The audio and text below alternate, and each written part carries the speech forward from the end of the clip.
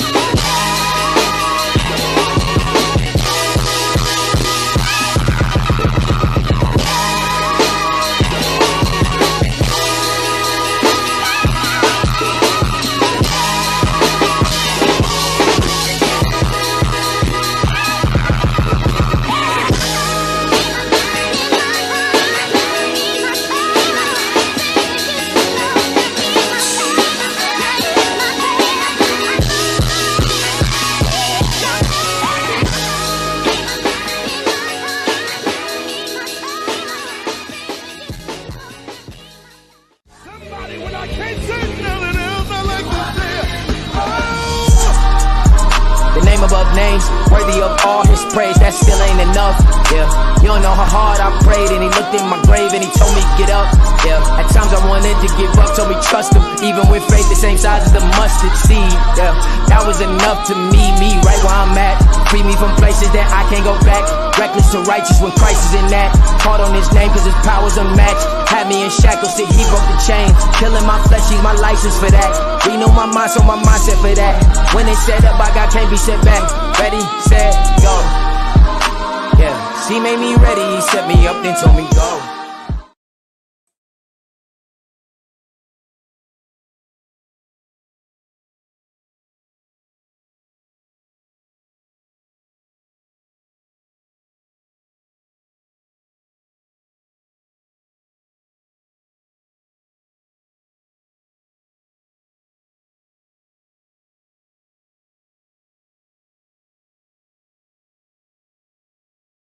Fix it. My bad, y'all. My bad. We good now. Put a 1 in the chat if you can hear me. That's my apologies. Hey, salute to LVZ in the chat. Salute to everybody that's in here. Today is gonna be an open panel, man. We're gonna be allowing people to come up, give your thoughts on the show's topic. A lot of other people have done videos on this, and I think there's just one element of this conversation that a lot of people are shying away from discussion, and that's what we here to discuss today. I was on Hoop Jargon's podcast, and make sure you guys go check out Hoop Jargon. Great basketball content creator, former basketball player himself. And my premise on this entire conversation is this right here. Obviously, former NBA draft pick Kwame Brown. Number one, we'll give him that. Former number one NBA draft pick Kwame Brown, because look, we know he's a very sensitive fellow. And if you don't give him his credentials for being drafted number one, he's going to say that you're invalidating him. So we're going to validate him. But let's identify that he was a number one draft pick. Not much after the number one draft pick, but we can validate him by saying that he was a number one draft pick. We'll start with that. But former NBA draft pick, Kwame Brown, he slammed LeBron James in what I would deem as a very bizarre online rant, attacking LeBron James after they were swept by the Denver Nuggets. Game 4, obviously, we saw LeBron James, who almost had a 40-point triple-double that game, completely carried that team in the first half with 31 points in the first half. Obviously, kind of faded in the second half. Didn't really get a ton of help from the others, but they lost that game, and the game came down to one shot. It came down to one shot where LeBron James just needed to make a play. Not much time. And I think a lot of people are going back, rewatching that play over and over, saying, oh, he should have did X, Y, and Z, as opposed to what he might saw in the moment. And what I think about that last play is I think that, Denver Nuggets, I think this was just their year. Hoop Jargon talked about it. They were just a much better team. You got to give them kudos. But at the end of the day, for the Lakers to be in the Western Conference Finals after everything that they've been through this year, I thought that was amazing. But it came down to one shot. LeBron James with the ball. And this is where I say, when LeBron James is put in this situation, this is where it's a lose-lose situation for LeBron James. And this is where you guys can agree or disagree. Because if he takes the three and misses, he gets slammed because you say he should drive. If he drives and pulls up for the mid-range, well, you criticize him and say, oh, you should have drove all the way to the rim. If he finishes at the rim, they say, oh, well, you're too big. You should have made the layup, even if it's 5 people on you. If he drives, draws all the defense, kicks it out, then they say, well, you're not clutch. You don't have the clutch gene. You should have kept the ball and took the last shot yourself. It was a lose. The only way LeBron James wins in that situation is if he himself makes the shot. He would have been slammed in the media, even if he would have kicked it out to a guy and they would have knocked down a three-pointer. It doesn't matter. It was really a lose-lose situation. So I expected a lot of slander to come his way. Obviously, getting swept is never good. You're going to have to take your lumps from the media, from smaller content creators, whoever. You're going to have to take that. You're going to have to take those lumps for getting swept. But I think at the end of the day, once you contextualize what this Lakers season was when it started and how it ended up, I think once you get over the emotionalism of how that game ended or how that series might have ended, it probably didn't go the way you wanted it to. You have to walk away from this season if you are a Laker fan or if you're just a fan of basketball and say, that was a hell of a run. And you got to give them their kudos for that. But we transition this back to Kwame Brown. Kwame Brown, he didn't just slam LeBron James's performance, right? Oh, we know that people are going to say, I know a lot of people like Kwame Brown's take. A lot of people are going to say he didn't make the right move. Kwame Brown alluded to the fact that, oh, Kobe would have got a shot off. Jordan would have got a shot off. Yeah, those two guys probably would have got a shot off. LeBron James chose to drive, got doubled. They made a great play on the ball. And with 4 seconds on the clock, they did a good job of blowing up that play. Obviously, the play, as Gilbert Arenas beautifully described yesterday when he broke down the film, he basically broke down the film that it was a broken play. There was a couple moving parts in that play, a couple guys that missed their reads, missed their assignments. And obviously, when you only have 4 seconds on the clock, time is going to be off. Things just didn't go right. And when the play within a 4 second clock didn't go right, Denver did a good job of, blowing up the play. Give kudos to them. You can rewatch it a million times and see what they should have done, which was probably kick it to AD on that wing where he was wide open. But when you're on the court, things don't look the way we see them from our TV screens, from that eye in the sky. So my angle on this is this right here. I honestly don't care about the basketball breakdown. I honestly don't care about the criticism. But there were some things in his very odd rant that kind of threw me off. Right? And I'm going to give you some quotes that he said in his rant. And we're going to dissect some of these quotes. And my thing with a lot of the quotes is Kwame Brown came onto the scene at viral, right? He was a YouTuber that went viral because he decided to rant and rave about Steven Jackson, Matt Barnes, and Stephen A. Smith. He was ranting about these particular people because he felt that they were attacking his career.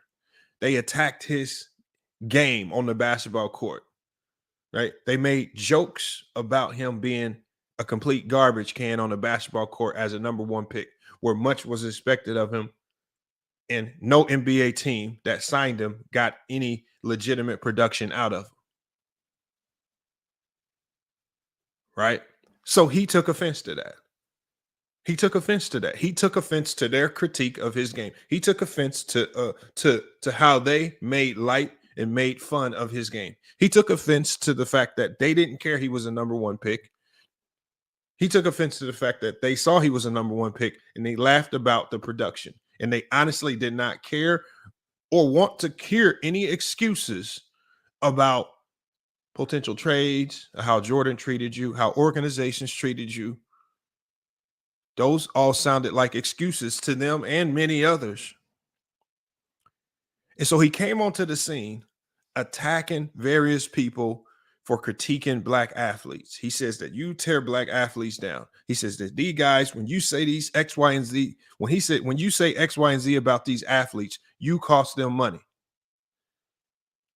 And so you would assume that every take that comes out of his mouth would be counterintuitive to how he blew up on YouTube.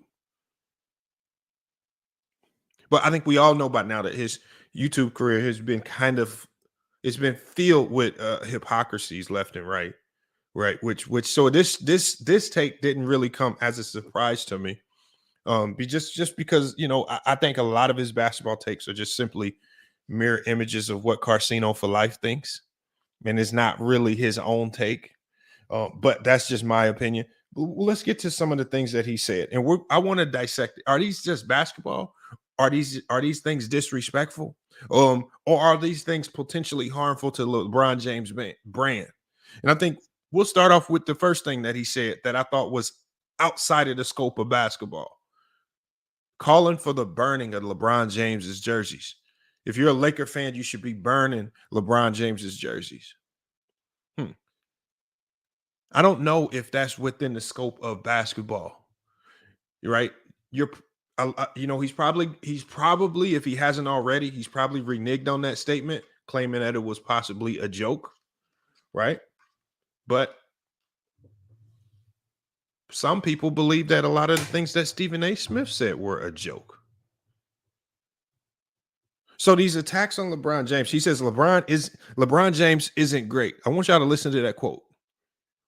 We're talking about the greatest player in the NBA over the last 20 years, whether you want to make him the GOAT or not. If you're looking at the last generation of basketball, LeBron James has completely carried it. And not just carried it on the court, he's also carried it off the court. But he says LeBron James isn't great. And his failure to get off a shot in the final moments of the Lakers' season-ending loss is proof of that. And this is what the former NBA center Kwame Brown explained in his bizarre rant. Okay, so he starts his diatribe by saying that LeBron James isn't great.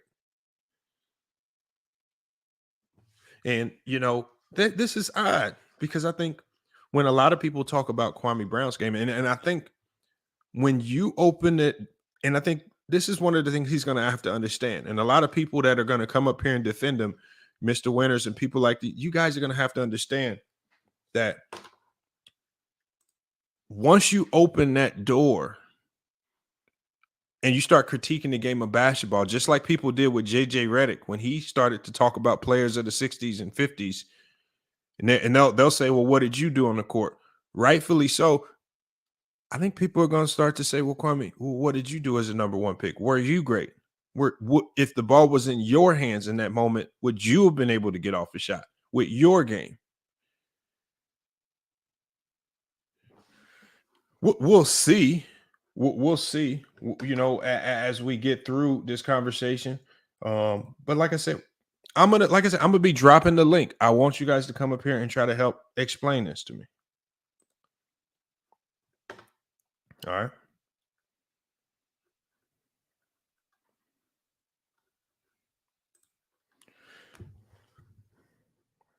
Let me drop this link in here, man. And I'm gonna drop this link, and then I'm gonna still go through a few more of these quotes. All right. As I drop this link, I'm gonna read you guys another quote. He says, I've never seen a guy of your caliber, supposed caliber. Okay, what do you mean supposed caliber? I think LeBron James's caliber is pretty etched in stone. All right. He says, you don't even get a shot off. The 41-year-old Brown said in his self-shot video sitting in his car. He says, you're probably the best scorer in the game. You got all these points, but you were looking for a bailout again. I didn't see that. I mean, obviously, that's his basketball breakdown. I'm not going to knock his basketball breakdown. I think it's flawed. I think it's a lie. But that's his basketball breakdown. He says, if I had a LeBron James jersey, I'd be burning it right now. For what? Over a missed layup? You're burning LeBron James jerseys because he missed a layup? Right? Because a play with 4 seconds on the clock didn't go as planned? Because LeBron James lost a game where you probably bet money on it and you lost money on the sports book. So you decide to take your ire out on LeBron on your platform. We know that's what Carcino does. Loses a whole bunch of money on bets. And based on if he wins or loses the bet, that's who he decides to slam for the day. And so this is what baffles me. Stephen A. Smith is wrong. Stephen A. Smith is bad for basketball. Stephen A. Smith is bad for black men. Chris Broussard and all these guys are wrong. They're all bad for black men. Steven Jackson, Matt Barnes, they're all wrong. They're all bad for black men. But Kwame Brown's critique on LeBron James with the calling for Laker fans to burn his jerseys, that's the basketball take I'm supposed to consider credible, right?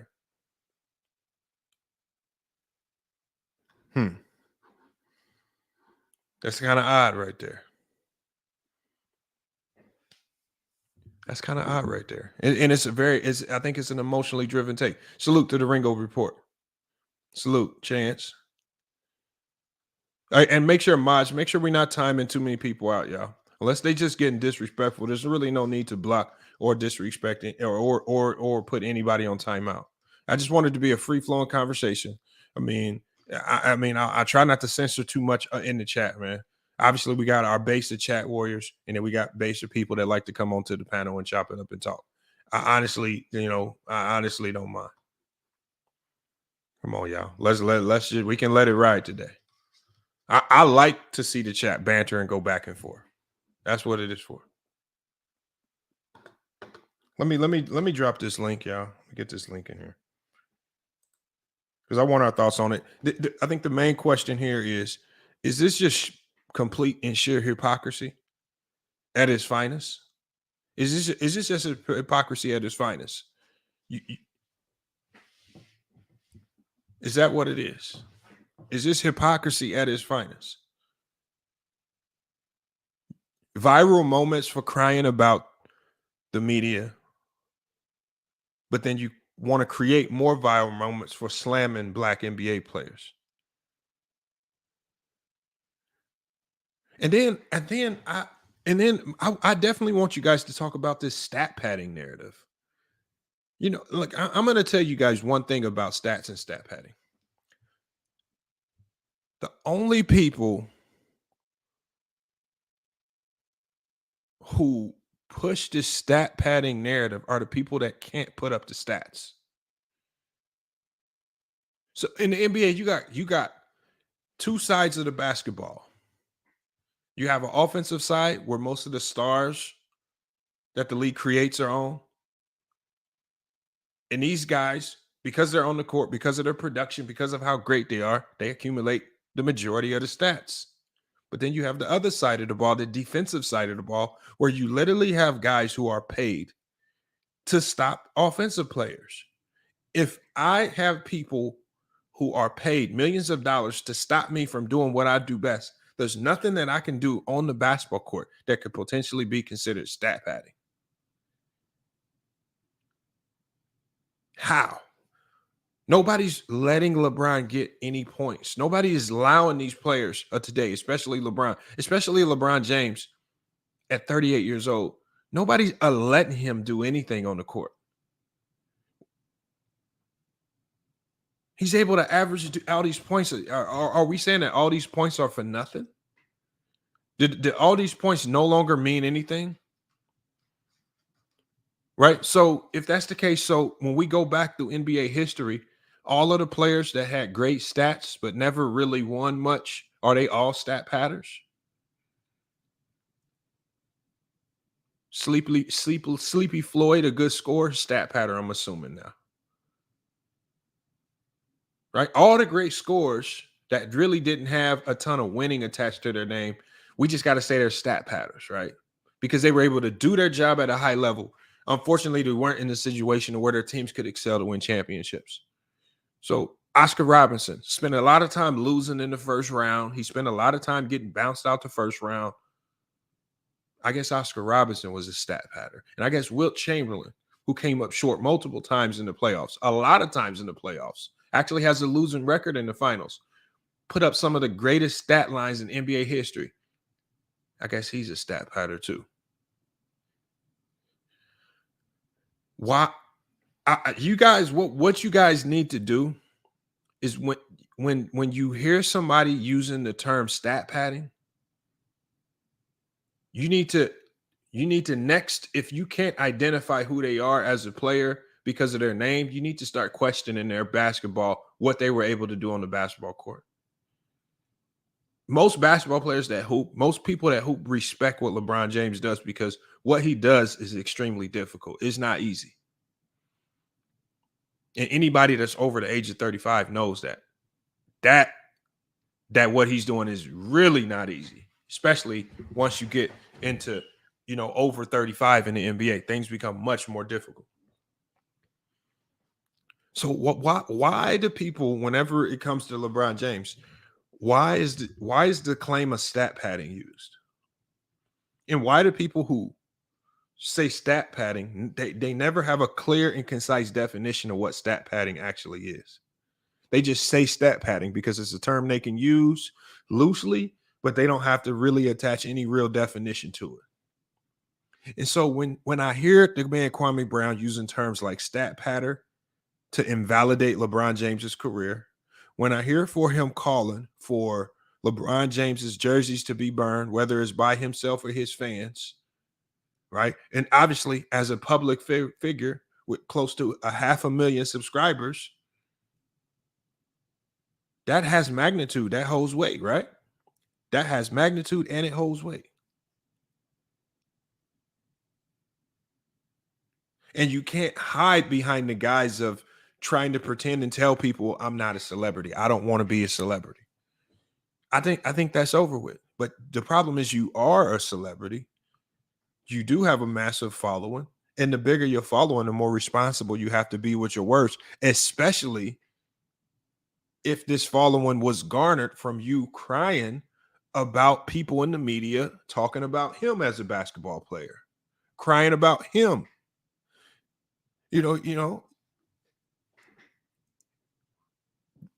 We literally watched him. We're probably going on about 1.5 to 2 years of him in this odd beef with Gilbert Arenas, all because Gilbert Arenas said, if we do the draft over again, I'm still taking him number one. That's how, when you look at the crux of this back and forth with Gilbert Arenas and Kwame Brown, that's how it started. It started off Gilbert Arenas actually giving a fair and honest critique of what he thought about Kwame Brown's game, why he probably didn't do as good as people projected, and he gave a fair and honest take on it. And he said, if we do the draft over again, you're probably still taking Kwame in the top 3.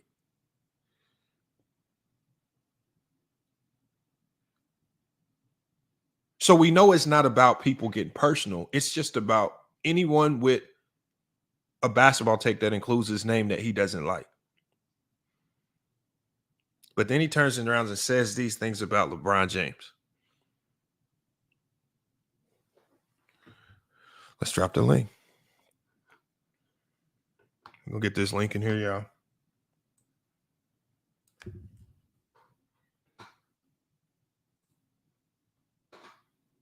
Just odd to me, man. Odd. And then with this issue with Shannon Sharpe, I want to talk about the Shannon Sharpe aspect as well, because Shannon was 100% right in his take. All Shannon Sharpe did in his rebuttal to Kwame Brown's bizarre rant sitting in his car talking about LeBron James, all Shannon Sharpe was basically doing was Shannon Sharpe just basically said, if you're going to talk about the greatest player over the last 20 years and you're a former NBA player, you better have your ducks in order and you better not have a history of crying about other people talking about your game. You can't have a history crying about people talking about your game and then proceed to say the things that you said about LeBron James. This is Shannon Sharpe's response.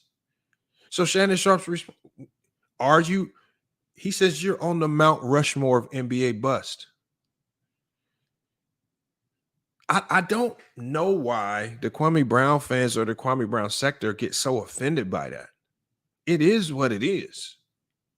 Career, getting drafted number 1 overall, great. But that career was a bust. I don't care that you played 13 years. Darko Milicic played 10 years. Darko Milicic's a bust. NBA bust. Adam Morrison is a bust. Christian Laettner is a bust. All these guys are bust. This is something that no matter what they do the rest of their life, in NBA conversations, this is what they're going to be looked at as. Guys that came into the league with a ton of promise, especially Kwame Brown. I mean, we talk about the Anthony Bennett's, and I think Kwame Brown finds himself on that Mount Rushmore of bust basketball players, because if you look at this guy's metrics coming out of high school, like the NBA scouts projected this man as probably having one of the lowest percentages ever to bust. They said if there was any for sure pick in NBA history, this is the for sure pick. This is the one that's least likely going to go wrong on you. This is the one. And it went wrong. You embarrassed a lot of people. Made a lot of smart basketball minds look stupid. And you have to take the ether and heat that comes with it. This is why NBA players get paid millions of dollars, because they have to withstand a ton of criticism from the media. I'm not ranting, primetime podcast. This is not a rant. Y'all say ranting and all this stuff. It's just, there's nothing to rant about. I just think it's very odd. I think it's odd how, the one thing I hate is when people try to censor and they try to be the arbiters of what can be said within sports and who can say it.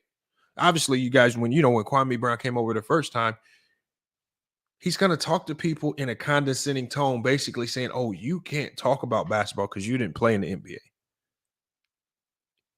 And let's say we even take that as fact. So that means, should we defer to people like Gilbert Arenas, who was better than Kwame? And when he says that Kwame was a complete bum and bust, is that what we defer to? Because we're taking it from an NBA player that was better than him? Like, how do we do this then? Right? Steven Jackson and Matt Barnes were both better basketball players than Kwame Brown. Do we defer to their thought processes on Kwame Brown's game? Being a bust, laughable in a trade, just an invisible piece in a trade that was going to get waived? Do we defer to that because they were better? If we're going to put a pecking order to it and we start listening to people along that pecking order, it probably wouldn't go so well. I think when you come into this space of sports talk, you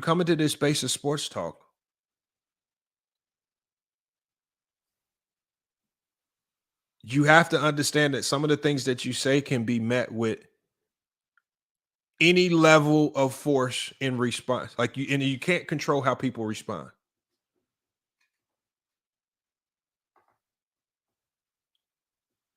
And I think that's what Kwame Brown's starting to learn now. And he tries to dictate how people respond to the things that he says. And I think this has to be one of the dumbest basketball takes I've ever heard, if I'm being honest about it. This take on LeBron James was just dumb. This take was dumb. To say he's not a great player, that's dumb to say. That's not a very intelligent thing to say when you're talking about one of the most cerebral basketball players ever in NBA history. To talk about something that he should have did late game. And I respect the people that talk about what he should have did late game and then also do the video breakdown of what he could have did or what he might have missed. I like film study. But to say, oh, he shouldn't have did this or he looking for a foul, well, the video really don't show that. But it is what it is, y'all. This is the climate that we're living in on YouTube. But you know what? The one thing I have to do, and the link is in the chat, y'all. The one thing I do have to give him appreciation for is that, look, the man at least tried to talk sports, and he's tried to get away from the banter and the drama and the nonsensical stuff that's getting him nowhere. Maybe this is his attempt to get out of that drama sphere and try to go back and forth talking basketball. I just compel you, if you're going to talk basketball, I think you should avoid Carcino's talking points. Carcino is a laughingstock in the basketball sector. He is a laughingstock, right? It's not too many people.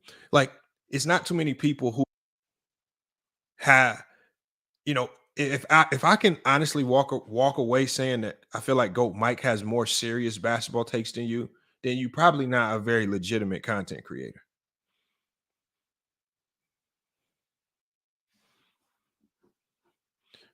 He said Kwame Doxson. I like and Poison Reloaded. I honestly don't care about all that extra stuff he doing. All the drama sector stuff that he getting involved in, right? This fake beef that he's trying to perpetuate and push with Gilbert Arenas, all because he's mad. Like, you know, all this stuff that he said. I mean, he's trying to get himself in that rabbit hole. But I think with Shannon Brown, I think with Shannon Sharp, I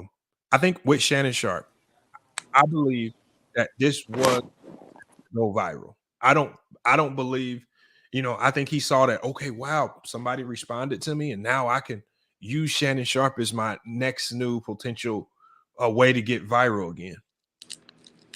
It's just a good strategy. That's what good content creators do.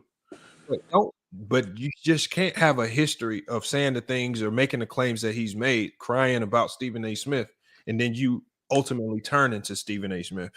We got GOAT News, man, and we got OJ Did It. OJ Did It, man. Let me start with you, man. Appreciate you up. Appreciate you having me, dog.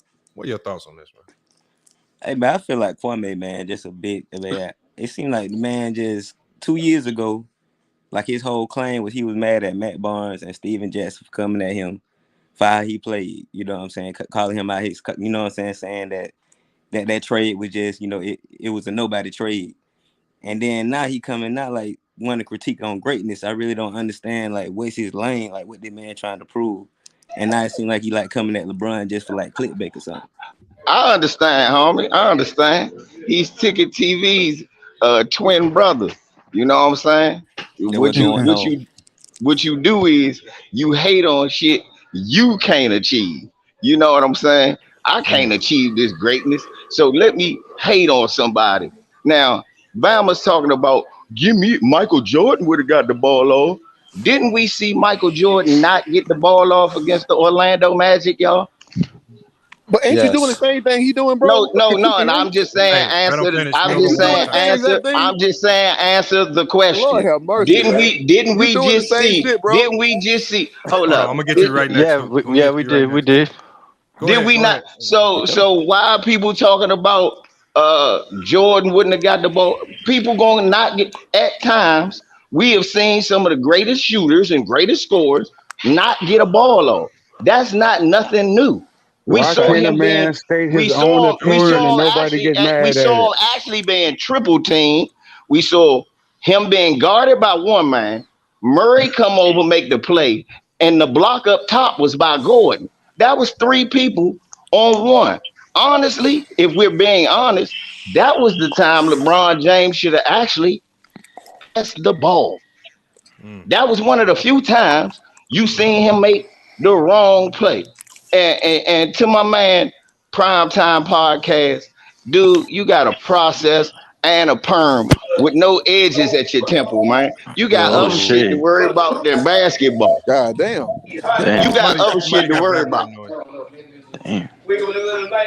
But nah, to critique LeBron about that in his 20th year, though, you know what I'm saying? Like, come on, man. We're going to wait till his 20th year to try to critique him about that. Hey, Mont. Is that mine? This is my thing, man. Somebody made an opinion, and why are we married to somebody's opinion? Hold on 1 second. Y'all. I'm trying to clear up the background noise. Hold on. Seven digit mafia. You got background noise. I had to put you on mute. And you know what, George? This is why I said I don't want to confuse you. I don't care about his opinion on LeBron. It's a whole bunch of people running around saying weird, crazy takes that I don't agree with about LeBron. This is not about whether I agree or disagree with his take. This is about I'm looking at it from afar. I'm saying, hold on. I can swear you was just crying about Stephen A. Smith and Matt Barnes doing the same thing that you are now doing. You was just crying about slamming to go. You can try to rescind what you say now and clean it up and say it was a joke. Oh, no, I didn't really mean Burners jerseys. Well, Stephen A. Smith fans can come back and say, oh, he was just joking. The thing is, you've now turned into the very media that you got viral for slamming.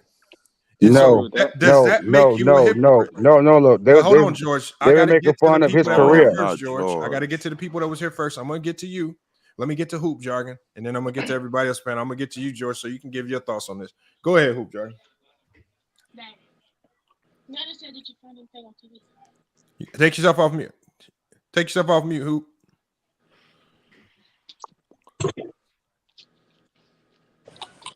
There you go. Can I step up, Lamont? Since everybody's not ready. Yeah. All right. So I just want to follow the logic out because listen, man, what you said on my channel the other day, I agree with you saying that he's complaining and doing the same thing over.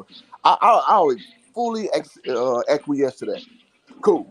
Because I mean, Kwame does that. He kind of gets word diarrhea. He about my age, and I can sniff niggas out, who are my age or what they own. So I mean, what you're saying is not wrong in theory, but what a lot of people are saying that just because he's not great, he can't speak on somebody. Well, y'all niggas on the panel are doing the same exact thing daily.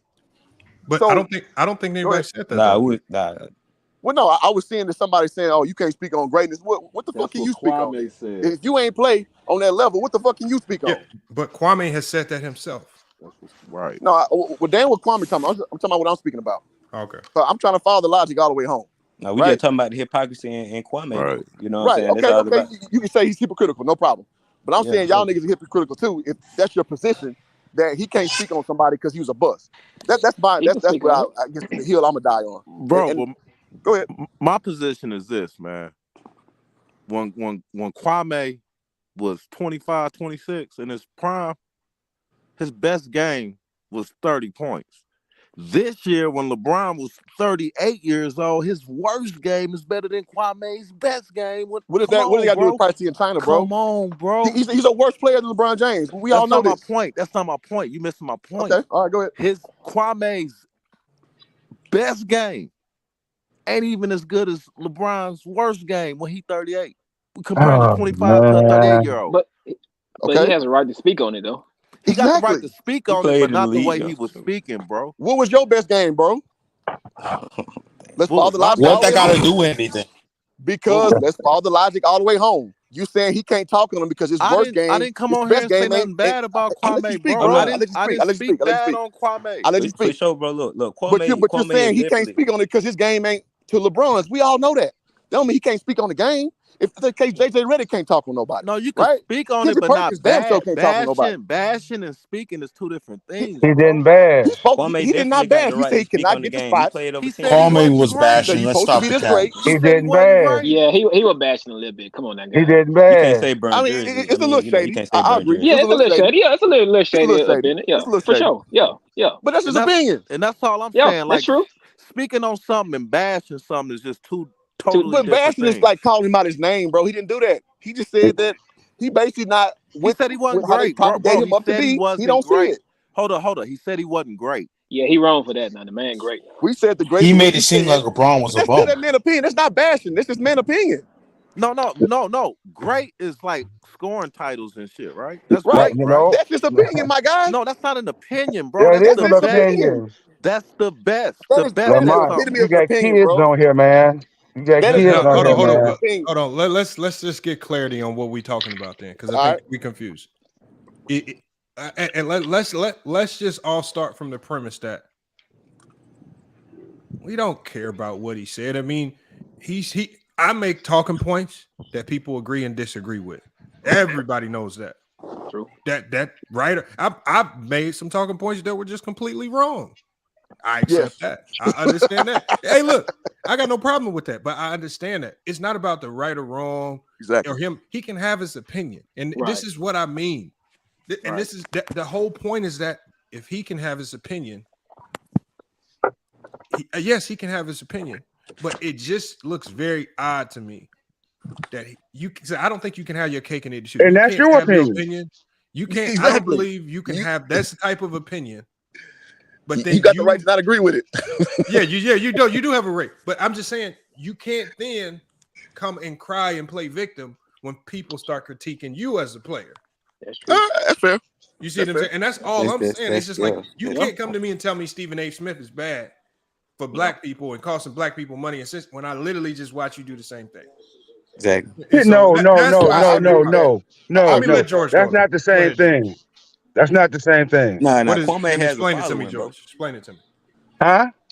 No, I was saying that if it's not the same thing, George. Now, actually, Stephen A. Smith was bashing his career.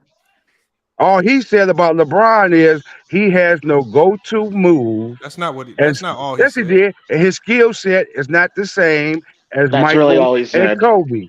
That's what he said. He did not bash his career. George, so let me read this to you then. Let me read this to you then, George. Let me read this to you. That ain't crazy. He says, if I had a LeBron James jersey, I'd be burning it right now. He says LeBron James isn't great.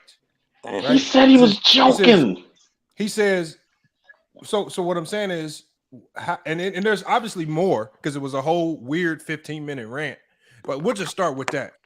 Is that basketball talk? Now you picking. Say the whole thing. Now you picking. Now you picking apart. Now you picking.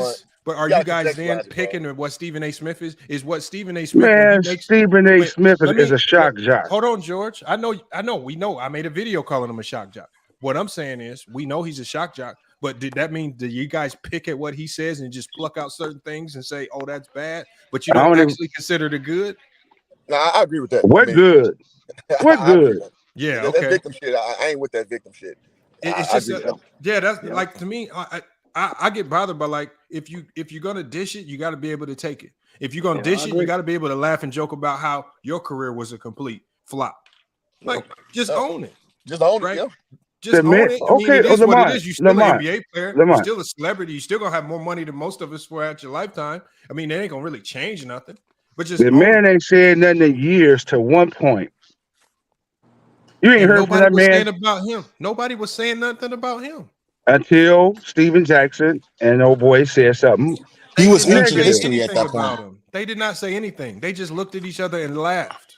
Okay, and both of them were his teammates. One of them was right. One of them. That's the brotherhood. If it's a brotherhood, am I brotherhood? If it's a brotherhood, then why did he get mad at Gilbert Arenas? If it's a brotherhood, then why is he slamming all these other players? Didn't Gilbert and what's the guy from Cleveland start talking about each other and what they were doing in college, telling on each other? George, Jefferson. I think you just wasn't they? Richard. No, Jefferson. wasn't they? Wasn't they? Didn't they start telling on each other? They're best friends. Okay. They were joking with each other, and they understood it was just jokes. Jokes about what's going on. Hold on, George, because George, I don't know if you really have a real point in this conversation. Why? They was telling what was going on inside the showers in Arizona. Okay, but they were joking. That's something completely different. Let me get to Tony Ewing, and then I'm gonna get to Fredo after him. Tony Ewing, man, what's good, man? Appreciate what's good, guys? I watch y'all all the time, but Kwame has a right to his opinion, but to come out and just bash LeBron like that and to say he's not great, of course he don't have moves like Kobe or Jordan. Come on, they different when it comes to one-on-one skills. But for Kwame to say something like that, they're just crazy to me. What about this Shannon Sharp angle? Do you guys think that's crazy? Do y'all think this is just something where he's just trying to go viral again, or does he have a legitimate gripe with Shannon Sharp? Because he told Shannon Sharp, you didn't play in the NFL. He said you were an NFL player. There ain't no first downs in the NBA. So I believe in that. He basically alluded to Yeah. Shannon Sharp not being able to talk about him because he didn't play in the NBA. And so if it is a pecking order, if it's about who played in the NBA, who didn't, does that mean we have to listen to all the players better than Kwame when they all say he was a bum? Do we take their word because they're better than him at basketball? Wait, but didn't Shannon Sharp play basketball too? Nah, he made his name playing football. I don't care. Play no You played high school. No, I'm saying he played high school basketball. That shit don't fucking count. He probably played at Savannah State. Bro, you Bayless played high focusing school on the wrong basketball. thing. Mine just asked a simple question. And No. you going to the whole different question. The answer is this. You always, I mean, listen, man, it's a pecking order with your opinions. And not just saying that just because you play the sport that you're invalid and whatever. But when you pull rank on me and say I can't talk about some shit, I'm going to pull rank on you right back. That's all it is. It's a tit for tat situation. So to the point of your question, you listen to everybody just because they hoop? No, not necessarily. Just some dumbass opinions. Ryan Hollins. You know, we can rattle off names all day. But if you're going to pull rank, then let's pull rank and let's talk about what did you do then. So that's all it is, bro. All I know is this. Bro, but you a Sambo just like him. Because any nigga caping for the nigga who shit on Breonna Taylor and love Candace Owens, you're a buck ass watermelon seed picking. What the fuck are you talking about? Nigga. What the fuck are you talking about, dude? What the fuck are you talking about? Go do your homework, dumbass. Go do your homework, dumbass. Do my homework on what? Do my homework on what? You talking about Breonna Taylor? We talking about motherfucking LeBron James. Can we focus on the topic, bro? What you talking about, homie? Bringing up irrelevant ass shit. Irrelevant shit. And your service trash. And your service trash. And your service trash. Nigga, man, what's your purpose on the panel, bro? What the fuck? He tripping. Calm down. Hold on. Who got up here, Lamar? Hold on, let me get to Fredo. Random. Let me get to Fredo real quick, and then I'm gonna go to Pootie after him. Fredo, what's good, man? What's good, Lamar? What's up, y'all? With this Kwame Brown, I think where he messed up was using the wrong word. I think him saying LeBron wasn't great. I feel like he meant overrated or something. If he would have said LeBron overrated, that's a whole different case. But saying LeBron isn't great is just blasphemous. I agree with that. And with the Shannon Sharp, though, I just want to hit on that. I think Shannon Sharp messed up talking about Undisputed. If he would have talked about it on his own thing, Club Shay Shay, it would have been a different game to me. Great. But doing Undisputed was just a big platform. I like that. That was that. Yeah, I like that. Great. But you know, I actually listened to that whole segment on Undisputed, and they actually, when they was talking about Kwame's comments, I mean, obviously, Clutch Points and them did a really good job of snipping it, making it sound a little bit more controversial than what it was, but they actually was really spitting facts, though. They really wasn't slamming them like the aggregate media tried to portray. They really wasn't slamming them like that. They really was just like, okay, he said this, and they was rebuttaling a lot of the things that Kwame said with just sheer facts. You know, when you talk about the clutch numbers, they talk about, you know, because obviously Kwame was talking about the fact that LeBron James, you know, missed his shot and Kobe and Jordan would have made it. And Shannon was just basically like, look, if you want to go to that, if you want to look at who has more game winners, if you want to look at who's been more efficient in those moments, it's kind of been LeBron. Like, so the numbers, the facts don't really support a lot of the things or the claims that Kwame was trying to make. No, and that's fine, man. No, nothing wrong with attacking ideas. Hey, Lamar, could that also be because you played longer? No, the percentages are better in clutch. That's the thing. So overall, since he came in the league, his percentage really his clutch percentages are better. Wow, I did not know that. I ain't hear him say percentages. But that'd be like me trying to compare Shaquille O'Neal's fourth quarter percentages to Jordan's. Like we know Shaquille O'Neal plays right. Like, so his style of play lends to him being more efficient. But you know, I don't think anybody in their right mind is going to say, "I want LeBron James to take the last shot." You're going to choose Kobe or Jordan. Yeah. You know, guys like that. I mean, obviously, 9, 10 times bring out up, of 10. Lamont? What up? What percentage did he bring up? Who's that? Shannon. You said that they would. I'll pull. I'm pulling the clip up right now. I'm gonna play his little snippet of the clip. Okay, because I heard like counting numbers, so I just want to be for clarity's sake. No, what I said, no, because I've even pulled it up on my screen. When you talk about shots in the clutch, fourth quarter percentages in the playoffs, and things that like late game numbers. Yes, LeBron is better. LeBron James is he almost washes everybody in those percentages. Yeah, I just want to see it. Just, I mean, I'm not trying to say you're wrong. I just want to. No. I'll pull it up. Hold on. Let me get to. Hold on. Let me because I want to make sure everybody gets their take. That's crazy. Let me get to legendary. I'm gonna get to legendary real quick. Legendary, what you got on that? I just wanted to say, Kwame Brown is washed. He's trash. He's just looking for clicks. You talking about LeBron's supposed to be this great player? Like you just erased the 19 years before this one shot and say he's supposed to be a great player for what he did at 38 years old, dropping an almost 40-point triple-double in year 20 when he couldn't even do that in year 5. But he said LeBron's supposed to be this great player. Kobe and Jordan would have hit that shot. Well, LeBron James is 12 for 23, which is 52% on game time or go-ahead field goals in under 10 seconds. 52%. Jordan is 47%, and Kobe is 23%. So I guess they wouldn't hit that shot either. But that's all I want to say. Wait, on what? On what? On what? On game time, go-ahead field goal shots in the last 10 seconds, LeBron James is 12 for 23, 52%. Kobe is 5 for 22, 23%. Jordan, y'all beloved GOAT, is 47%, 7 for 15. LeBron James is better. So all this stuff talking about LeBron James, what Kobe would have did this, Jordan would have did that, they wouldn't have did nothing because they field goal percentage worse than the Clippers. We don't know that because he didn't play longer than Jordan. Man, hold on. What was Kobe doing at 38 years old?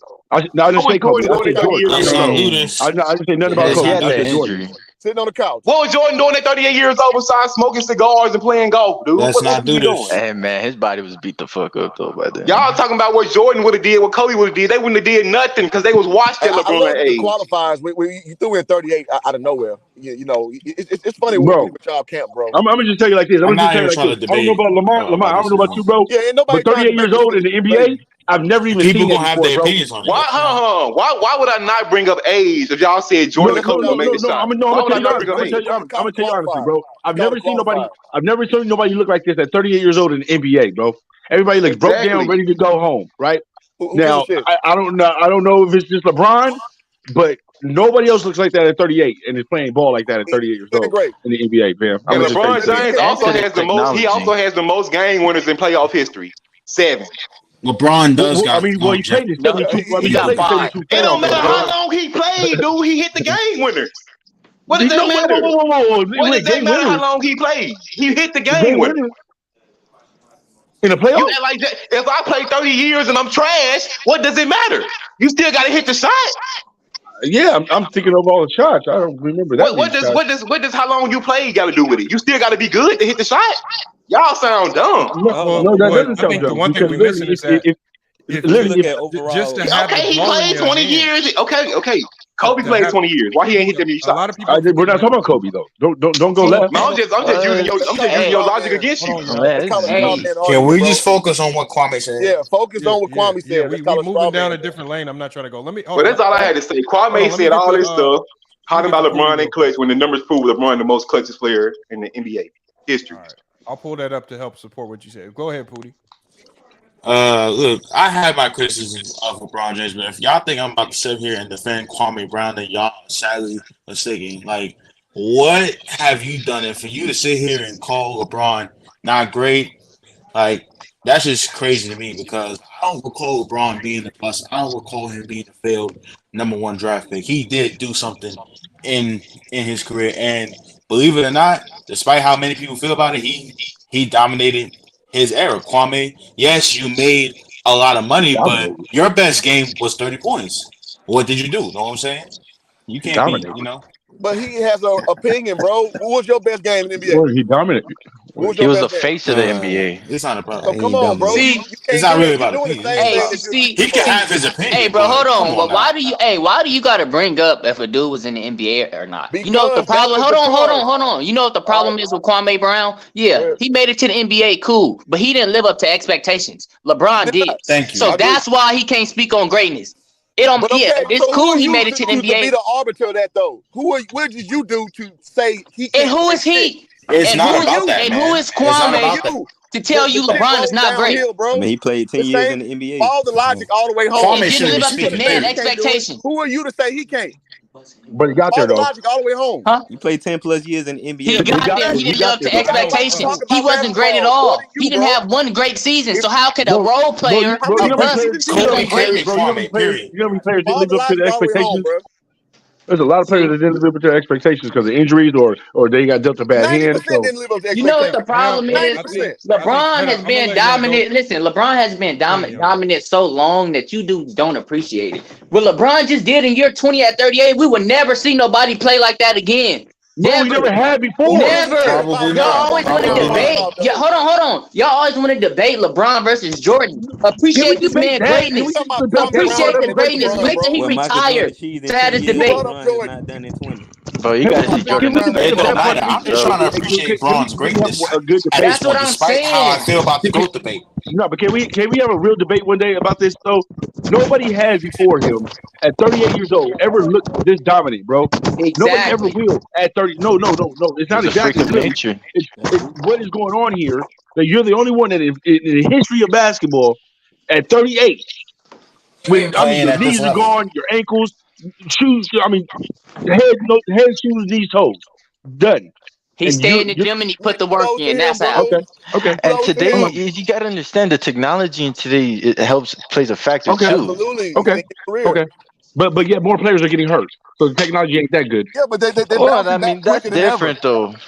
That's work that takes time. Okay. They're bouncing back quicker than ever, bro. Technology is affecting what we see from a healing standpoint, from a statistical standpoint. Bro, the game has changed, bro. As of right now, LeBron is the best 38-year-old. At the end of the day, bro, LeBron James still been playing since 2003. So what does it matter? Hold on. He's great. LeBron James great. That's crazy. He earned everything he got. Like this man career starting in 2013. But don't mean you can't say nothing negative about him either. Hold on, Hoop. I got a question. All right. I think because you've been telling people. See, I think the doors that Kwame opens are the doors that we can use, right? And so, like, when I hear other basketball players make their critiques, whether they were as good as these players, like when I hear Kendrick Perkins make some of these claims, and, we hear his takes, obviously we can laugh at his takes and whatnot, but I think a lot of people really don't take this avenue when you hear like Kendrick Perkins or the other people talk, because they don't open certain doors. And I think with Kwame Brown, he opened the door for people to get on his career, because when he has these conversations with other people, when you listen to him talk to Shannon Sharp, one of the first things that he says when he talks to other YouTubers, when he talks to non-NBA players, he says, "Oh, you can't talk about this because you wasn't as good as me." So he always interjects his level of play where he played into the conversation. And I think his debate style makes what Young Goat was saying fair. I think when you open up certain things, that's what makes it fair to say, okay, well, what did you do? Or how do we stack you up against LeBron, right? As a number one pick in a very similar situation coming out of high school with a ton of expectation. I think he opens those doors. It's like when Kendrick Perkins or some of these other guys make these takes, they don't open those types of doors for us to say, well, what did you do, Kendrick Perkins?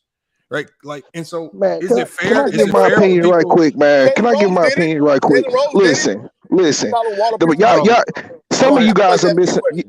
Some of you guys are missing the whole point. You know what I'm saying? I don't understand. I don't know why it's a problem when anybody says anything negative about LeBron James. People get their panties in a bunch. It's crazy. You know what I'm saying? Dudes are so sensitive. Shannon Sharp ain't have no business even talking about Kwame Brown. You know what I'm saying? Hell, not Pontiac, my nigga. What's up, Chance? What's up, Chance? What you doing over here, man? I thought you was asking me a question, though, Lamont. No, I was. I'm over here kind of trolling a little bit. Hey, Detroit, let me ask you one question, though. Yeah.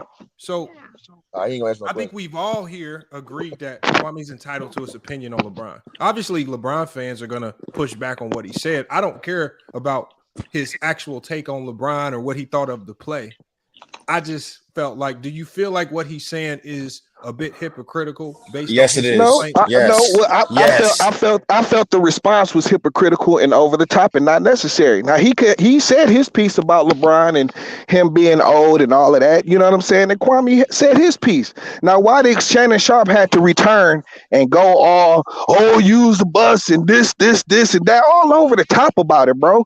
This is the same dude you about to fight the whole Memphis Grizzly team, dog, because of your butt boy LeBron. You know what I'm saying? Like, dude, like, bro, like, go get a girl or something like that, man. You know what I'm saying? Like, you need to relax, bro. And that's all Kwame saying and shit, dog. Like, relax, Now man. I think about it, Shannon Sharp was sounding a bit like it was in hysteria. What I'm saying is this, you talking about 50-plus-year-old man we talking about can't control himself in the fucking game because you and your feelings about the goddamn Lord and Savior. First of all, that wasn't even about LeBron.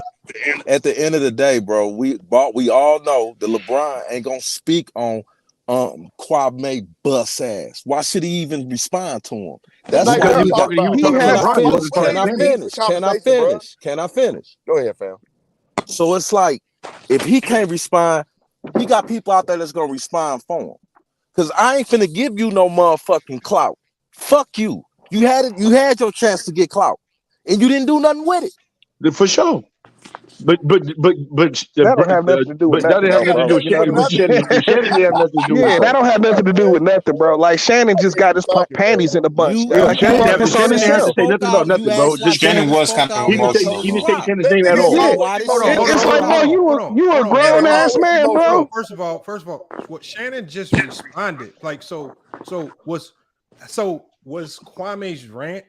Did Kwame have his panties in his bunch when he ranted about LeBron telling people to burn his jerseys? Like, it go both ways. Man, he was just playing, dog. Like, come on, bro. Come on, man. Like, he was just trying to be funny, dog. You don't say that about burning A whole 15-minute video talking about another man in his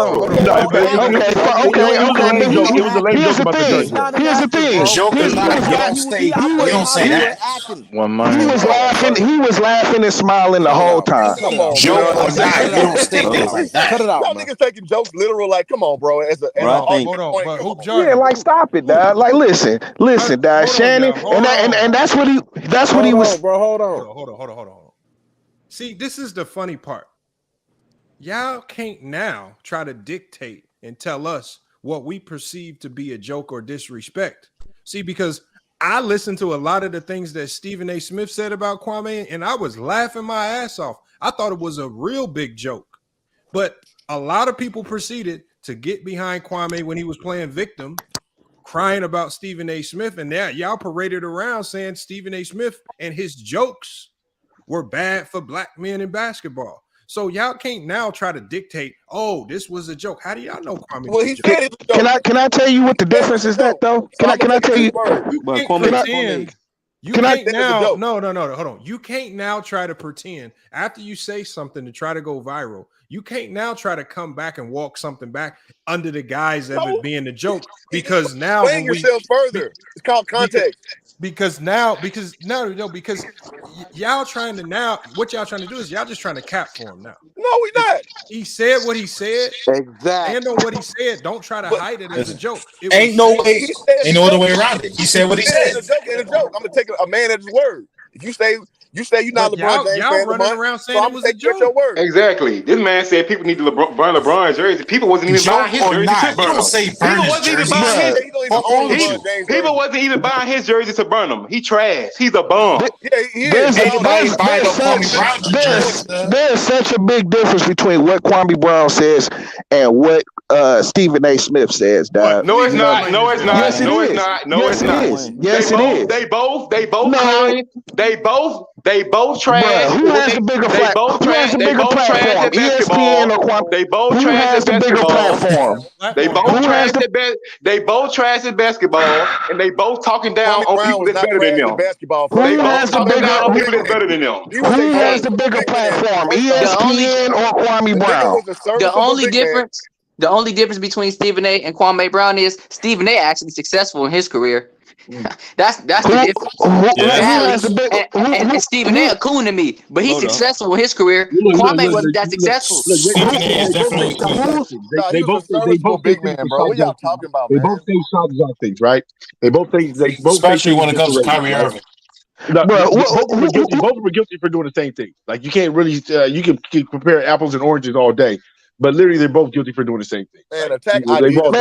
But Chance, who has the bigger platform, dog? ESPN or Kwame Brown? That doesn't really matter though, T, because it doesn't matter. Yes, it does. Yes, it does. Because listen, hold on, because you can literally not have a bigger platform yesterday, and then tomorrow you can just hold on, we got to start going one at a time because between Detroit. And between Chance and everybody just yelling, the audio horrible, y'all. It sounds like complete garbage. Let me get this off, man. I'm gonna let you sound get it like off. a bunch of kids on a school bus. I'm gonna let you get it off, and I'm gonna let Bees go because I that's why I wanted to make a spot for Bees to come up.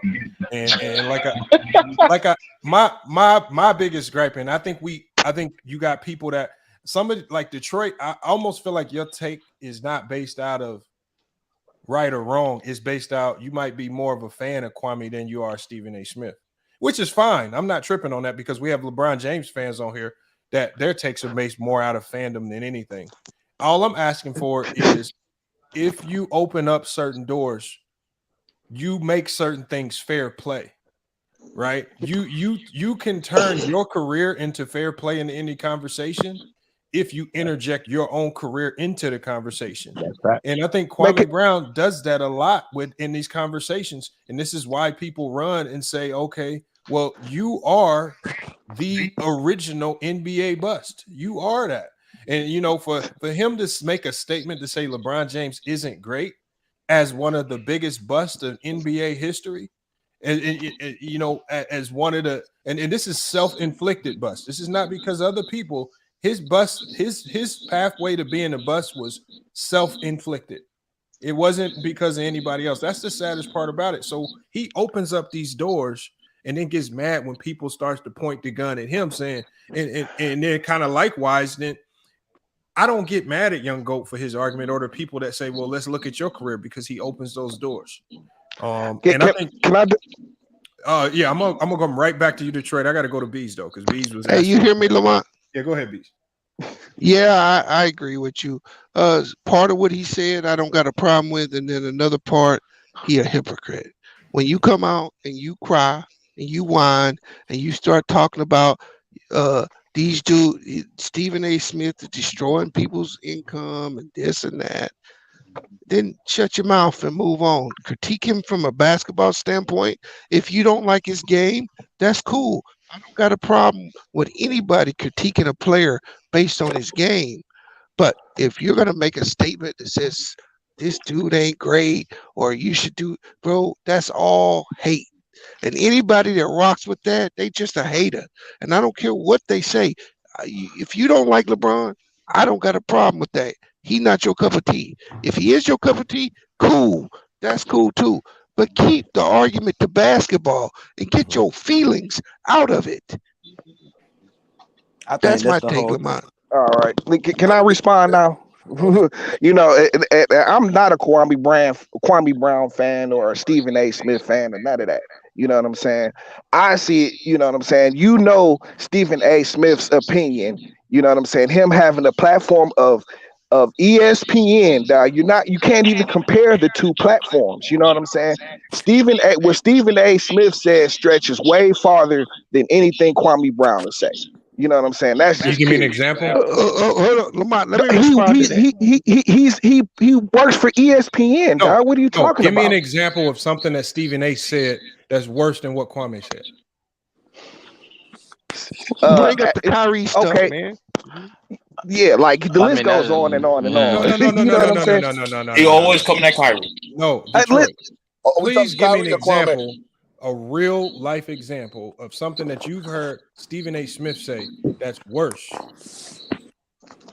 You talking about it? Hold on. Are you talking about in terms of talking about? He ain't got no information. Let me say this, my brother. No, hold on, bro. Let me finish. Come on, man. You know what I'm saying? You got to tell me what you're talking about. You know what I'm saying? You said worse than what? You know, in terms of what? In terms of talking about LeBron or what? What are you saying? Give me. He comes on. He dogs Kyrie all the time and shit. You know what I'm saying? He does dog Kyrie. Now he dogs KD all the time. So what do you? I mean, I'm saying I don't understand what your question is. No, but what I'm saying is because what you're trying to do is you're trying to put what Kwame says on a scale with Stephen A. Oh, what Kwame said. I'm not. I'm telling you, there's a difference between that. I'm telling you, there's a difference. And I'm telling you to explain to me because just like I said, ESPN is a way bigger platform than anything Kwame Brown has. That's not. It's not even comparable. So what are we talking about? But what my character is bigger than yours? Are you saying that having 500,000 subscribers is a small platform? No, not at all, bruh. The Stephen A. Smith makes $9 million a year, bro. No, but hold on. His contract was like 300 million. Let me get 2 seconds to talk to my boy T right quick. Hey T, but all I'm saying is I disagree with you on that part, right? Is because literally you can have 2 million followers. I can have 500,000. But what I say might have a bigger viewpoint and a bigger outlet, and might get more views overall than what you're saying on your TV show. Chance. It's no way in hell that Stephen A. Smith, that Kwame Brown has more views than Stephen A. Smith on ESPN. A lot of people have Kwame Brown pages, right? A lot of people have Kwame Brown pages. Lamont, this is this equality stuff, and this is some of the stuff we need to get rid of, because old boy basically saying, well, you can say what you want as long as your platform ain't a certain size. Yeah, that's what you're saying, my brother. So you're saying you can say anything you want as long as you don't have over. So you're saying when I have 1,000 subscribers, I can go crazy. When I got that's what he's saying. I got to tone the parameters though, Lamont. He asked you the parameters, and you didn't really give him parameters though. Hold on, no, there's no parameters. I asked him a very simple question. I said, give me an example of one thing that Stephen A. Smith has said worse than what we just heard Kwame say. If you want to, since he's the one putting it on a scale, saying one's worse than the other, and he said, so if you want to put it on a scale, then give me the examples. I'll give you one. How is Stephen? No, I'm telling him to give me one because he made the argument. All right. He makes the argument because remember, to have a subjective opinion like that, you have to be weighing something in your mind, or is he just running with the narrative that he just don't like Stephen A. and don't really have nothing that he don't like? He just don't like Stephen A. All right, cool. I think he's just running with the narrative. Like, bro, we know that. Because with me, I don't think anything Stephen A. I think he does a really good job of not crossing that line of being personal. Well, he gets very personal. He just doesn't cuss with it. Then give you me know what I'm saying? Then give me an example. No, he bashes Kyrie. He calls him. Hold on, he calls him. You can't say that. Give me okay, so you can make a blanket statement and say it's true, but I can't. Dog, he's talking about this dude's professional career and it's costing him money, dog. What are you talking about? How much money did it cost Kyrie? I'm not Kyrie's accountant, so I don't know exactly the number. You know what I'm saying? But you already know that the GMs lying, man. This is what I mean. Y'all just be taking Kwame's own talking points, trying to come to me and try to tell me this shit is fact. This stuff that Stephen A's not taking no money out of Kyrie's mouth. Hey, Lamont, didn't Stephen A. try to get Kwame a shoe deal? Yes. I mean, like people say this stuff about. Oh, hold on. What are y'all talking about? Taking money out of these athletes' mouth? Kyrie, out of all the craziness he did, he about to sign another shoe deal with Puma or Converse. He about to have another whole bunch of millions in his pocket. Even after all the silliness he done been pulling off, he about to have a whole nother massive shoe deal, even though he blew his Nike one. How is Stephen A. impacting that? How does Stephen A. take money out of his pocket? I think he's referring to Stephen A. saying that you only signed Kyrie to a 1-year contract, 50 million. Fredo. Everybody in sports is saying that. No, yeah, I get that. No, I know. Nah, but listen, there's one other point. Redick said it. All these y'all got to realize that real teams, but he started real teams, they don't listen to these talking heads to make their decisions. This stuff is just for exactly what we're doing now, talking. What about when he lied on Kaepernick in the NFL contract? That tryout. Oh, that's a whole different case. It doesn't affect. That's a It's whole the different same story, my thing, brother. dog. It's the same thing, bro. You know what I'm saying? When you start talking about how bad of a teammate he is, how unreliable he is, you know what I'm saying? Without giving the full narrative, dog. Hey, What do you mean? GMs are listening to this. Hey T, can I say one thing? The only Hold on, person who could hold on, take bro. Aren't these dudes reporters? Who do you think gives them the information that they No, talk about on TV? they're supposed to be journalists and reporters, but instead these No, guys are who do you opinion think puppets. gives They're them the opinion puppets. information? The players. Hey, for one, T, you don't make sense because the only one who can take money from Kyrie is Kyrie with Kyrie decisions. Okay, That's not true, man. no GM and Come no on. owner is going to go Listen, listen to dog. what Stephen A. Smith got to say about Kyrie Irving. Okay, Have you ever heard his of game, Kyrie Irving Have you game, ever and heard what he of? says is two different things. You don't even make sense right now. Listen, bro. It's like the same thing with Ja Morant and all these dudes. You know what I'm saying? When there's a rule called conduct detrimental to the team or conduct detrimental to the league. You know what I'm saying? And that shit is all based off public opinion.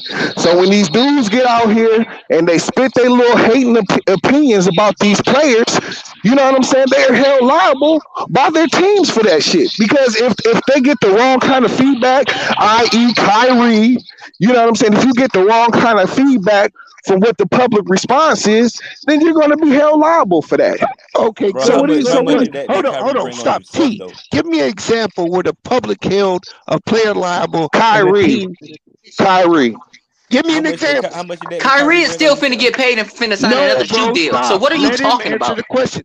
Give me an example where the media held a player liable and then a team took action. When the Kyrie. media blast him what he did, that tweet. When Kyrie came and made the little tweet, that was just a tweet. You know what I'm saying? And then the media got involved with it. They sat him down in Brooklyn and they made him apologize. They made him apologize just to come back. So what do you mean? He made that tweet. Didn't he work for one of them people? Did he work for who? He worked for the Brooklyn Nets, for the NBA. The team Kyrie was playing for. Well, the Kyrie is owned by a Chinese guy. No, it's not. Joe Tsai. See, no, you don't know what you're talking about, bro. Go look it up. Joe Tsai, bro. Hey, Lamar, can I jump in, man? Joe Tsai was part of the Republic of China, Dad. No. What Kyrie had posted was that the Jews was one of the first peoples to have slave boats, right? Stop with all and the commissioner of the NBA is Jewish. So what did you expect? Yeah, Joe Tsai. I don't expect everybody to get slandered for a tweet that he didn't even say. So you want these equality dudes? You think you can go and change the world? Look, you don't unless you have power, bro. You can't push that stuff. I don't have nothing. I don't say nothing about equality, Dad. You asked me to give you an example, Dad. Dog, you asked me to give you an example, and I gave you an example. Hold on, you gave me your opinion. The fact is that the NBA did not suspend Kyrie. Joe Tsai did. Exactly. So Joe Tsai suspending Kyrie has absolutely nothing to do with your argument. How does it not? What does this have to do with Stephen A. Smith, though? No, you just sat there and asked me. You just asked me a question, dog. I just answered the question. That's all I did. He's asked you a very clear question. He said, He said, give me an example where the media affected somebody's pay. Steve, stop. Okay. Steve, hold on, George. T, what you're doing is you're just giving us examples of when Stephen A. spoke on Kyrie. You're not giving us examples of when anything Stephen A. said has had an impact on Kyrie's financial situation. Everybody spoke on Kyrie. Everybody had an opinion about it. It was one of the hottest topics in sports. But all of a sudden, when Stephen A. Smith talks about it, it's the worst thing, even though everybody's saying the same thing. And Stephen A. talks about the fact that a lot of these players, he really hates it when players say and do things that hurt their bottom line, that stop them from making money. He don't really care about people smoking weed. He cares about when you smoke weed and it costs you a ton of money. And he gets that's why he said stay off the weed, because guys were smoking when it was illegal in these leagues and they were costing themselves millions of dollars just because they couldn't stop smoking weed. He wants these guys to make a ton of money. right? Well, like I don't get what you're talking about. He didn't have anything to do with Kyrie getting suspended. The Jewish community had more to do with Kyrie getting suspended than anything. Just like Miles Leonard when he said that he said something critical. And who controls the media? Not Stephen A. The Smith. Jews. See, you getting into other aspects that don't involve Okay, him. and so who does Stephen A. Smith work for? Hey, bro, you still haven't given one example of something that he said that's taking money out of a player's pocket. You can't. The only thing is you don't like some of his takes, which is fine. Just like we don't like Kwame's takes. I'm not gonna lie and act like anything. Wait a minute, Lamar. I'm not gonna lie and act like anything that Kwame says is gonna affect LeBron James's money. That would be lying. For you to try to run around and push the narrative that the things that Stephen A is saying is taking money out of Kyrie's pocket, you're lying. And you just you just gotta listen with stuff. You're just running with stuff that Kwame says, and you got to understand that 95% of the things that comes out of his mouth are lies or some type of deception. Is never really the truth. If you actually just sit back and watch, it's not really based out of facts. It's a lot of emotional talk. This is beyond Kwame Brown. 1 second, Detroit. His whole rant against Matt Barnes, Gilbert Arenas, Stephen A. Smith was all emotionally driven. If you're thinking with it logic, you would just say, "Yeah, damn, I was a bust. I was trash. I wasn't putting in the work." Right? Like he didn't say nothing to Wes Unseld when Wes Unseld came out. That's neither here nor there, dog. No, you try to say it's not here nor there now, but because we're not talking about his career. We're talking about you're weighing what Steve. No, hold on. I'm not weighing anything because I don't judge. I don't judge. I'm not sitting here judging what Stephen A. saying. You're mad at what he says, and then you try to say that the things that he says has these fake repercussions. Don't lie about the repercussions. Stephen A. Smith, anything that he says has zero repercussions on these athletes. You try to lie. That's not true, like that's not true. Because if he didn't. No. See, give me one athlete where you know for certain what Stephen A. Smith said affected their bottom line. Well, bro, you're not going to know that. You know what I'm saying? All you have to do is follow the money and see. Why are we talking about it then, bro? And see who's in charge of who. I mean, listen, you want to make it about Stephen A. Smith. Bro, all I said. God, man. Well, let's go to the next person because you keep regurgitating. I know you want to try to be part of the Kwame Brown Defense League, but at least come with a common sense take and just understand. Because you're saying stupid stuff. Like I hate people who don't slam Stephen A. if you're gonna side and you're gonna come in here and say, "Oh, Kwame was right about everything he said about LeBron," but he just sit there and slam LeBron just like you say Stephen A. slammed Kyrie and KD and talked about their games. I could swear Kwame just you put words in my mouth. You know what I'm saying? You putting words. You said it. You said that. The only thing where you got off on the Stephen A. Smith tangent, you know what I'm saying, is because I said Stephen A. Smith has a bigger platform than Kwame Brown. Now, how that all of a sudden turned into what Stephen A. Smith says, I don't know. You also said that was Stephen A. What he says affects players' money. You also said that, and you can't explain that. It does. Okay, what player then? What player then, man? Just what player? We about to go. I just said Kyrie. He didn't affect his man money. Stephen A. don't sign Kyrie checks. No, he doesn't. You know what I'm saying? But what he says, no. But see, all they saying is, if you got a hot take like that, then at least you have the some evidence, have some proof. No, I just literally ran down the last big public incident where he was involved in. You know, I just ran the whole Kyrie thing down. They're talking about money wise. Like if you could show some way somehow that he was going to make this amount of money, but because that happened, I don't know this nigga deals and shit. But you know, let B talk. I'm gonna make this statement, then I'm gonna leave. Hey, thanks for bringing me up, Lamont. What people need to realize is that whether you talk good of LeBron or you're a LeBron hater, you make LeBron money. And generally in these circles, in this media, in this circuit of this basketball talk, any publicity, whether positive or negative, and somebody's making money off of it. It's not what you think it is. So for all the millions of LeBron haters, He thanks you because you're lining his pocket.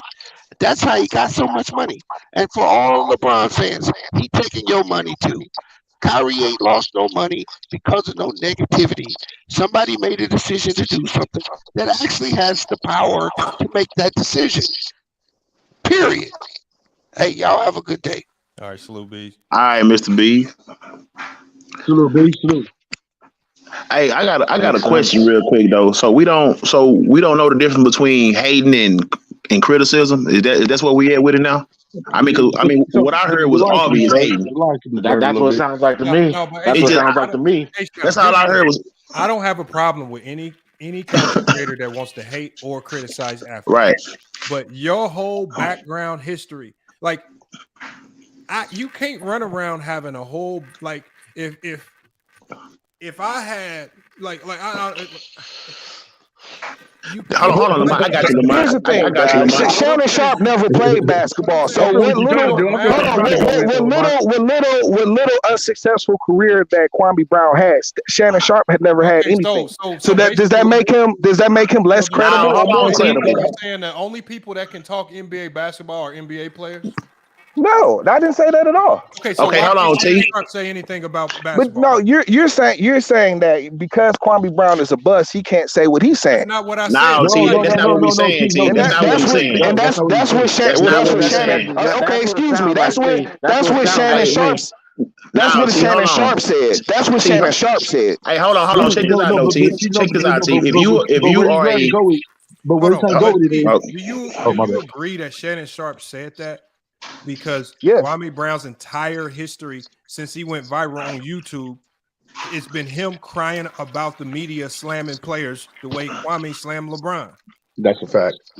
There you go. He didn't slam him though. He didn't slam him though. He went crying. Hold on. He went viral crying about Stephen A., Matt Barnes, and Steven Jackson, talking about athletes.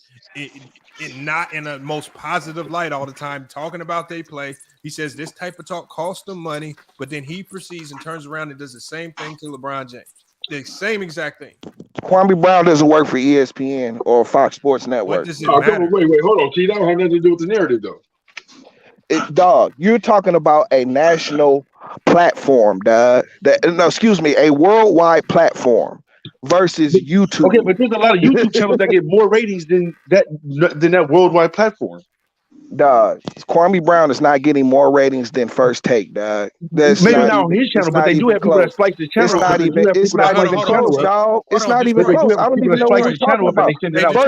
First Take is one of the most popular. You're killing yourself, Detroit. Because if what Kwame Brown doesn't matter, then what Kwame Brown said about Ja Morant and LeBron James, it wouldn't be on Clutch Points, it wouldn't be on Fadeaway World, it wouldn't be on ESPN, it wouldn't be on Fox News. All these people that you act like his platform can't reach. If he said it on his small little platform, sitting in his car, recording it on his phone, but it somehow then spanned out, and now all major media is talking about it. But you want to try to lie to us and act like his small channel. Nobody was talking about it. Nobody was talking about it till Shannon Sharp said it. What you're trying to say is you trying to try to lie to people. Nobody was talking about it till Shannon Sharp said it. But what he's saying is it got to those channels because he said something. You can't try to lie to us and act like his channel, because it only has 400,000 subscribers, don't have a big enough microphone to get out. That's a lot. That's a lot of subscribers too. See, that's definitely reach. You guys are trying to compare. You're trying to compare ESPN and somebody's YouTube platform. No, that's what I said earlier. We're not comparing. It's like apples and oranges, right? Literally, you can have more followers on your page than I can. I can literally say something more influential than you can and get more followers and views of other people's channels. Then you know what? I would agree with you if you had sponsors paying hundreds of thousands of dollars to Kwame Brown. He has whole channels dedicated to him, though. When the sponsors come and pay Kwame Brown hundreds of thousands of dollars for his YouTube channel, then y'all come talk to me about that. Okay, but that's not even. I mean, what? The monetary value his opinion matters so much. It does. What are you talking about? No. This is what I'm saying. This is what I'm saying. The monetary value, right, has nothing to do with just the words that are being spoken at the moment, right? About them too. We're talking about span of reach. We're talking about span of reach when you talk, right? You might have 200 less thousand followers than me, right? On your channel. But that doesn't mean that you don't have people slicing up your video and sending it out to millions and millions of people that might have millions of followers. Sir, all that doesn't matter. Why did his opinion matter so much? Well, it does matter. Why does Stephen A. opinion matter so much? Why did it matter so much? Why did Stephen A. opinion matter so much? Why did it hit a nerve? Why did it hit a Stephen A. nerve? opinion hit a nerve? Because Shannon is a fanboy, Dad. That's why. No, I'm talking about Kwame. See the same questions. I'm talking about Kwame. See the same questions y'all try to flip on the LeBron fans about. Oh, why did what Kwame say hit a nerve? Well, why did what Stephen A. say? Why? Why did what Matt Barnes and Steven Jackson say hit a nerve with Kwame? Well, they didn't say nothing. They just laughed. Yeah, but hold on. But I'm asking George, if you're mad about the LeBron fans reacting to what Kwame said, then I'm talking about how come you didn't say why this to Kwame? did Shannon Sharp lose his mind over what Kwame said? Y'all try to see. You can't see what you're doing is you're trying to target the LeBron fans and try to say that they're wrong for reacting or saying what they got to say in rebuttal to Kwame, like Shannon Sharp. But you never said this to Kwame when he was being all sensitive, reacting to Stephen A. Smith, and because all they were talking was basketball. Gilbert Arenas was only talking basketball. Nobody was going personal with him, but he was mad because they were talking about him as a basketball player. Remember what Kwame says? They're and tried to invalidate me as a number one pick. That's what he said. So why didn't you take this emotional talk over to him when he was being all emotional with Stephen A. and them boys? I don't know. I don't follow Kwame. Man. Oh, you talking to George? I'm just saying because it's that all I'm saying is he opened this door. You can't build your entire reputation on slamming the media for downing black athletes and then proceed to attack and down black athletes. People are going to look at you in a certain light and they're going to play. This is why Shannon Sharp, the first thing he said was, you're on the Mount Rushmore of bust. Why does he say that? Because this is the door of the conversation that Kwame Brown opened himself. Exactly, because especially if you was a basketball player and you played in the same league as LeBron James, and then you criticizing this man, you saying he trash? Like, come on, man. Like you can't talk about greatness. Is you like remember because you can say Kwame Brown probably had a short moment of greatness coming into the league with all of that expectation. That all went away very quickly once he stepped onto the basketball court. Okay, so we can, but you can't try to take away from LeBron James's greatness. Like I said, when he went after his legacy, as much as you guys want to deny it or not, he went after LeBron's legacy. When you say that this man is one of the black patterns of all time, he said he wasn't great. He literally said he wasn't great. His verbatim, he said he wasn't. He is not great. He said he wasn't great. And that's what I'm saying. It's like unless he said that LeBron James is the GOAT, then there's a massive problem. No, it's not. Niggas get niggas get all up. Okay, hold on. The funny thing is, most of us up here have Jordan as the GOAT. I do. Except for me. I don't. Except for me. I'll be Magic Johnson to the day I die. See, this is y'all like deflection argument. Oh, y'all must be LeBron fans. Oh, y'all must be bronsexuals. No, we just common sense basketball fans that don't like to hear the BS. This is why I say you can't come to the sports sector and play victim and then turn into the aggressor. You can't do that. That's not what it is, though. I guarantee you. I guarantee you. That's the whole thing. That's the whole thing because all Kwame said was his opinion, which a lot of people. How is LeBron James? How is LeBron James not being great in opinion? LeBron James is obviously great. That's not an opinion, bro. That's literally an opinion. It is an opinion. It's an opinion. All he said, but he don't have a goal. That's not an opinion. That is not an opinion. It's an opinion. Oh my God! See what I'm saying? Hold on, man. Y'all been talking the whole time. Whoever said that's not an opinion, hey, I kind of agree with you. Because if you look at LeBron numbers, he's great. And if you say the man is not great, then you just a hater. Hold on, man. Remember, this is what Kwame did. See, Kwame tried to double down on him not being great by saying that all the stats that you're saying is stat padding. See what a lot of people try to do to invalidate LeBron James because one of the key elements that makes LeBron James great are his numbers. His numbers are one of the main things. So Kwame invalidated what makes LeBron great, which is what's in his numbers. Remember what he said? He says when the nerds go and look at his stats in NBA history, they're going to see it and try to call him one of the greatest players. Well, of course, numbers in basketball correlate to your greatness. The great players all have great numbers. Exactly. But he tried to invalidate LeBron's greatness by saying that all these numbers were just stat padding. So just like he says, people try to invalidate him as a number one. It was a lot of stat padding, guys. It was. No one does. Okay, it was definitely a lot of stat padding. So now you a hater. Now you a hater. I'm just calling it how I see it. Hey, D. I Reed, just your call it mic how I is see messed it. up. D. Reed, your mic is messed up real bad. But then again, but then again, though, that's his opinion, though, right? That's not a fact that he just stated, right? That's this man's opinion. No, but this is what I'm saying, though. Hold on. And that's what I'm saying.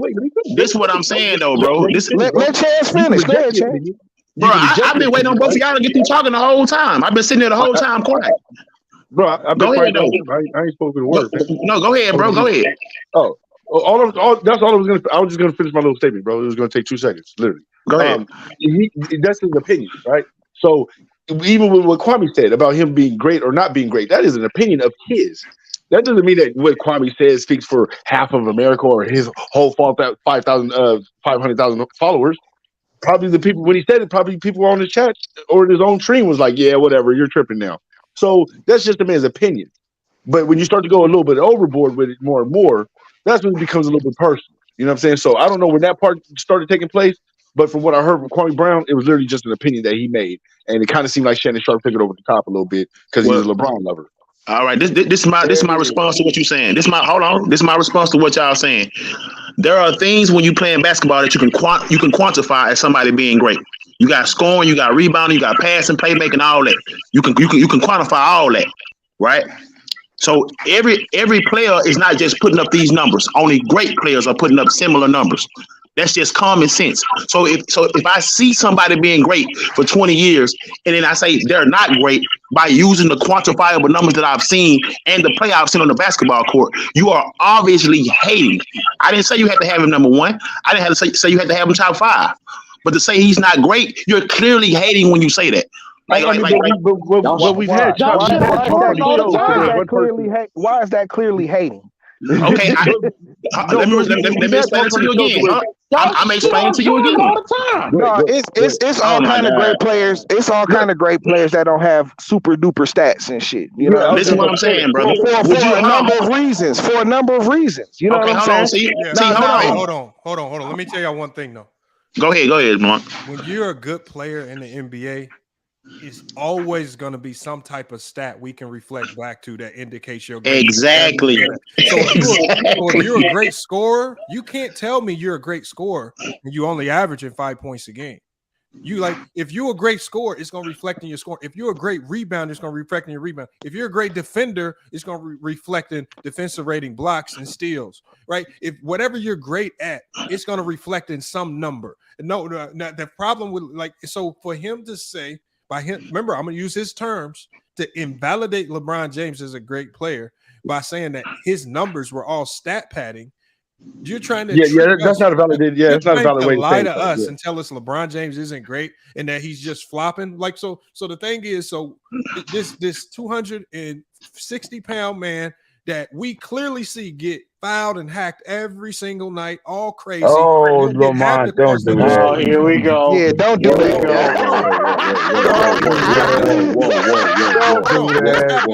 Whoa, Lamont. Hold on. Hey, Lamont, please tell me you cheesing, bro. Please tell me. Don't do that. Hey, can some of y'all shut the hell up, bro? Bro. Like what I'm saying is this is not just relegated to LeBron. This happened to Shaq. This happened to a lot of Dwight Howard. A lot of the bigger players. And H-Town, something's going on with your mic where you got a little echo. This happened to Dwight Howard. You said all the players of a bigger stature. LeBron's, Dwight's, even Yao Ming dealt with this for a period of time. We know Shaq did as well. Kareem Abdul. They all dealt with this, not getting the calls that they should. They all dealt with this. So, let's not try to make it seem like this is just a LeBron thing. Don't do that, man. No, but see, when you comparing players like that, you're talking about. Y'all be trying to tell me who I'm comparing. Y'all need to start listening. Y'all need to start listening. I'm not comparing nobody to nobody. I'm saying I know what my eyes see. I've done basketball takes on LeBron criticizing what I've seen on the court, and I've made videos on LeBron giving him his credit for some of the things that I've seen on the court. When I see his bad body language, there's no excuse for that. When I did a video talking about his bad body language, bringing the rest of the team down, costing his team point, costing his team game, were my eyes lying to me? So when I say that the man is getting fouled and is not getting half the calls that he's supposed to get, I know my eyes aren't lying. Come on, man. Listen, bro. Listen, dog. So what about? No, what I'm saying is you're over. Like, see, the thing is, I know how to call it with LeBron on both sides. See, y'all, like, this is how I know y'all just be haters. Because when somebody say one thing positive, y'all just go over the top with it and all. No, it's a fact. Just like LeBron's bad body language. Do you disagree? Do you disagree that LeBron James's body language is trash sometimes and brings his team down? Detroit, it's a lot of things trash. Do you agree with that? Do you agree that he fouls? Do you agree that he fouls? Do you agree with that, Detroit? Yes or no? Just answer that question. Why is he trying to go tit for tat? No, what I'm saying is because, like, the thing is, I can say something. I can play the game of just saying negative stuff about LeBron, but I guarantee you agree with all the negative stuff. But when I say one thing that's positive, one thing that might be in his favor, then you want to get it all in a tizzy, acting like it's not true. It's true. This is not something that I've said. This is something that other NBA players have said too. So don't act like it's just me saying it. If you want to talk about him being 6'9" and being 260, you know what I'm saying, and being able to jump and be fast and run fast and all of that, okay, that's what he's good at. Day in your life, bro. Nigga, you crazy because I'll hoop you. A lot of people say, a lot of people like George. You like George at this point. I don't know who George is, so that don't mean nothing. You crazy, just like George. Come on now. But like I say, you know what I'm saying? As much as you like to say he gets fouled, I've seen this dude run people over, elbow people in the face. And NBA players have talked about how taking a charge from LeBron James, they feel it for the next weeks. I know this. But I'll be lying if I say that the man should. Like, the thing is, the refs can't give him every call. It'll slow the pace of the game. So they just have to give what they can and what they can't. So we understand why he's not getting all the calls, just like we understand why Shaq didn't get all the calls. Have you? So can you admit that he's one of the biggest floppers in the league? Oh my God, man! I said, we're not even talking about that. We're not even talking about that. Hey, we talking about fouls. We talking about fouls, right? Hey, Lamar, you know what the problem is? So you're basically saying, so are you saying that LeBron James isn't necessarily great? He just flops his way to 30 points a game? Well, I would say that I would say that he runs people over. Yes, you know what I'm saying, to 30 points a game. Yes, I would say that. This flopping nonsense only is relevant if this is how he gets the majority of his points. If you see it him, is. okay, we know how many? Dog, the Lakers won this year. Hold on, y'all. Hold on. There's something in the NBA called gamesmanship. There's a game within the game that you got to play. How can I get away with this, or how can I sell this to the ref? Right? How can I over accentuate this to put this guy in foul trouble? So all of that is gamesmanship. So you're just making up excuses for the nigga, man. That's cool. Divac flopping in the 90s, I understood he was playing the game. When I saw players from past eras flopping, I understood it was gamesmanship. When I saw Dennis Rodman get barely touched by Karl Malone and go flying into the stands, I understood Dennis Rodman knew what gamesmanship was and how to get into people's heads. But all of a sudden, when LeBron does a little bit of gamesmanship, now y'all, he flopping. Oh, it's been happening in the NBA. And Dennis Rodman never depended on the flop. That's not true. Hey, I just want to say one thing. Talk about everybody that does it. Y'all don't. You don't care. What you're doing is you just want to try to find that one little thing that you can consider negative about LeBron, and then you want to blow it up like it's the biggest thing in the world. I've never heard so many people talk about flopping in my life, and y'all only talking about it because it's the one thing you can try to apply to LeBron and then flip it and turn it into something negative. No, really, I mean you brought up fouls, and I said he's a flopper. Okay, T. That's what you said. And the thing is, you say that he flops. You saying yes, this? He does. He gets fouled. Everybody flops though. He's a big everybody flops. Okay, so tell me this right here. That's not everybody does not flop. Tell me this right here. So are you telling me? So there was one point in time where Trae Young was leading the NBA at free throws per game. Are you telling me that Trae Young gets fouled more than LeBron James? Yes. Oh my God, you an idiot, dude. You an idiot. You a real idiot. Come on, man. You tripping, bro. You tripping. Dog. Okay, first of all, Trae Young is 6 foot nothing, dog. You know what I'm saying? 6 foot nothing. So I don't even understand what are you talking about here. Bruh. All right, explain this. If LeBron flops so much, how is he not even top 10 in free throw attempts per game? Explain that. If he flops so much. I don't know. I can't explain that. Exactly. Because you just I a don't. hater. But see, I don't know. I don't know if that's a true. Is that a true stat? Yes, that's a true because stat. because the Lakers shot 40 free throws on their way to the playoffs this year. And Austin Reeves in the led up the playoffs. free throw attempts, not LeBron. It was He was Reeves. right up there. He was right up there. It was Austin Reeves and Dennis Schroeder who led the Lakers in free throw attempts. But okay.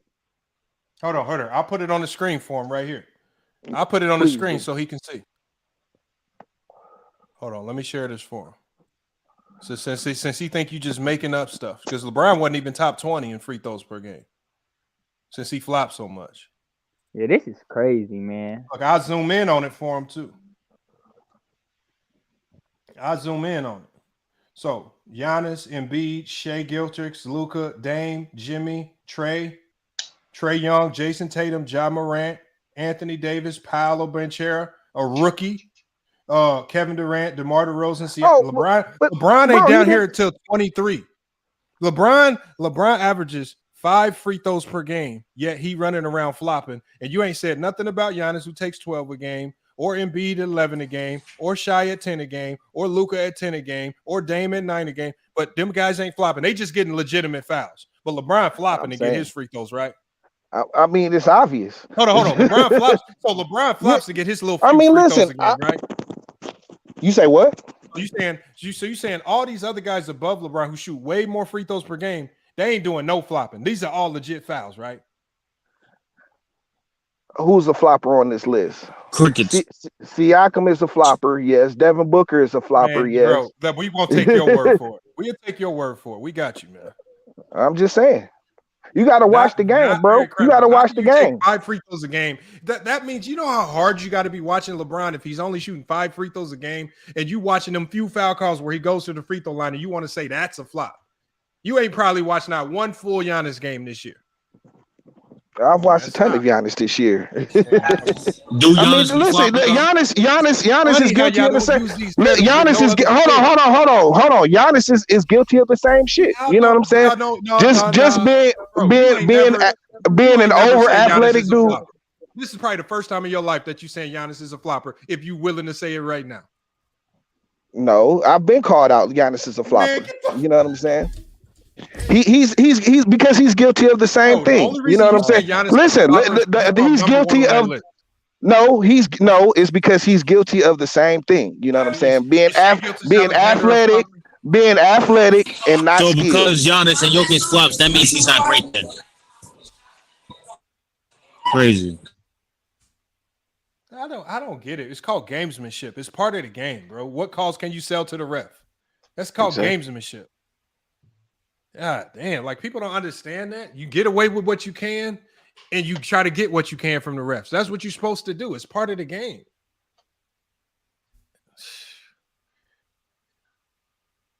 Oh, Holly, he dropped out. He fell out.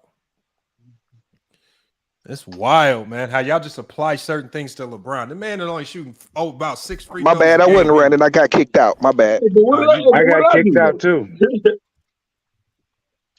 Can I say something, Lamont? The Twins. Go ahead. Let's hear George. T&J. Can I say something, Lamont? Please. George, whatever George says, George is an admitted LeBron James hater. He's can I just say one thing? LeBron. So can I say one thing? You had guys in the league trying to hurt and fight Mike and Kobe. Is that true? What does that got to do with anything? I'm asking you a question. You had guys in the league trying to hurt and fight Kobe. Kobe and Mike. Not trying to hurt. They weren't. They didn't look like that to me. What? It looked like good defense to me. So you telling me that Jalen Rose and Bruce Bowen weren't trying to hurt Kobe while they were playing them inside the playoffs by sticking out their leg every time Kobe went out for a jump shot? Nope. Are you really? No. Are you really saying that? Get out the 90s, dude. No. Hold on. So you guys hold on. And here's the thing, and I'm gonna let Fridge go because he pulled up. This is the same way. If I know a player, and this is what taught to us in college, if I know a player has a sprained finger or a sprained wrist, when I defend this man, I'm definitely gonna be hand checking and hand chucking on that bad hand or wrist or finger. I'm trying to get an advantage. Well, I'm gonna be swiping down on the ball extra hard. I'm gonna be doing all that. You can call it what you want, but this is what's taught, George. They teach players. I didn't ask you that. I asked you when Kobe said that old boy Jalen Rose me. Bro, by sticking out their leg when Kobe went up for jump shots. They were sticking out their legs and tripping them as he came down. I can swear. Okay, well, I mean, if you didn't like it, the league took it out, George. Okay. See, you're not answering the question. I'm dead. Were they trying to hurt Mike and Kobe as they were playing in the league? No. Okay. It's called gamesmanship. All right. Nobody's trying to hurt nobody. It's part of the game. If you get hurt, you get hurt. Okay. All right. George, you know what you exposed about yourself? You don't respect this generation of basketball. That's how biased what I know is that you're too young to know anything about basketball. No, you just living in the 90s era. No, Jordan, that's what I know. Kobe. And Lamont is not telling the truth. I don't think you should mention age because what you saying as an older guy, you sound more silly than the younger guy. No, exactly. I know you're silly too by your statement. Hold on. See what you just said just now? You see what you just said? You sound silly. That made absolutely no sense, man. They admitted that they was trying to hurt Kobe. That's fine. But you know what Kobe didn't do? Kobe didn't bitch and complain about it. He didn't. Y'all doing more complaining about it than Kobe was. Kobe I'm just telling. I'm just saying this exact statement what he said the same thing. So in his interviews. And while y'all saying hold on, and Kobe couldn't complain. You know why? One of the reasons why Kobe didn't complain about those tactics is because he used them same tactics himself defensively. Yep. Come on, bro. It's all part of the game. Kobe didn't cry. Ron never complained. No, he didn't. So why y'all trying to complain for Kobe? Because you up here saying that you talking about this guy is getting fouled because he's 6'9", 200 and some odd pounds. What I'm saying is, how could he be flopping that much when he's only going to the free throw line 5 times a game? And because he's become a jump shooter that can't shoot. Okay, so are you telling me that Trae Young isn't a jump shooter? But he also goes to the rack. Hold on. Are you telling me that Trae Young, Paolo Banchero, Julius Randle, Devin Booker, Nikola Jokic, Jalen Green, James Harden, Jalen Brunson, all these guys attack the basket much more physically than LeBron, and that's why they get more foul calls? Yep. Yeah, you sound like that's exactly what I'm saying. That's exactly what I'm saying. How can we respect what you're saying? The thing is, so wait a minute. So bro, you telling me Giannis is no. Why do y'all care that Giannis is strictly a jump shooter.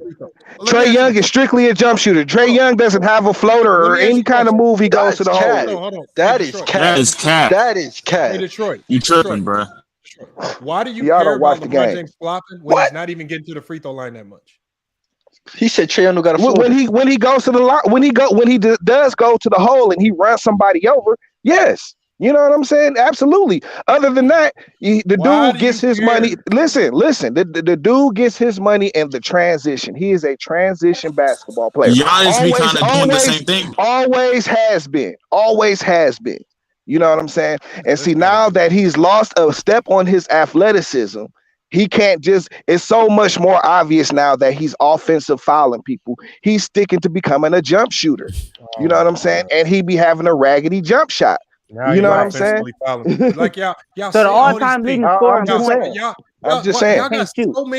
Y'all got so many negative critiques of LeBron. That's not true. I would love to hear some of y'all critiques about some of these players that are less than LeBron, because that means these players got to be complete garbage. No, because these players have positions where they're skilled at on the court. You know what I'm saying? LeBron don't. So LeBron got no skill. What? And see, this is the same thing Kwame Brown was saying. What skill does he have? Oh my God! Hey, hold on. So LeBron don't make it. LeBron don't got no skill. Hold on, y'all. I got to put Detroit on the big screen for this. Please tell us that LeBron James. Man, this is gonna be all clip-worthy stuff, bro. Please tell us why he's not skilled. He does not have any dribble moves. He does not have a jump shot. He does not have a post game. He does not play. He does not play any defense. A post Shall I game continue? defense. No. Yeah, no. He does not have any footwork. Bruh, come on. He's 6'9", 260, moves like a guard. Hey, No, you just leading scorer in points don't have no skill. Are you serious? That's a come on, bro. So tell me, For LeBron to be the all-time where's scorer, he gotta have skill, bro. Oh What is you saying? God. I'm done. He has the all-time leading scorer. Hold on. He has the all-time leading scorer because he played 18 years in a soft-ass league. He played 18 years? Are you saying the 20? You saying the early? He played 20 years, doofus. Okay, 20 years in a soft-ass league. In the early 2000s was soft? Early 2000s was tough. It was a tough league around that time. Kevin Garnett, Okay, Kobe, anything past 2010 is soft. Yes. I know one thing. He showed one. It's not as aggressive, but I wouldn't call it soft. It's not as aggressive, but I just wouldn't call it the soft. lanes are wide open, bro. Nobody plays. You can make an argument for that, but it's Let me like ask you this question, T. If the lanes are wide open, how did LeBron get doubled on that last shot with 4 seconds to go? Why didn't he get that shot off if the lanes? They collapsed on him. What do you mean? He got the ball. He got the ball. Oh, so the lane ain't wide open. Oh, then. so the lanes ain't wide open, huh? The lane was you wide talking open. He should have pulled up. The lane was not wide open. You're talking about one play in the last second where he made a bad decision. Let me ask you he made a terrible decision. Let me ask you a question. Let me ask you a question. Okay. Why was Jokic, Aaron Gordon, and Jamal Murray were all standing in the paint? If the lanes are wide open and there's a jump, you're talking about one play. Why? No, why were they doing Yeah, it? the one play is an example. This whole entire playoffs has been filled with lower scoring games, defensive battles, guys more so trying to get to the rim, different styles of play. I wouldn't say that. I would say it was filled with shooting ineptitude. I would give you that. Would say that. You know what I'm saying? You would say, bro, you lying, bro. You don't watch basketball, bro. You lying. You don't watch basketball. I watch more. Okay. No, you don't. No, you don't. No, you don't. That's saying what you saying up here. You don't watch basketball. You don't watch basketball. Thank you, 80 what games years have old. you been watching for you to make those statements? None. I've watched damn near every playoff game. No, you ain't, because they come on at the same time. So what the hell are you talking about? Hold on. That's a damn lie right there. Hey, you know you only got one. And you only got one TV. Did the Miami Heat space the floor and leave the floor wide, the rim all wide open? The way they've been the Miami Heat are winning because they out shooting the Celtics. No, it's not because of they were. Right?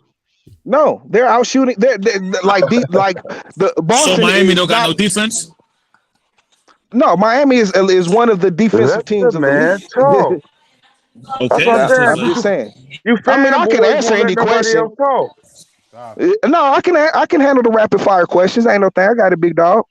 You know what I'm saying? But no, like Miami is one of the more defensive teams. Like Miami and Denver are some of the more because they have the worst defensive teams in the league. Denver wasn't known as a defensive team like that. What? They were the They had the offensive. worst rim They had the protection in the offensive. NBA. You seen him in the fourth quarter? you just have this is how I know y'all don't watch the game. Because you keep throwing up all these stats like the stats on the bottom line of everything. You know what I'm saying? That's how I know you guys don't watch the game. Right. I heard one stat. I heard one stat. Say it. Nobody said one stat.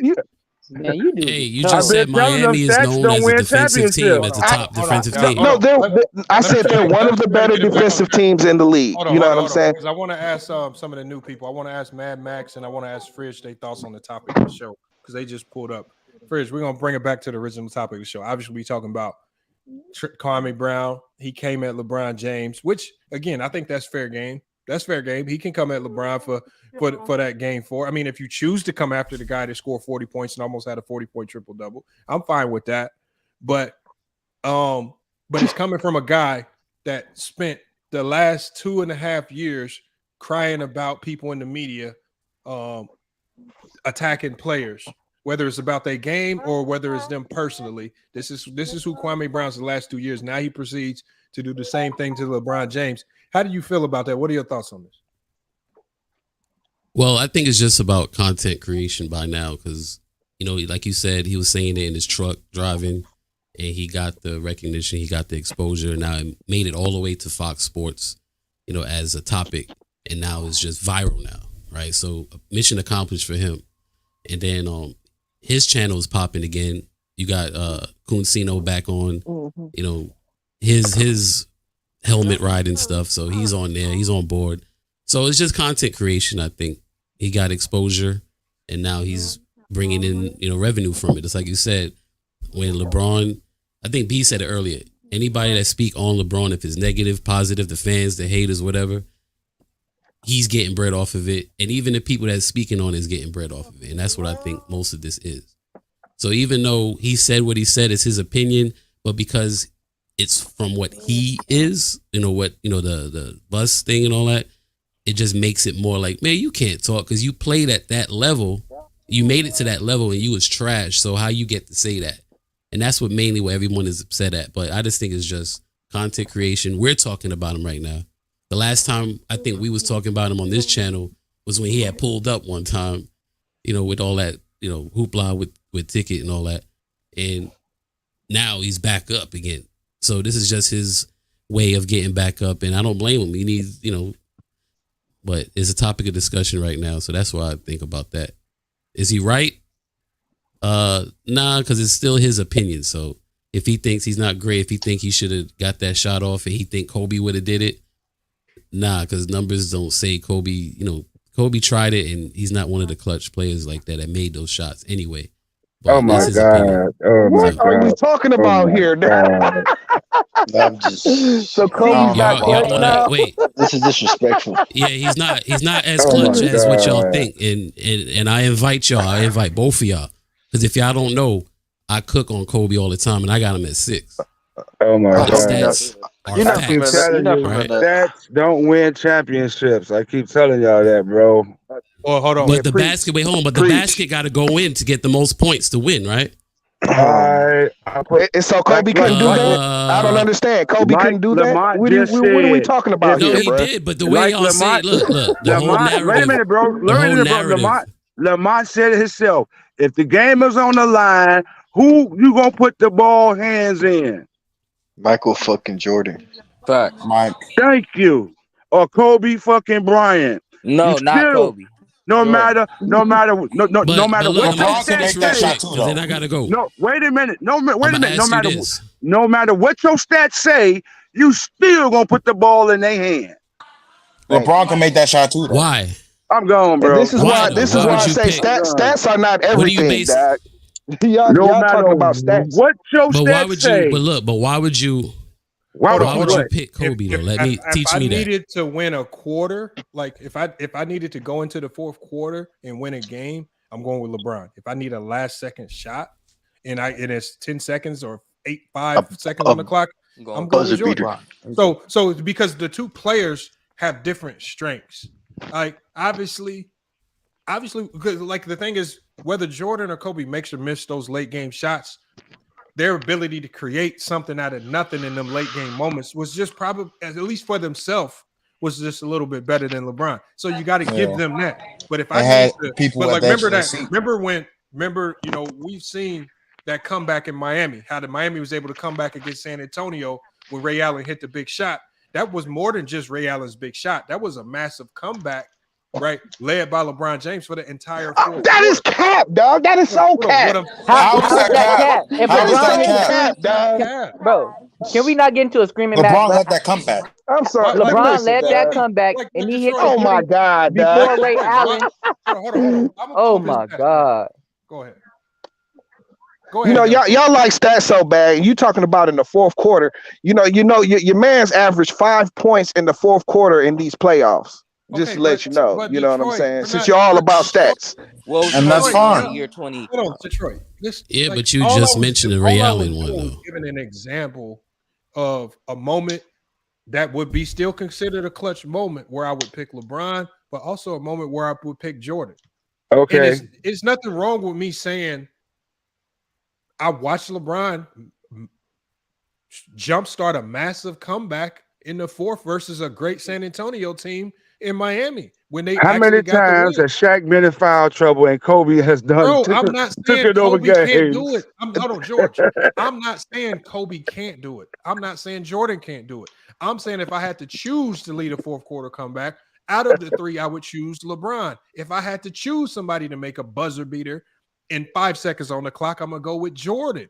What's wrong? Like, so I'm not. I can't let you get away with that San Antonio crap, bro. This is where y'all sound like these. No, you straight up capping now, dog. Like, first of all, you know what I'm saying? In that San Antonio game, he got so frustrated because he was playing so garbage. He took off his headband and threw his headband in the sideline. I'm about to start playing now. Hey, stop, you know what I'm saying? Stop your cap, dude. LeBron, hold on, when lie, bro. No, that is not a lie. LeBron That's not a lie. If you watch Detroit, you exposing yourself, man. Hey, hold on. LeBron hey, scored 16 points in that fourth quarter. Man, I don't want to hear that shit, bro. He hit Hold on, the young three goat. before. He hit one three. Before He hit Miami. one three. The next shot he took, he missed. And the only reason Ray Allen got that shot is because Chris Bosh. Yeah, but the possession before that, he hit the three to cut it to It's not three. something that we need to argue. LeBron James that quarter shot 7 of 11 from the field, had a great fourth quarter, 16 points in one quarter in the fourth quarter in a big game that was a must-win game that they had to win. And LeBron James led the comeback. Did we know that Ray Allen hit the shot? We know that LeBron James had missed the shot before Ray Allen's. He missed the last few shots before that. It don't matter. Hold on. He only missed 4 shots that quarter out of 11, so he didn't miss that many. I'll pull a tape up. Can you stop lying, dude? Because he hit the possession before that to cut the he hit that one three. You gotta forgive him, man. You gotta forgive him. He don't know basketball. You can tell. Hold on, y'all. All I'm saying is this is what I mean by Detroit has really struggled with giving LeBron James credit for anything. And the fact that you can't give LeBron James credit for that fourth quarter comeback, that's the saddest part about it. That's what's so sad about it. Because and this is why when I started this off by just telling you, you just sound like you just more of a fan of everything Kwame says as opposed to anything that involves Stephen A. Smith or LeBron James. That's what I mean. Give credit where credit is due. Okay, let's give him credit where credit is due. But I'm not about to cap for that dude. You know what I'm saying? And that's where y'all go. That's where y'all go off the rails at. Y'all start capping for this dude. Hold on, you can't say say I'm not going about to cap for the dude and then proceed to say in one of the greatest fourth quarter comebacks. That's LeBron not one of the James greatest fourth. You try to say that he didn't. Bruh, nobody talks about that game. No, you're the first person I've ever heard say he had a great fourth quarter in that game, Because you only talk to LeBron haters. That's why you don't talk to the right people. No, I watched the game. I watched the game, bro. I watched the game. No way you watched the game. I'm sorry to say, but you just I watched the game, dog. I watched the game. Lamont, slow down, bro. Lamont, you saying that was better than Kobe in the Pacers? I'm not trying to when Shaq fouled out. I'm not comparing it. I'm just Kobe in Portland. Kobe in Portland. Man, Kobe got so many. See, this is what y'all try to do. Just because I said something about the LeBron James moment, don't mean I'm trying to compare it to every moment Kobe or Jordan had. I'm just telling you what it was. That wasn't one of his moments. No, but that's their natural reaction because they know that the LeBron thing is so strong that it diminishes their favorite play automatically. It diminishes. You can't compliment diminishes, nigga. Without y'all trying to compare That's him why to you Kobe brought up Kobe just now. Kobe and Jordan. You can't give LeBron a compliment. That's the whole thing. I don't have to compare. I didn't say that. I don't have to bring up nobody else. You know what I'm saying? I don't have to bring up nobody else. You just brought up Kobe. I did what not. are you talking about?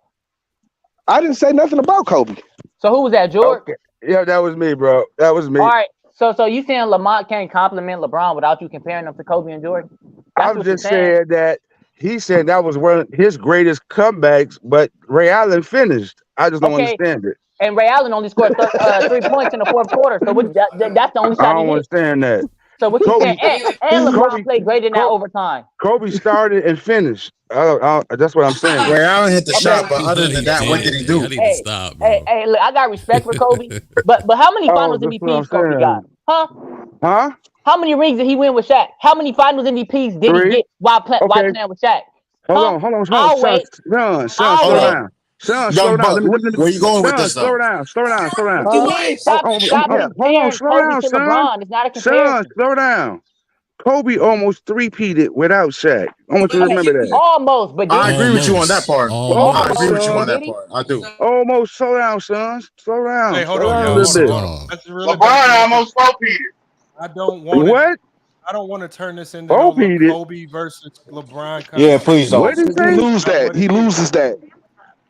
No, I mean you can Let's say not that all do you this. want. LeBron almost 10-peated, Danny. What?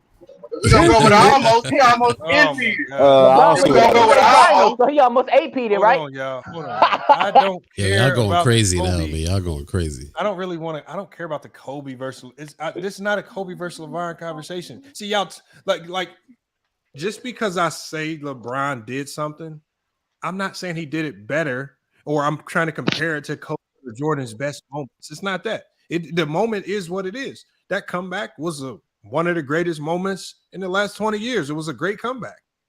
Give him Dog. credit. Nobody talks about that, bro. No, I'm telling you right You now. capping, bro. What you Nobody mean Yes, nobody you talks talks about about it. lied. it? Well, you know Yes, you why Nobody lied talks nobody like about talk that. about it? it. Because LeBron came back from 3-1. That's why nobody talk about that finals like that. That's Like why do why. you gotta So you don't have to lie just to try you like I'm not lying. That's not a lie. okay, Nobody see, talks about that, bro. nobody When talks I've about it. never heard. They don't Because you even talk don't know about that in the nobody. That media, just proves bro. you don't Man, know you can't nobody know anything. that Nah, shares a dog. similar basketball Okay, mind like that. that's neither here nor You there, speak to a bunch dog. of You fifth know what I'm graders saying? or something if you don't talk about that. That's neither here Ray nor Allen there, did the dog. shot, but how did he get to that, man? Listen, Didn't we dog. call? No. Wasn't How the did he fourth get? quarter? Hey, There wouldn't have been no was it the seventh fourth game if he quarter of hadn't that hit that game shot. So called how the did LeBron get LeBron to no game hitman 7? game? How did LeBron get to game 7 without Ray See, Allen hitting that shot? What are you there talking wouldn't about, bro? be Those no two Ray Ray Allen Allen points in shot that if quarter. LeBron doesn't lead the Man, comeback. listen, bro. Listen. I understand y'all want to excuse everything he does. You know what I'm saying? How we But dog, excusing it? What do you mean how? Hey, Okay, T, let this me is ask you what this I'm question. saying. Let me ask you this question. We got Fridge here, right? Fridge, we know that he's been following the Lakers all year, especially over on Banks Shadow or whatnot. So we're gonna ask him. All I heard was them just kind of holding the Lakers accountable after they hold LeBron and AD accountable after that Game 4 loss. I mean, you got the LeBron fans here. I've literally heard on Laker platforms, they gave LeBron and them, they gave him their lashing for getting swept. Like, so what are you listening to? What people are you listening to? Who are you around every day where you hear this exaggerated version of LeBron that seems like nobody else hears? Where are you getting this from? I'm hearing it right here. Oh, You got a mental problem. I'm hearing it right here. What do you mean? All I'm hearing is you. He just think this shit funny, bro. No, all I'm hearing is Detroit cry every time he hears something positive about LeBron and jump on anything that's negative. That's all I'm hearing. Hey, Detroit, can I ask you a question? Is LeBron a top 10 player of all time to you? Of course not. You know what I'm saying? As somebody who watches basketball, you know what I'm saying? That dude is overrated, bro. Okay, he's overrated. Yes or no? It's a yes or no answer. It's a yes or no question. yes or no question, bro. Yes or no What is the answer. question? What is the question? Is LeBron? Is he top 10? Is he top 10 all time? Yes or no?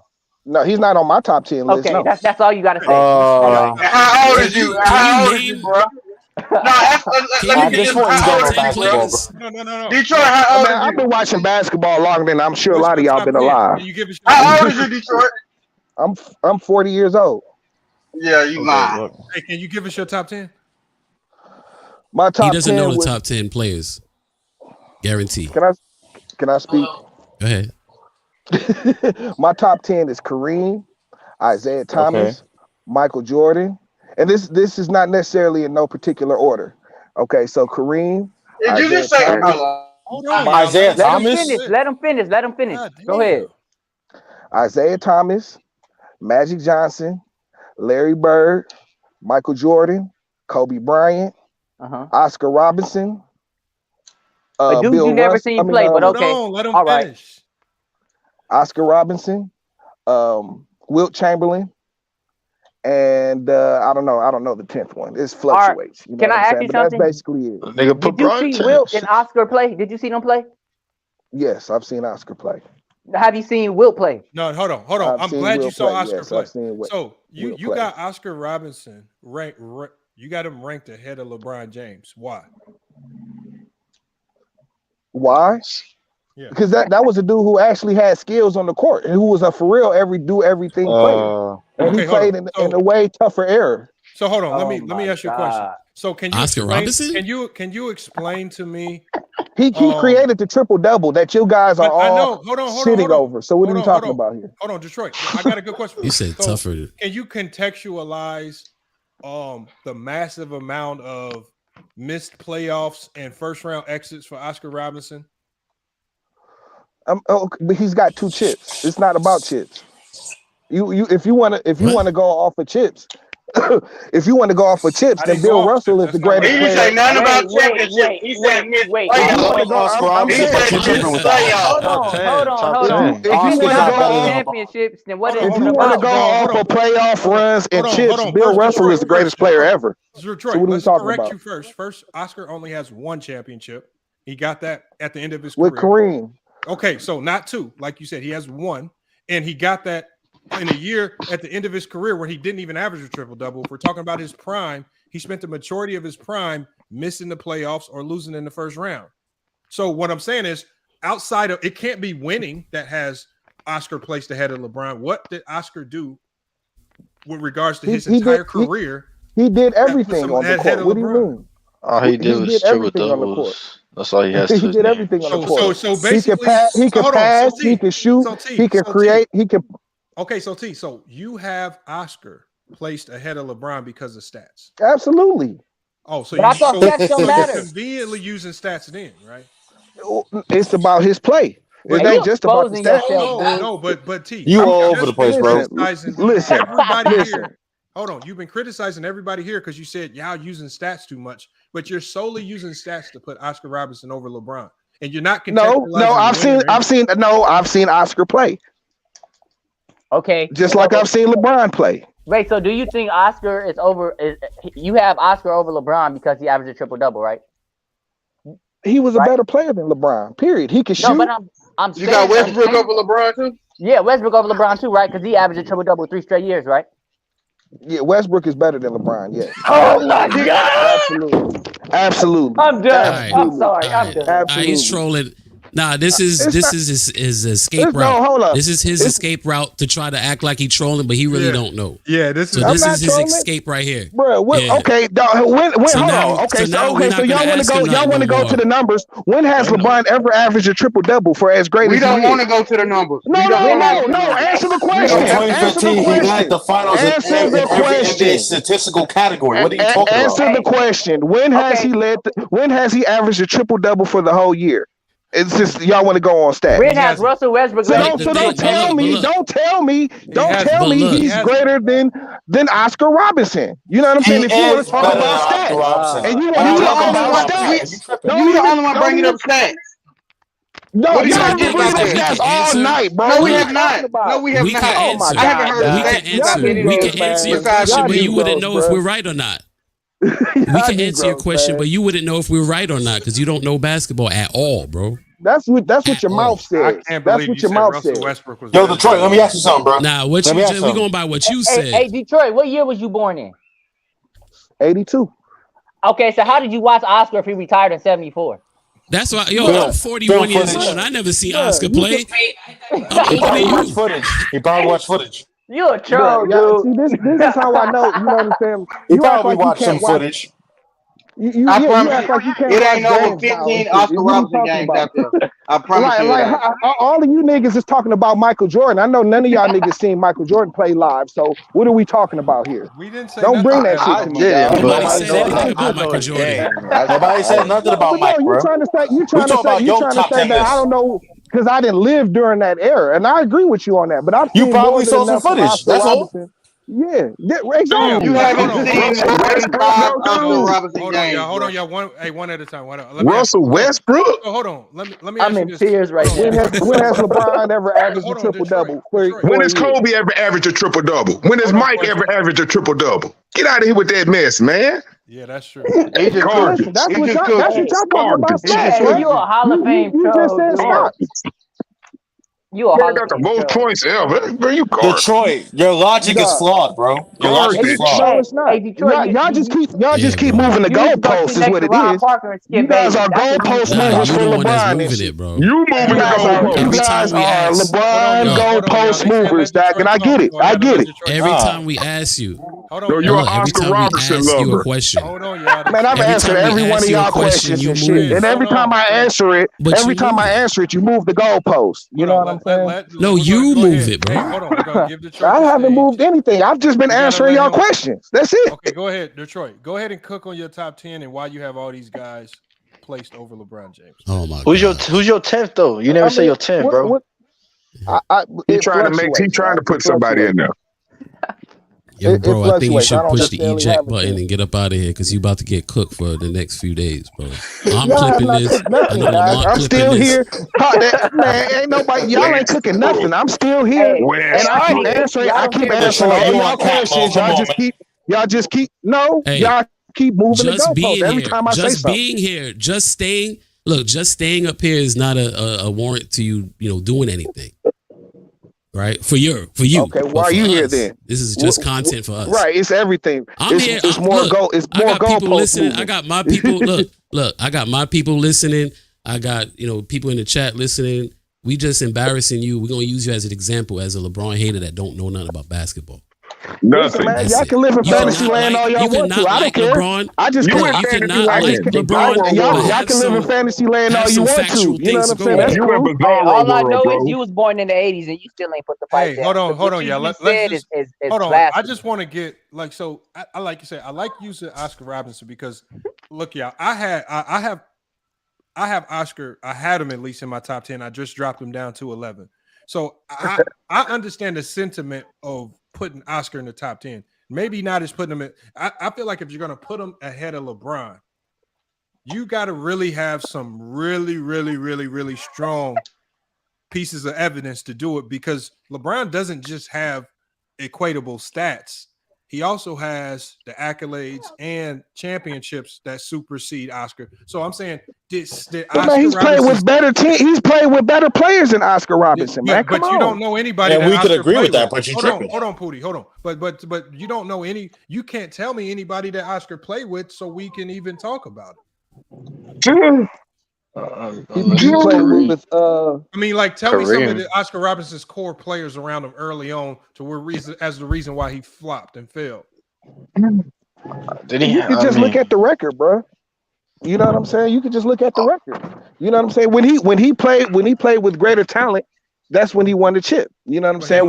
Because Kareem was the greatest player to come out of college in the league at the time. You know what I'm saying? He was a supporting player. You know what I'm saying? But I mean, that's what it is and shit. You know what I'm saying? He only played 10 seasons. So Oscar's so when you talk about the number, when you talk about the total number, you know what I'm saying? That's just one thing. You know what I'm saying? If he played 18 years, he would have absolutely comparable numbers to LeBron or whoever you want to say. He didn't though. So you can't just say he would have. That's a hypothetical. You can't just say he would have. You don't know that. Wait, Detroit, you said hold on. You said LeBron played with better players than Oscar? Yes, absolutely.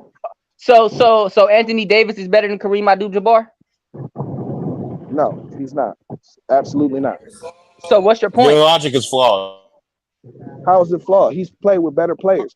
LeBron has played.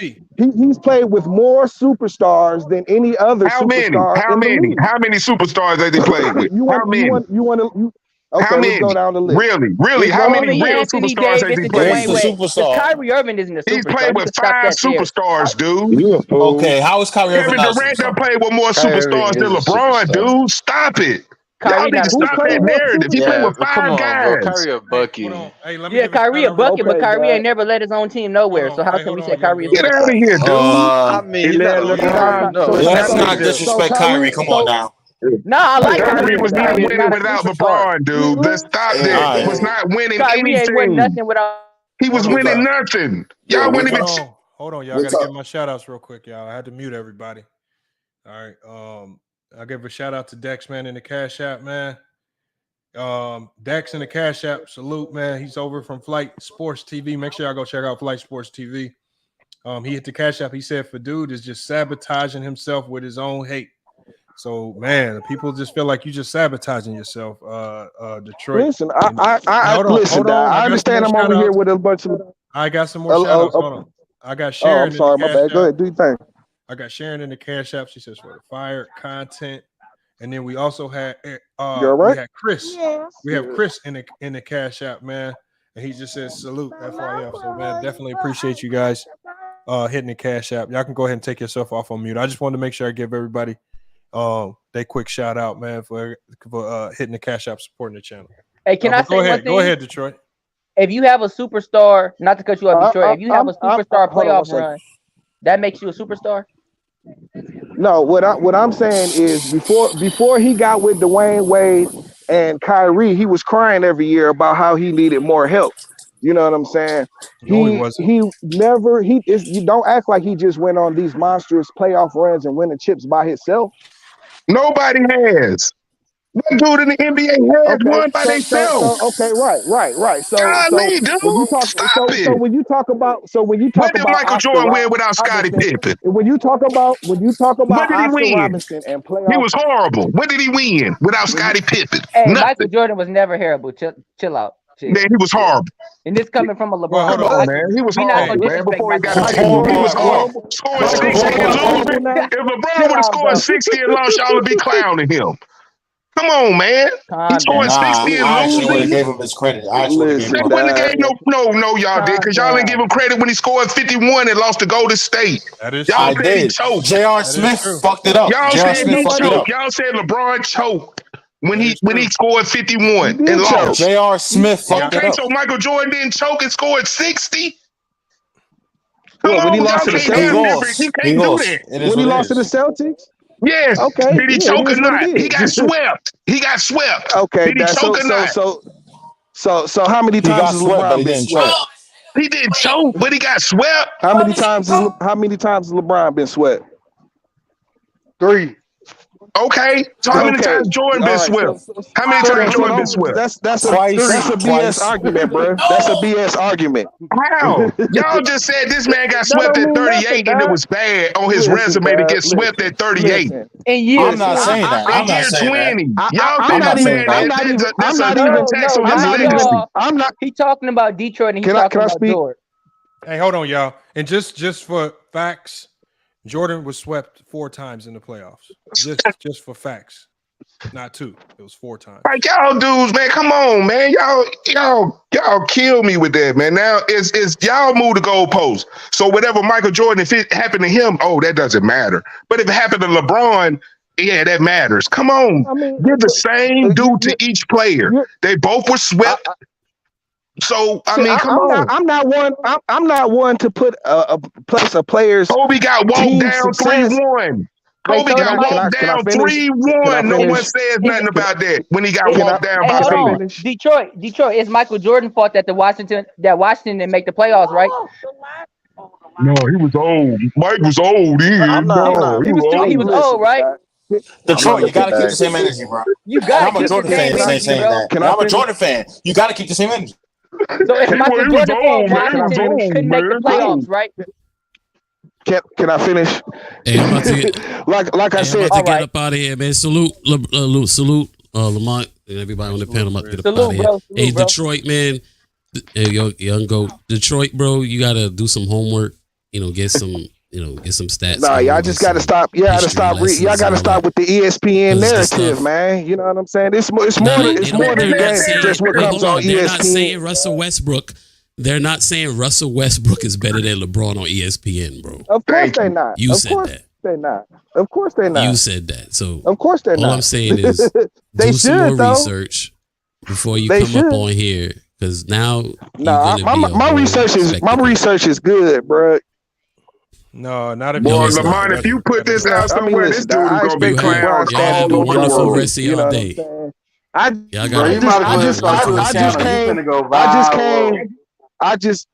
just came to spread a little bit of objectivity. I just came to spread a little bit of objectivity. You can be objective, but be fair with it. I understand. You know what I'm saying? Can you please put the pipe down for your sake?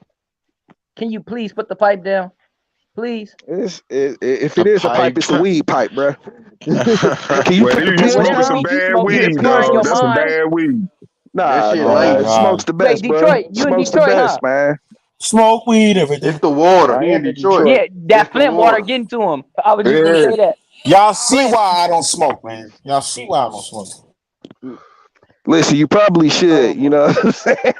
Why? You probably Oh should. yeah, Why he would in I want Detroit. weed breath, bro? Hey, Why he would I over want there that? Man, you dog can get off of you can get off of Candyland, dog. Listen, I know like LeBron has been touted in the media, dog, as you got because you guys don't know no better. LeBron You know been what I'm hated saying? in the So media. I understand. They I hate this man. understand y'all let me roll get with this the. off, man. I can understand if y'all roll with the ESPN narrative about him. You know what I'm Nah, saying? But that's not ESPN don't reality, like bro. him. It's not reality. ESPN narrative, It's not bro. reality, bro. Everything that you've It's been not talking about is reality. ESPN But narrative. Detroit, the art haven't most superstars been pushed by the media? When you look at Jordan pushed by the media, Magic and Bird pushed by the media, LeBron pushed by the media, Steph Curry pushed by the media. Some, I mean, the stars all get pushed by the media to a certain degree.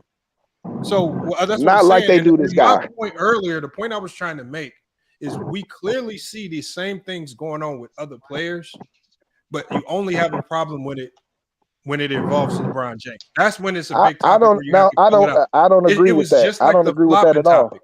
I can go throughout NBA history and point to massive amount of players who utilize flopping or trying to sell calls to the refs, but y'all only have a problem with it when LeBron does it. Yeah, but see, the other players didn't rely on that shit. You know what I'm saying? That's the whole thing. But what I'm saying, see, the fact that you keep saying that he relies on it when he only went to the free throw line 5 times. He's a jump shooter now, bro. He's a jump shooter. He's not a jump shooter. He is a jump shooter. He is not a jump shooter. Steph Curry goes to the line more than him. Oh my God, man. Steph Curry go to the line more than LeBron, bro. And Steph Curry is a shooter. And Steph Curry is a straight shooter. So stop it, dude. You need to stop that mess, dude. Y'all making me young going in circles, man. You making me What is dizzy, bro. Luka? You know what I'm saying? Detroit, You ain't got no facts. That's why you have no facts. Nah, you don't have no facts, bro. You keep bringing up a bunch of bullshit that nobody's even talking about. You know what I'm saying? Now, if you had let me finish my statement earlier, you know what I'm saying? I'm not even the type to put a team's success in with. I mean, a player's success in with their team. You know what I'm saying? I'm not even a dude to do that. But y'all do that shit to put this dude on a pedestal. You know what I'm saying? I always do. When you guys ask me about the top 10, when you ask me about my top 10, I gave you my top 10 or top 9. I gave you my top 9. You know what I'm saying? You guys had a problem. You didn't say no other name on the list. But when I said Oscar Robertson, y'all had a problem with it. You know what I'm saying? I got a problem with Isaiah Thomas also. I got a problem with Isaiah.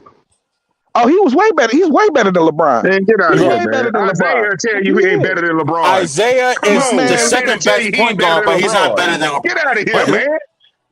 He's not better than LeBron as a player. He's the second best point guard, but he's not better than today he will say he's not better than LeBron. There's nothing on the basketball court except for dunk that he can do better than Isaiah Thomas. Period. Period. LeBron can't block shots better than Isaiah Thomas. Hold on, y'all. I said there's nobody. Hold on. My bad, James. Hold on. Hold on, Detroit. I got something on the screen. I'm going to start talking about. Hold on 1 second. So, let me move this banner real quick. So, we got LeBron James' shot chart for the 2020. Sorry, what you say, James? It's some plastic I had to put because your mama broke my window. No, I didn't. Yes, you did. Damn. Hold on. What you about to do? You about to leave? Yeah. All right, that's my bad. So he says LeBron is a jump shooter. This is LeBron James' shot from 2022-23 season. Where are the majority of his shots coming from? Paint. Right here. This dark area right here. Now, of course, he's taking some shots out here. It's definitely not the mid-range, right? He took more threes, but the volume of his shots, the majority of his shots came from right here in this dark area. And then he likes this little elbow right here where we saw him taking this turnaround fadeaway. And that's one of his go-to spots as well. He took a ton of top of the key threes, which probably didn't make it the most efficient rate. He took a few more on the wings, a few in the corner. But so for people that are trying to say he's a jump shooter, so for a guy like this, if y'all look at where the majority of his buckets come from, he's only shooting 5 free throws a game. And you have people like Detroit questioning why he tries to sell calls to the refs. Because people like him say he's watching the games. Where's this turn into a jump shooter?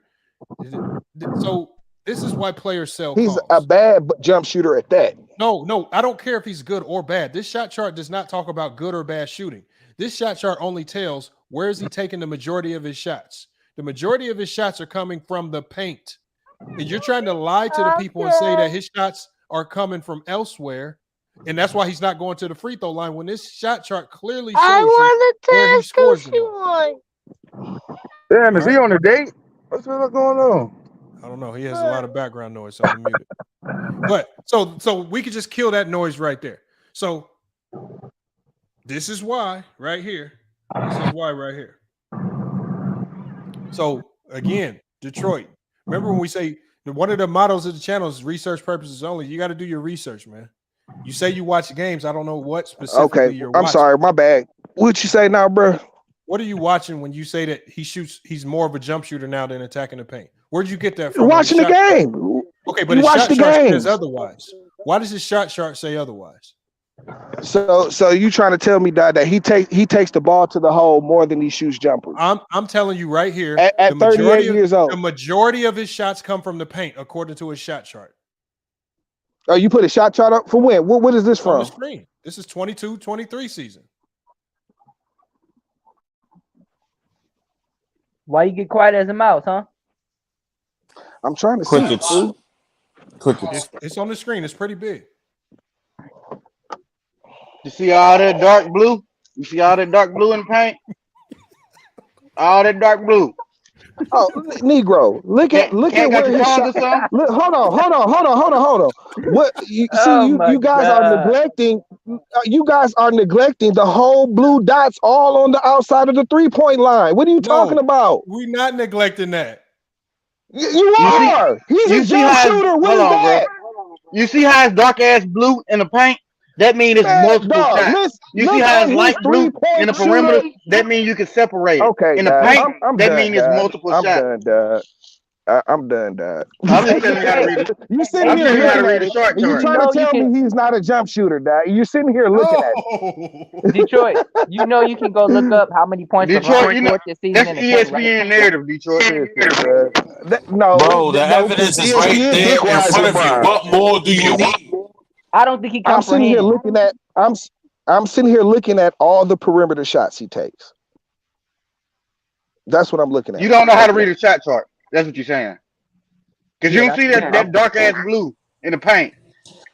The pie is in the pudding, my nigga. You just gotta look. The blues. It's not dark blue up there. You see the dark blue up there. Come on, Ray Charles. Come on, Stevie Wonder. I see exactly what you're talking about. Do you not see the blue dots around? Come on, Helen Keller. But it's not. Come on, Stevie Wonder. That doesn't mean you want me. Hold on. I can show you the shot chart of a jump shooter. This is what a jump shooter shot chart looks like, and I want you to try to guess the player. Put it on the screen for you, right here. Detroit, man. You in Detroit, huh? Where you at, bro? Where you at? I'm in LA. Where you at? You need to stay off the door. I'm in New York. Detroit. Yo. Detroit. Here's a jump shooter shot chart. That dark blue on the outside and his field everywhere. That's a jump shooter's shot chart. LeBron don't look like that. See, look at LeBron. Man, listen, all the dark blue is on the inside. Jump shooter shot chart. It would be a lot more if he played more games and shit. Don't try and run that shit, bro. He only played 50 games. He only played. So how many games did this player play? Whoever you're talking about. Matter. It does matter, dog. What are you talking about? What are you talking about?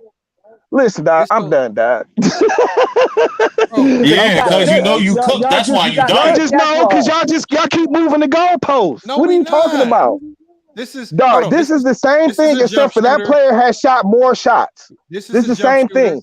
No, this player shot more. How many games has he played, bro? How many games did this player play? Now how many games did this player play? How many games did this player play? Bro, this is just a simple question. Can you answer that simple question for me? No. I'm asking. Can you answer that question for me? I'm asking you a simple question. I'm asking you a simple question. Hold on one second, Detroit. This dark blue, congested right here at the rim, clearly identifies that this player shoots the majority of their shots at the rim. That's what this suggests. This right here, when you see the dark blue all around the outside, clearly suggests that this player shoots a. Listen, I'm not saying that he doesn't go to the rim. What I'm saying is he's become mainly a jump shooter. Now it doesn't break down how many of those. Hold on, it doesn't break down how many of those are putbacks or any other kind of ways you score in front of the rim. So don't give me that, dog. Don't give me. It does matter. What do you mean? You watch basketball. You watch basketball, don't you? Man, listen. How much basketball you watch to be able to fully analyze this? You see Don't try and sway. Don't try and bring up some stats, dog, some punk ass charts trying to sway your narrative. You know what I'm saying? You're not here. You don't want to hear what I'm saying. You don't want to hear what I'm saying. You saying LeBron is a jump shooter? He is a jump shooter. His shot chart clearly That's shows the narrative. Many jump shots. Hey, Lamont, pull up Steph Curry shot chart because LeBron played 55 games this year and Curry played 56. Hold on. You know the funny thing is? The funny thing is that is Steph Curry's shot chart. Yeah, I knew that. I knew that already. But the thing is, though, Steph Curry's on by even, though. Real quick, when he's playing and shooting on the outside, it's literally by even. Look at it. No, don't give me that. Steph Curry shoots more threes than anybody ever. So you're not saying nothing, bro. You're not saying nothing. He shoots more than anybody ever. Please put me on the big screen real quick, please. Please, Lamont. Life show. Hold on, the dark blue. Bruh, he shoots more threes than anybody ever. What are we talking about? Hold on, Detroit. The dark blue is where you shoot the most at. And the lighter color it gets, that's the fewer shots. So when we go to LeBron's, where's all his dark blue? I'm saying his dark blue is in the paint. I'm not arguing LeBron. He does have lighter spots elsewhere. Does that tell you if he's gotten putbacks or whatever else that happens under the rim? It doesn't matter how many games you play, dummy. A shot chart tells you.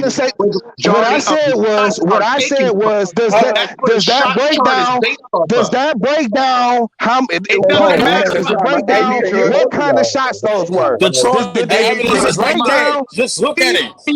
Did it break down what kind of shots those are? Can I get like 30 seconds, big bro? 30 seconds, please. Please put me on. Get it after him, please. Just for 30 seconds, bro. I need it for 30 seconds. Go ahead, man. Because I need it to him. I need the people to hear this real quick. Because I've been listening to this shit before I came up here. This is what you get when you let your bias and your hate cloud your better judgment. He literally tried to argue a fucking shot chart. I need y'all to think about that for a second. Yeah, that's crazy. That's crazy. The shot chart does not. Hold on. No. Because the shot chart does not. Let him finish. The shot chart does not tell the whole story. Is what I'm saying. I need a couple. So don't act like that's just he did the be all end all. It does not break down what those shots were he took in the paint. Now when I tell you he's become a jump shooter, that's what he. What is this? Is putbacks, bro? It's a shot chart. It shows you. It doesn't matter how many games. It doesn't matter if it's 1 game, 2 games, or 3 games. It shows you where the majority of your fucking shots were taken, and you still tried to. You hate this man that bad that you will literally say anything. Look the evidence is right there. It's right there. And he's still in denial. This is funny to me. This shit is amazingly stupid. Hey, come on, man. You take a shot at tequila from the stupidity I heard you saying, come Detroit. On, bro. You hate Brock that much, bro? You hate him that much? He's a troll, man. He's a troll. Hey, Detroit. You said you watch basketball. How many putbacks you see LeBron get? I can't even think of 5. Detroit, hold on. Can I answer his dumbass question? Because it's a dumbass question. Is they put back a shot? No, I'm saying I don't see LeBron getting a putback. Yes or no? Is they put back a shot? Hell yeah, it is. Hell if a putback's a fucking shot, that would be in the fucking paint, wouldn't it, dummy? I ain't no dummy. You ain't talking to me. I agree with you. That is the dumbest shit I've ever heard. How many putbacks? It doesn't matter. A putback is a shot, and a putback is usually done where? In the paint. In the paint. So hold on, calm down. In the entire fuck are we talking about right now? What is the Mr. Mingle, he conversation? said that LeBron was a jump shooter. He meant to say LeBron takes more jump shots than he used to. That's what he meant to say. Oh, okay. Hold on. Here's the actual number of shots that he took. So LeBron James this past season, right? From the 3-point line, so he took 377 threes. So if you want to know the volume of shots that he took, so we can help him out. He took 377 threes out of 1,219 shots total. So all the rest of the shots were in the paint. 377 of them were threes. So the majority of his shots, around 800 or so shots, were in the paint, while 377 were out here. Do you understand why it doesn't matter how many games he played? It's just about shots taken now. You understand that, right, Detroit? He left, man. He left. No wonder why he left. He getting cooked. Dope ass over there. That was buried literally his ass and dug his ass back up. That's why he Lamont, please clip that shit up and run it on repeat for like 25 years, bro. That was literally the dumbest shit I have ever heard in my life. You put up the shot. Y'all, everybody on this channel looking right now in the chat room, y'all see this shot chart. He looked at it and said, I'm looking at all the blue on the perimeter with the dark ass blue in the middle. So I'm listening to him, and he was like, but y'all don't see all that blue on the perimeter? Who said LeBron don't shoot jump shots? I heard y'all literally said, but the majority of the shots come in the paint. I heard y'all say this, which is common sense. If you look it up, not to cut you off, 75% of LeBron shots are in the paint. But see, this is the shit. He talked about goalpost moving. These are the same motherfuckers who sat here and said the only reason why LeBron James became all-time leading scorer is because he did majority of his scoring in the paint.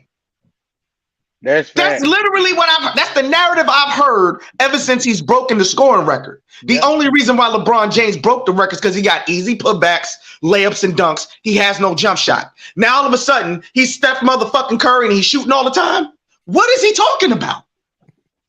Narrative, ESPN narrative, just like he said. Like he said, we was doing everything he came that up was with. Literally painfully dumb to hear. That is the example of someone whose bias and nostalgia bias has gotten him to a point to where common sense goes out the goddamn window and you will say anything. He said Russell motherfucking Westbrook was better than LeBron James because he averaged a triple-double. Holy shit. Yeah, he got to get out of here with that. He was tripping. I got to get Tyson up here. Hold on. Detroit came crazy. Yeah, he must have fell out. Hold on. Tyson, you got to hit the link, Tyson, man. I got to get you up here. Man. Like, holy shit. He said Oscar fucking Robinson because he averaged a triple-double all those years. Fuck the fact he only won one chip. Fuck the fact he doesn't have nearly the accolades, anything LeBron has. It's strictly off the triple-doubles. So when one of y'all said, did Michael Jordan do it? Did Kobe do it? He got real quiet. I noticed every time he didn't have a bias-ass rebuttal to help his bullshit argument, he got real quiet. That was... And another I'm right here. I just fell out, bro. He was smoking some serious crack. Hey, you know what's so funny? Everybody talk about LeBron getting all his points in the paint, but how did Kareem get all his points? In the fucking paint. You didn't exactly. In the paint. You didn't let me finish. You didn't let me finish. The shot chart does not tell you what kind of shots he's taking in the paint. It does matter. You realize it that don't matter, right? Bro, it don't matter, bro. LeBron is trying to play he's not a jump shooter. Hold on, can I explain it to him? Can I explain it to him? It doesn't matter because it's still a shot. It doesn't matter if he puts up the layup. It doesn't matter if he dunks it. It doesn't matter if he shoots it, or it doesn't matter if it's a putback. It's a shot. And if that shot comes within 1 to 2 feet of the rim, that's in the paint. Anything inside of there is the paint. So if it's a putback, guess what? It's a shot put up by LeBron James that counts as a point in the paint. You dummy. Right. So don't tell me he's not a jump shooter. You know. He's not all the blue dots around the perimeter. He didn't shoot 300 putbacks, bro. You sound stupid. You shut up. He didn't shoot 300 putbacks. Y'all need to cut it out. He shoots threes, but he's not a jump shooter, you idiot. He is a jump shooter, bro. You know what I'm saying? He hasn't been a penetrator, dog, for years now. Because he's slowed down. He's not as athletic as he's been. What game did you watch it, my nigga? No, dog. No. Literally the dumbest shit I've ever heard in my life. This is literally the dumbest shit I've ever heard in my life. This is some fanboy shit on another level. This ain't been a fanboy, bro.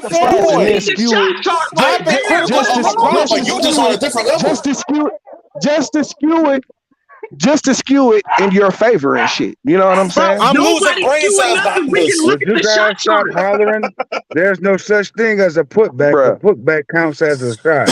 Hey, Detroit, when you say LeBron is a jump shooter, you mean he hit more jump shots or he take more jump shots? What you trying to say?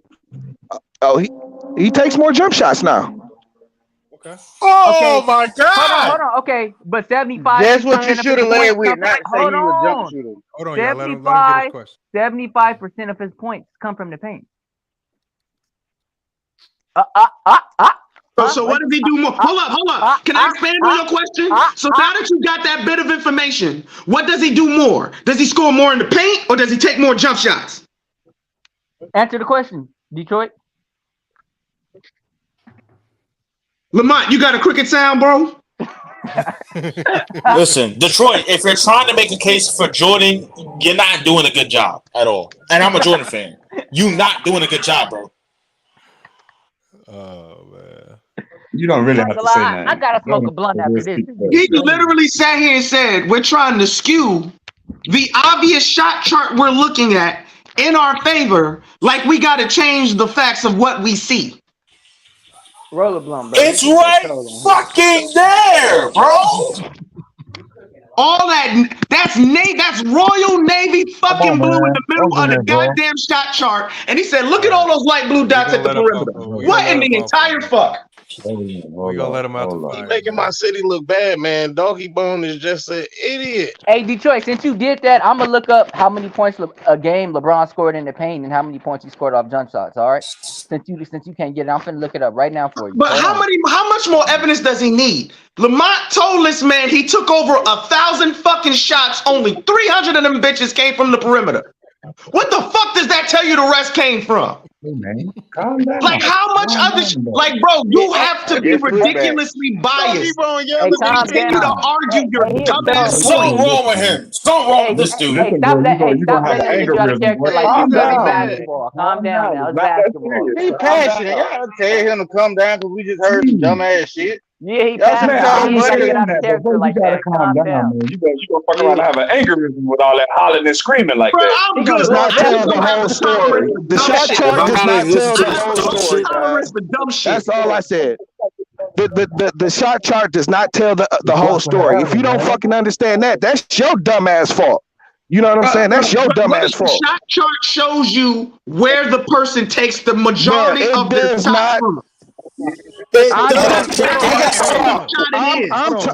finna help you out, T. I'm finna help you out. Hold on. Let me ask one question. It's really simple. It's really simple. Dudes just choose to ignore it or not. You know what I'm saying? No, Detroit. What types of shots at the rim would you like us to exclude? Like I said, it doesn't tell if those are putbacks. You know what I'm saying? Offensive rebounds. Same dumb shit. That's not in the flow. Offensive rebound and the putback is not in the flow of an offense. That's a shot, bro. What? When he comes down and he has the ball in his hands and goes back up, that's called a shot. on, y'all. Hold on. No shit, Sherlock. No shit. I'm not arguing that. All I said was it's not telling the whole story. Okay, Detroit. So I'm asking you. Hold on, George. George, you got some background noise coming out. So Detroit, my only question is, so I can filter the shot chart. If you don't like all of the shots at the rim that he's getting, which ones do you want me to filter out so we can get a clearer picture of what you're talking about? Okay, so can you take away putbacks, offensive rebounds? Hey, Detroit, just to let you know, this ain't gonna go good for you because LeBron on average All right, offensive rebound. So hold on. Detroit wants me to take away all of the points in the paint that LeBron James got off of offensive rebound putbacks. All right, let's do that. Let's see. First, we got to see how many points he scored this year off of offensive rebound point backs. Let's see if we can pull that up. I bet you it's less than 100, Lamont. It might be less than 50. Why are you even entertaining that dumbass shit, Lamont, bro? Come on, man. He act like LeBron averaged 10 offensive rebounds a game. Yo, this is the craziest shit I've ever heard in my life, bro. Nigga barely averaged one offensive rebound. You want to talk about putback? Okay, hold on. Got it right here. I didn't think they would have this. Wow, they got it. Okay, so let's see the full breakdown of it. Hold on, I'm Put about it to up. snip it. Hold on, I got to snip it. Hold on one second. Shit. We're overlooking the fact that that's still a fucking shot. No, we're gonna do his logic. We're gonna do his logic. Stop calling him Detroit. He just stay here. Okay, so hold on. No, so hold on. This is what we're gonna do. So I don't have the exact amount of points that he scored off offensive rebound putbacks, but we can kind of gauge it by how many offensive rebounds he averaged per game. Yeah, he averaged one. So LeBron James averaged about one offensive rebound per game, which means the most points he could probably score off offensive rebounds per game is about 2. So that means if we scale that throughout the season, that means we take off about 82 shots.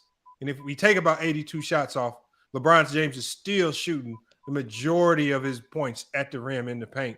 Around 75%. Not even 82 shots because he only played 55 games. Yeah, 50 shots then. Yeah, 50 shots. So we're only taking about 50 shots out. So that don't really help. I mean, I told you let Lamont do what he do. Y'all act like y'all don't know what garbage buckets are. Y'all act like y'all don't know. Y'all act like y'all don't know what garbage buckets are, man. Self-destruction. You're headed for self-destruction. No, it ain't no self-destruction. Listen, y'all just Detroit. He sat here and said we don't understand what a garbage bucket is. You understand a garbage bucket is still a bucket, right? Hey, you know how many points? Listen, you know how many offensive rebounds LeBron had this season? Self-destruction. You're headed for self-destruction. Hold on. LeBron had 65 offensive rebounds, right? 65 offensive rebounds for the whole season. You fucking idiot. Hold on. And we have to listen, bro. For Detroit's point to have any validity, that means LeBron James had to shoot the putback on all 65 of those. And we know that ain't true. So exactly. So you have to cut it. Listen, listen. Like I said, you probably got to cut it less than half. Let's be real. When he's running the offense, dog, he's taking jump shots, dog. You know what I'm saying? He's not going to the hole as much as he used. That's all I said. That's all I said. That's not all you said. That's not all you said. That is all I said. He's a jump shooter. He's a jump shooter now. He's a jump shooter. He is a jump shooter. You don't know how to talk basketball, bro. You know how to talk basketball. He is a jump shooter. He's a jump shooter, bro. I don't know how many shooters. Trae Young. Those are jump shooters. LeBron takes jump shots. He's not a jump shooter. You're using the wrong vernacular, sir. ESPN took away a couple of his cutbacks. LeBron James scored 27 points off putbacks this year. You fucking idiot. All you have to do is watch. All you have to do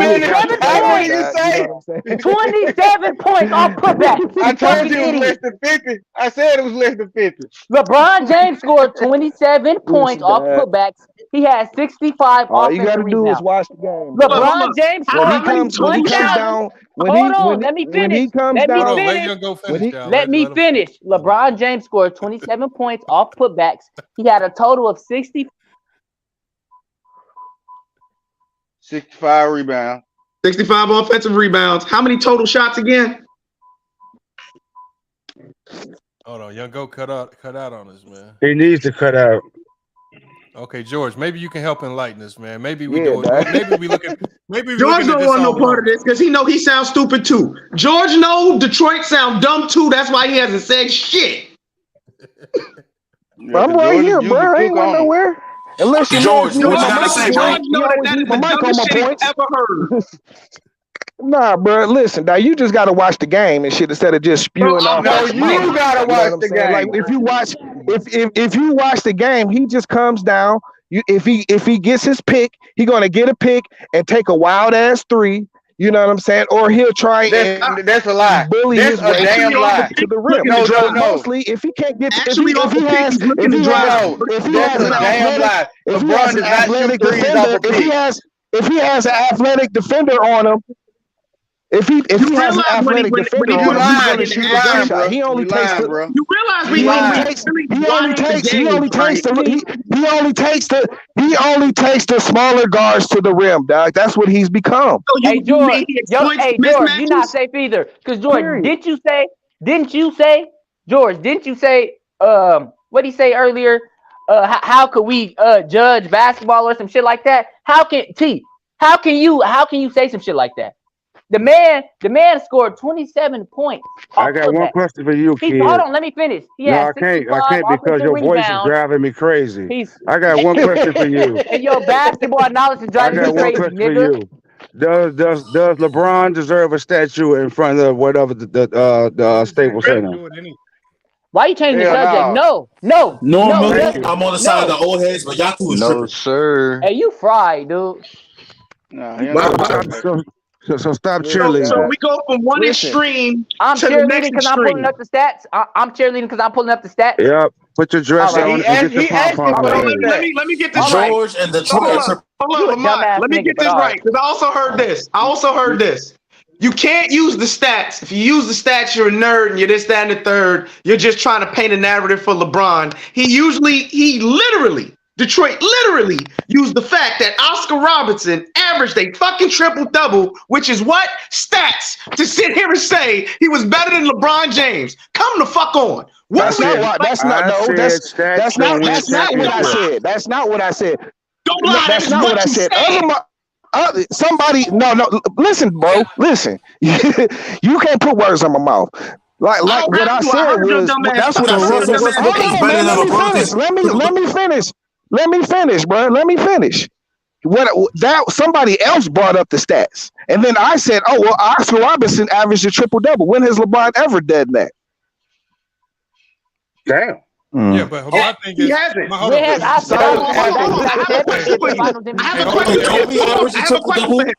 have a question for him.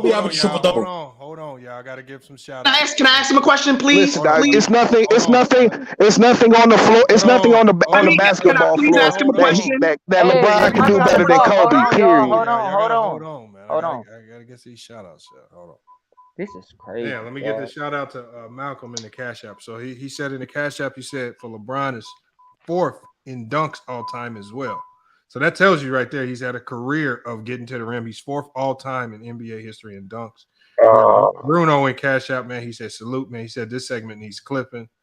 And then, man, so we got Bruno, we got Bruno and Malcolm both in the Cash App. Salute to both y'all, man. Appreciate it. But I don't get it. Look, my thing is, if you're comparing the stat line of triple doubles of Oscar Robertson to LeBron James, who else in your top 10 was able to average a triple double that you can, like Lamont, nobody else? Took my question, bro. Nobody else in your top 10. Isaiah didn't for sure. Jabbar is as good as Jabbar was. He didn't. Magic didn't. Bird didn't. These guys, none of these guys averaged triple double. So you're putting a standard on LeBron. Y'all brought up the stats. I didn't bring up the stats. No, I'm asking. Y'all brought up the stats. I only brought up the stats with Oscar Robertson because it's the only reason most people have him in the top 15 all time, because he didn't have a career full of winning championships or a lot of postseason success or a lot of game winners or none of this stuff. What put the sole thing that put Oscar in most people's top 15 all time is the fact that he was able to average a triple double. Like, people were able to separate the fact that, okay, maybe he didn't get all the winning, but he still did something historically great. that we can say this probably won't ever get duplicated again. And they gave him credit for it, and they didn't put all these other labels on him, even though he struggled in other areas in his career. They didn't add all this extra stuff. They just gave him credit for the greatness, just like you're giving him credit. See, you're skewing it again. You're skewing it again. So why is that an issue? Okay, so why is the team that he played with and him not having a lot of playoff success? Why is that compared to LeBron James when before LeBron James actually had superstars on his team with him, he didn't start winning championships until that. So I don't understand, dog. What's the correlation? But what I'm saying is, I don't know. No, you're using that to say that's why LeBron is greater than Oscar Robertson because he had playoff success and championships all over the place. I'm not. My reason. That's what you said. That's what you just said. Let me answer, bro. Let me answer. My reason for having LeBron over Oscar is different. You put Oscar over LeBron, and I'm asking you, what's your reason? You said the triple double, not me. And so if the you guys brought up the stats. I said he was a player that could do it. Hold on. No, y'all brought up the stats. You said the stats, and what I said, the first thing I originally said was that he was a player that could literally do everything. Hold on, Q. So hold on. So Detroit, if we brought up the stats and we confused you, now we can hit the reset button. I want you to tell us why you have Oscar Robertson over LeBron James. Since if we pushed the stat narrative and you didn't really want to go down the stats, then why do you have him over LeBron James?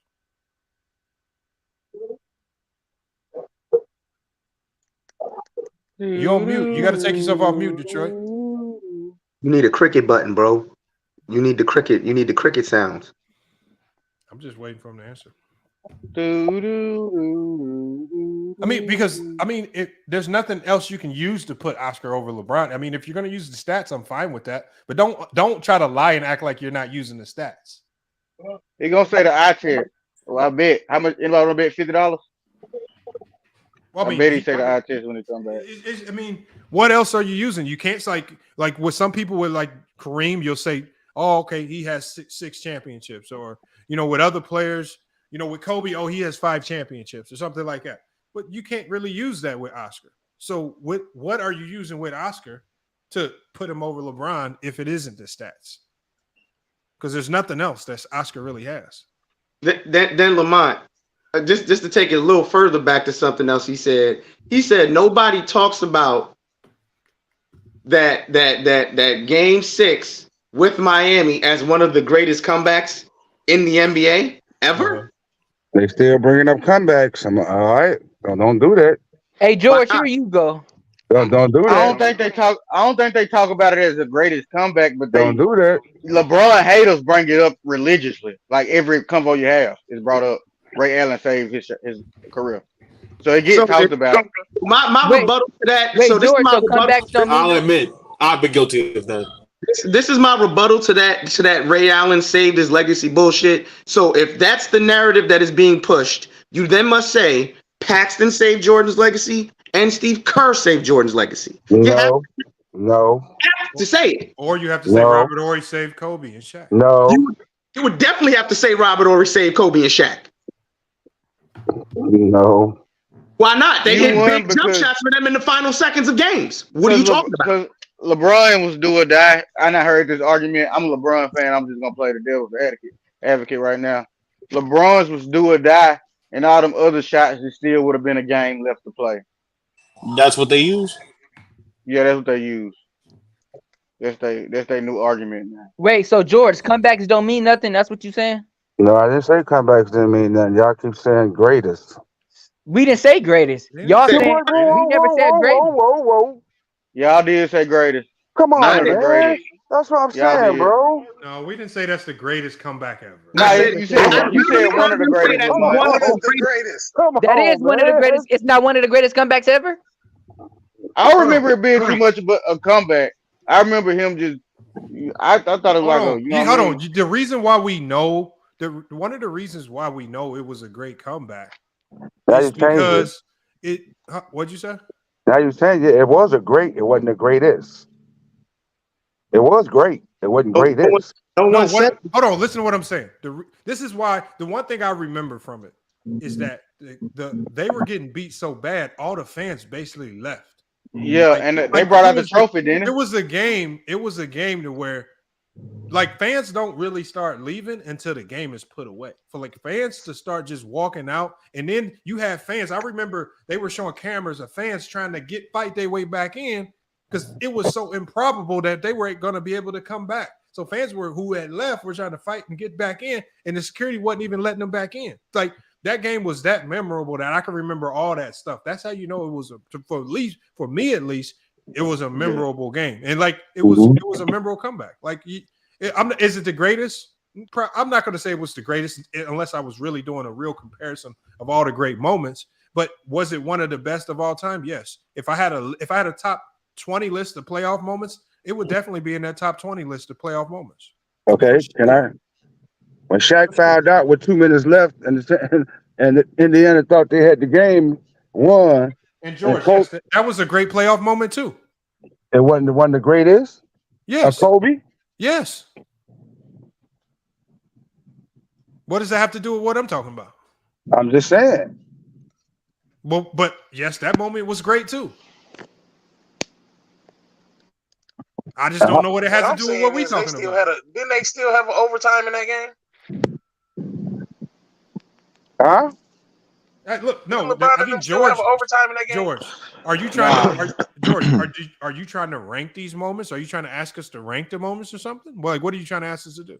Yeah, rank them since you said it. I don't know. Like I said, I would have to get all the moments together, and I would have to do it because I can't recall them all right now. Okay. But that moment you said, yeah, it was a great moment. You want me to? I'm not going to take it away from Kobe like y'all trying to take this moment away from LeBron. I'm not trying to take nothing away from LeBron. I told you how I felt about LeBron, bro. I still have LeBron. I still have Brown in my top 10. I just take away what he said. I didn't like that. I always would go against him about that. Okay. Well, we heard you. Well, I don't like that your name is Curious the Booty Bandit George. So that lets me know where your mind is at and where it's always been. That's your name, nigga. We say it on the screen now, George. I'm about to go back to the class, bro. Look. This has been the dumbest. This has been one of the dumbest. I have some good. I got some good titles for you when you clip this. Lamont. No, I didn't. Lamont, I got some good titles for you when you clip this shit up. You can call it when LeBron hate goes wrong, when hating rots your brain, say dumb shit. I mean, I got some good titles for you, bro. Blinded by the light. When the narratives go wrong, like, bro, like you got some crazy titles you can clip up off that shit. Detroit needs a better school system. Something like, you went to it. No, I got another one for you. When drinking the water in Flint goes wrong, like all kinds of shit. You drunk it, so you talking about yourself. This is your brain on lead poisoning. Like, bro, we got it. I'm trying to tell you, I got some titles, yo. I got some titles for you, bro. Like, that was the dumbest shit I've ever heard. By the way, San Antonio was up by 5 with 28.2 seconds left, and that's when LeBron hit the 3 to cut it to 2. By the way, George. And LeBron hit the game, seal the game, the next game 7. Yep, over Kawhi. The mid-range shot. Tried to go under a screen, crash. I'm gonna pop this meter. Yep. Damn. Hey, George, you can't stand on your own, huh? You need Detroit here with you, huh? No, I don't. I can stand on my own, bro. I just told you. Because George ain't been saying nothing. You been real quiet lately. He knew not to take no part in none of that dumb shit. Now that situation about where LeBron gets his points he from, knew what was I'm not up. gonna do that. Oh, my God. I'm not gonna do that. Was the 3-1 comeback one of the greatest comebacks too? Yes, it was. It was the greatest. George, do you agree with that or no? Hey, y'all make sure y'all stick around too, because I just texted Gilbert. Not what they did to Draymond. No, I don't think so. Oh my God. Draymond did that to himself. Hey, George, I got a question for you. If the Boston Celtics come back down and beat Miami, is this a better comeback than that 3-1 comeback? If the Boston Celtics come back and beat Miami, they never should have been down in Miami. No, so that's a better comeback than the 3-1 versus Cavs versus Golden State, right? Huh? So you saying that if Boston come back Not and beat to me. Miami, no, it's not better? Nah. Okay, all right. It kind of would be better being that it's a 3-0 deficit and not a 3-1. But I get what he's saying though. It's a 1-8 seed, ain't it? Like it's the 1-8 matchup. They not supposed to be down 3-0. Hold on, You know True what the I'm King. saying? I put the link in the chat for you. I get what George saying. I like George, even though he hating on my boy Bron. I told y'all why I don't like But it's LeBron, still a great bro. That comeback nigga because Detroit. ain't nobody never came back from down there. Detroit, this is my first time ever seeing Detroit on here. And This my first time too. He really from Detroit. yeah. That's why he got Isaiah Thomas in his top 10 too. No, he not. He not from Straight Detroit. bias. He from Ohio. Bro, I think Isaiah Thomas is the second greatest point guard ever, but he's not. Hey, somebody got an echo, y'all. Somebody Oh got my an echo. Who he God, what mic behind? is that? Yeah, that was somebody had an echo, man. That was bad. That was I mean, you got it's Magic and Steph Curry. You got Isaiah above Steph Curry. Y'all too young, man. Y'all are way No, too I did my young. research. I like Isaiah. He third to me. Bro, y'all need to, bro. Why y'all always say we too young? Like we can't, And like we we not watch can't more literally basketball go than y'all back and have. watch the same exact games y'all saw from the same angle. That's what I'm Because saying. y'all can't. Because y'all eyes, y'all I can't believe promise what you, y'all George, I have seeing, watched more bro. basketball. You might be older than me, George, but I Y'all promise are you, I way watched more too young, basketball than Them you. bro. niggas ain't watched the game either. They ain't had no fucking You TV. are That's that, what I'm bro. saying. Yeah, that's what I'm Y'all did saying. not have no cable watching that. Bro. Hey, I am amazed by Steph and what he does, but man, Oh, his dumb ass back. the Pistons would have ate him alive, bro. Ooh, The Pistons Now we would have talking about ate him football, George. alive. but who are you talking about, George? Steph, Steph Now we Curry? talking about football. the The Pistons, Pistons the would have ate Knicks, the this whole Celtics, league. Oh my man, god. the Celtics, man, they would have, I feel sorry for Steph being out there playing with them. Hold on, they couldn't even stop Danny Ainge. What do you mean? Come on, bro. Come on. Danny Hayes is way tougher than Steph, bro. Stop it, bro. I don't know Way about that. tougher. Come on. Way What do you tougher. mean they couldn't stop Danny Ainge? Danny Ainge wasn't a factor in them series. None of them. It's way tougher. Hold on, we got OJ in here. Danny Ainge What's was good, a man? two-sport player, What up? What's bro. happening? What's Action happening? Jackson. Action, what's good, Action? What up? Hold on, somebody got an echo, man. Who is that echo? Did you know that, Lamont? Hold on, I'm trying to figure out who got this echo, man. Who got this echo, but I can't tell who it is, but man, y'all got to fix y'all mics, man. Somebody got it crazy. I think it's you, Fredo. Yeah, it's Fredo. Yeah, as soon as I muted Fredo, it went away. So yeah, Fredo. Did you know that, Lamont? Danny Ainge was a two-sport player. Did you know that? I don't care if he was a 15th sport player. He's not He no played tougher than Steph baseball Curry. and basketball. Did you know that? It Danny don't Ainge is matter. way tougher. No, it's not, bro. Kyler Murray played football and baseball. What that mean? Jalen Suggs was a top 10. Jalen Suggs was a top 10 quarterback I ain't and a talking top about. 10 I'm talking about Major League Baseball point and guard. basketball. We ain't talking about in college. What do that got to do with him on the I'm basketball? just letting you know, bro. Don't nobody ever bring up Danny Ainge in baseball, bro. Lamont, Not no what's your baseball thoughts on fan bring Scottie up Danny Pippen calling Ainge. Michael Jordan? But he They played. barely bring Danny Ainge up in basketball. Yeah, fact. Yeah, what we talk Hold on, about y'all. Danny Pootie Ainge had at a the good beginning. question, y'all. I want to hear the Pootie question, man. I didn't What's your thoughts on Scottie Pippen, ungrateful ass, calling Michael Jordan a horrible player? Ungrateful? He kind of is, though, if you think about it. No, he's not. Well, you got to think about it like this. Yeah. You got to think about it like this. So if you try to put it in Scotty, if you try to put it into the context of the way a lot of people speak today, which a lot of people who speak today, especially Jordan fans mostly, and they say that the greatness lies in championships. And if you're not winning championships, it's stat pattern. If we go with that logic, then everything Jordan did early in his career was just stat pattern, and he really wasn't that good. Facts. So, Jesus but that's Christ. only if we use that George type of logic.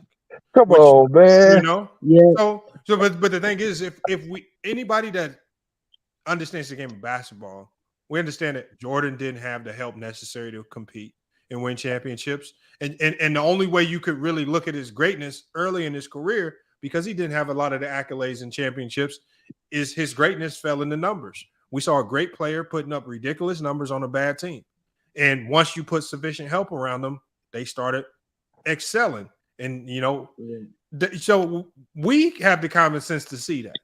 You know, I just wish and hope that the Jordan fans would have the same common sense and fairness with players of today's era. They don't.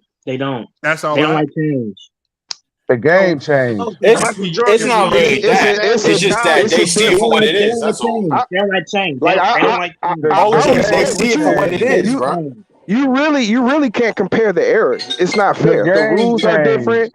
The way they play the game is different. You know what I'm saying? It's just different. It's not even fair. Like you can't put Steph Curry back in them days. You know what I'm saying? And expect him to be the same kind of player. You know what I'm saying? Like it doesn't equate. It would be better. What? Yeah. No, he would not be. My thing about Steph Scottie Curry Pippen is, Steph how Curry could you say that Steph after Curry would be a MJ role won player. rings?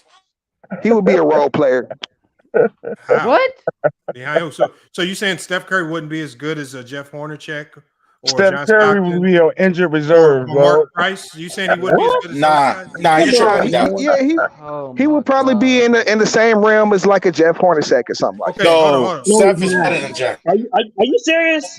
Are you really serious? Very serious. What Jeff Horner said. No, hold on. I want to know, why do you say that though? Like, what did you see about the league then that would prevent Steph Curry from doing what he does? Physicality. Yeah, exactly. Steph Curry's game is not Steph Curry. Steph get beat up all the time right now. Hold on. So if you allow dudes to hand check Steph Curry 94 feet. Let me ask you a question. Now Reggie Miller weighed 160 and just was able to come off screens and get 20 a game. Steph Curry's way more skilled than Reggie Miller. Reggie Miller is a physical player too. Reggie Miller, how can you be physical at 160 pounds? Come on, bro. He wasn't physical. Come on.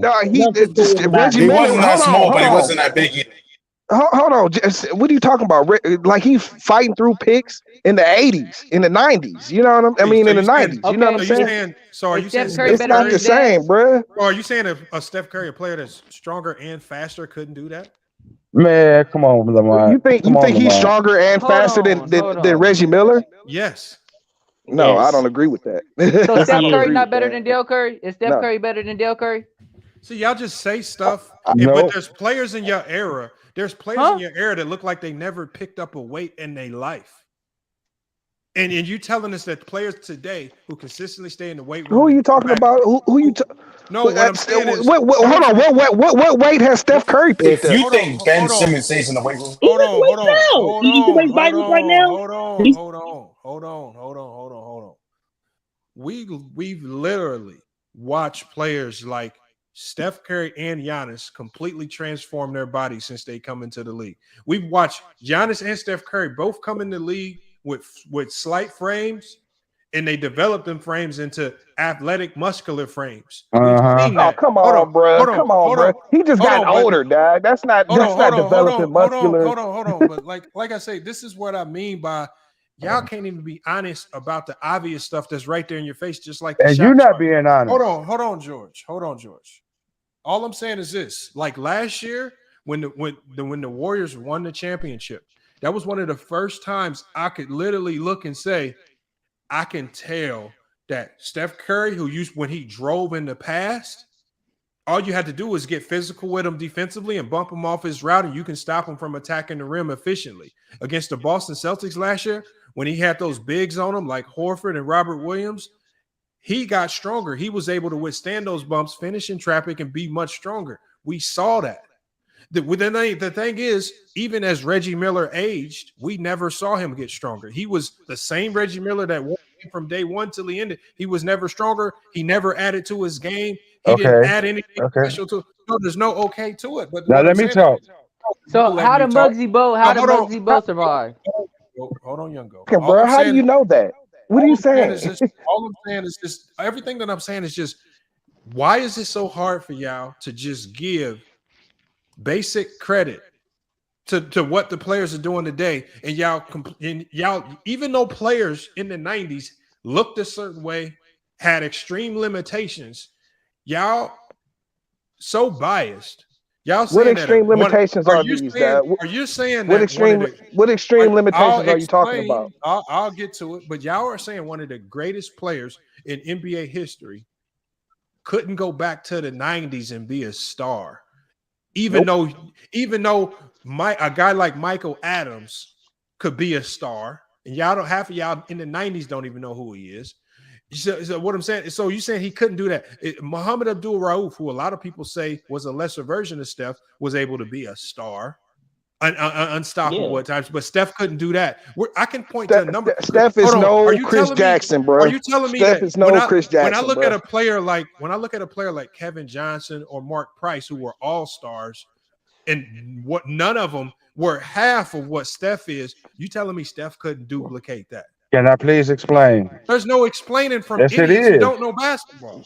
Yes, it is. George, why do we need to keep having you think you're the only one who knows basketball, and that's the funny part. You know what I'm saying? I don't listen, dog. Listen. No. We've been listening to you. I don't profess to know the most basketball, but I do know for a fact I know a lot more than you and George. That's 1,000% true. And the thing is, and like I said, y'all struggle with being honest about LeBron, even though the facts was in y'all face. Y'all struggle being honest about Steph Curry, even though the facts is in y'all face. Y'all struggle with just being honest about today's players. That's the only thing that y'all proven today. And every time y'all talk, it just sounds like y'all just got hate coming out because y'all haven't given one player of today's game any credit for anything. Can I please explain? I love Steph Curry. What are you talking about, bro? You know what I'm saying? People do give today's players credit. It's just what it is. Like our problem is when they try to say that they're better than players from the past. Can I please explain? No, George. I'll give you literally 1 minute. And if you don't get this spot on, you got to go. Okay. You literally I'm have to hit a home run. I'm gonna leave anyway because you won't let me explain. No, you got to hit a home run with this tape. Okay. Back in the day. Back in the day, the West was finesse and the East was all muscle. So you had certain teams in the East that you did not want to face. The Celtics, the Knicks, the Pacers, Milwaukee Bucks. They was all physical basketball teams. They had players like Mason, Xavier McDaniels, and things like that. So there were all the teams didn't play physical, but they did have physical basketball players. You had some on Portland, you had some on Phoenix. You had certain teams who had physical basketball players. So all the teams wasn't like that, especially in the West. And some of those guys that you named, like Kevin Johnson and Raul Agnew, they didn't face those teams all the time. And I did not say, I said Steph would be on injured reserve because if he drove down the middle, and some of the times he would get knocked on his bottom. Just like when Karl Malone did to Isaiah Thomas and Magic did to Isaiah Thomas. They played physical basketball. Can I add on to that? Reggie Miller shot multiple jump shots. And when Reggie went to the hole, you know what was going to happen. So sometimes they took a chance, asked Jordan. That's why the Jordan rules came about. Certain players did drive to the hole and some didn't because they know what was going to happen when they took that chance.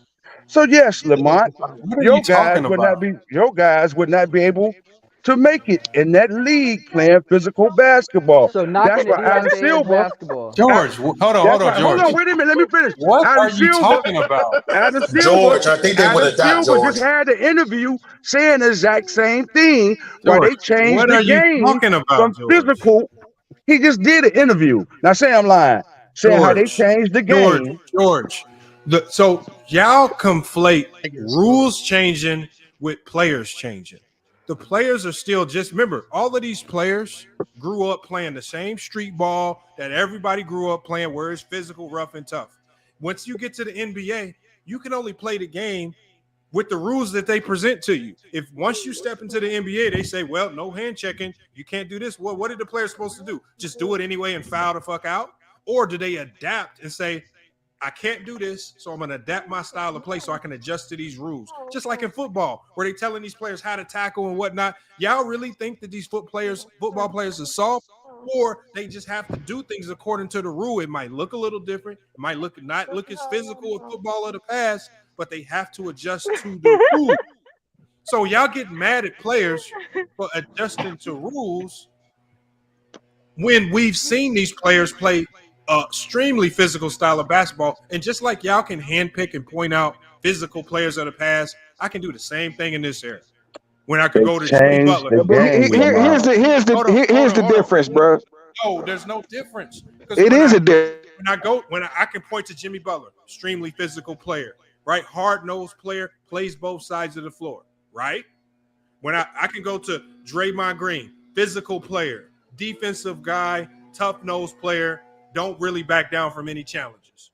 We got them all over the league. We got them all over the league still, but at the end of the day, these guys still have a certain rule book that they have to play under, which might not allow them to hand check, which actually hand checking is a horrible defensive strategy. If you actually think about hand checking, if you actually look at hand checking, the best defenders didn't hand check. The best defenders didn't do it. It's a horrible defensive strategy. This is how you get your ankles. Listen, bro. No, it's not about that. Hey, y'all keep saying, listen, bro. Listen. Yeah, because you won't let me finish. Now you've opined for about 10 minutes right here. You know what I'm saying? You know why I can opine? It's your show. It's your show, right? Right. But dog, if you don't want to, why not? If you don't want to have anybody else's opinion, then why even have a debate panel? I've been allowing y'all. I've been allowing y'all to overtalk, ruin the audio, say dumb stuff for the last. Oh my God! See what I'm saying? You said just as much dumb shit, bro. Yeah. Okay. If I say dumb shit, then let's put up $1,000 and let's do a head-to-head debate. Yeah, you gonna win because you got fanboys. No, let's do it. Let's do it. Man, nobody going to debate on here for $1,000, man. What does that prove? You know what I'm saying? What does that do for anybody? Hold on. We got one Coop P to mod in the chat. She can be the neutral. She can hold the money. We can send $1,000 to one Coop P right now, and we can just vote. We can just have a vote. So we can just do a head-to-head debate where you get 2 minutes, I get 2 minutes, you get 2 minutes, I get 2 minutes. Then we have a final round, and we can go head-to-head. Man, you sound stupid, bro. I know now. But yeah, you do. You know what I'm saying? Because ain't nobody about to put up $1,000 for a dumbass debate. You know what I'm saying? Hold on, you want to do $100? I'm not putting no money on it. You got fanboys. You on here with your fans and shit. I don't care. You know what I'm saying? See, when it's time to really debate, I'm ready to debate. Okay, well, let's go to a neutral platform and debate. How about that? You want to do that? A neutral platform? Bro, you're not gonna beat me. No, you don't want to do that. No, you don't want to do that. Bro, no, you don't want to do that. Let's go to a neutral platform.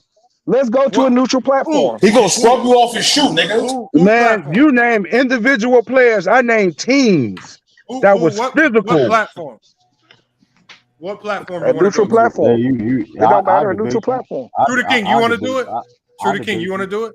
True the King platform neutral. Hey, you cover my platform. Listen, the Matrix. Hey, scared True the King right here on the channel right now. He got his own channel. You want to do it at True the King channel? He a fanboy too. I really don't know this guy. No disrespect. I just don't know who he is. Fanboy. You don't got no profile picture. I love G. That's fanboy. You let the fanboy come on here and talk. Let some people off. Ain't let people talk. That's a fanboy. Don't get me started now. Salute everybody. I wouldn't call you a fanboy, bro. I just said I don't know who you are. That's all I said. I ain't talking about you. The dude above. I don't know what his name is. He's quiet now though. George fanboy. George the booty fanboy. You a fanboy. You like 80 years old. I don't even talk that way, bro. So I know where you at. You 80 years old with that bum ass laugh. Yeah. Oh my God. This is wild, fanboys. Come on, man. You gotta look at your name. Look at your name. Like, come on. Let me put that up there, bro. I can't do nothing about that. This is his channel, bro. The booty. I don't even care about that. Look, what? That's over my head, bro. That don't even matter. Pause. See what I'm saying? Pause. You know what I'm saying? That old goofy shit, bro. I ain't with that. Man. That's goofy. Might turn you into the It booty was daddy. made by a goofy. You I done learned don't that care word. about that, bro. You learned that word last week. Goof. Come on. You like Come 6 on, years old man. talking about goofy. Come on, man. Come on, man. You Goofy. look like a Come on, goofy, man. You hip as hell. You probably hip. You know what I'm Goofy. Come saying? on, man. Come on, man. Hey, George, because y'all talking nonsense here, Goofy. That's crazy. Yeah. You come on, tell me what Lamont printed up beside my name, bro. I don't care about that. Nah, Don't you is bother me. George. You Bro, is That you the don't bother Goofy. me, bro. Lamont Goofy did say that. it's you Goofy. can change it. You got Booty Bandit as your name, bro. So stop talking. Bro, Lamont put that up there, bro. Stop. That don't bother me, bro. Y'all paying attention to that. That's what's on y'all mind. Could have been changed that name. I see. Listen, I've been listening. You could have been changed that name. Come on, man. Bro, I don't even care about that, bro. That shit don't even bother me. You paying attention. Hey, listen. You know what I'm saying? You Oh read my it. God. We don't care about your take. We don't care You about still your talking dumb about ass it. take. So what you thinking We care about? about your dumb take. Talking about Steph Come Curry on, can't play bro. in the physical area. Man, should be quiet, Come man. on, bro. Take them glasses off But and read. Come it's on, not bro. just that though. Paul.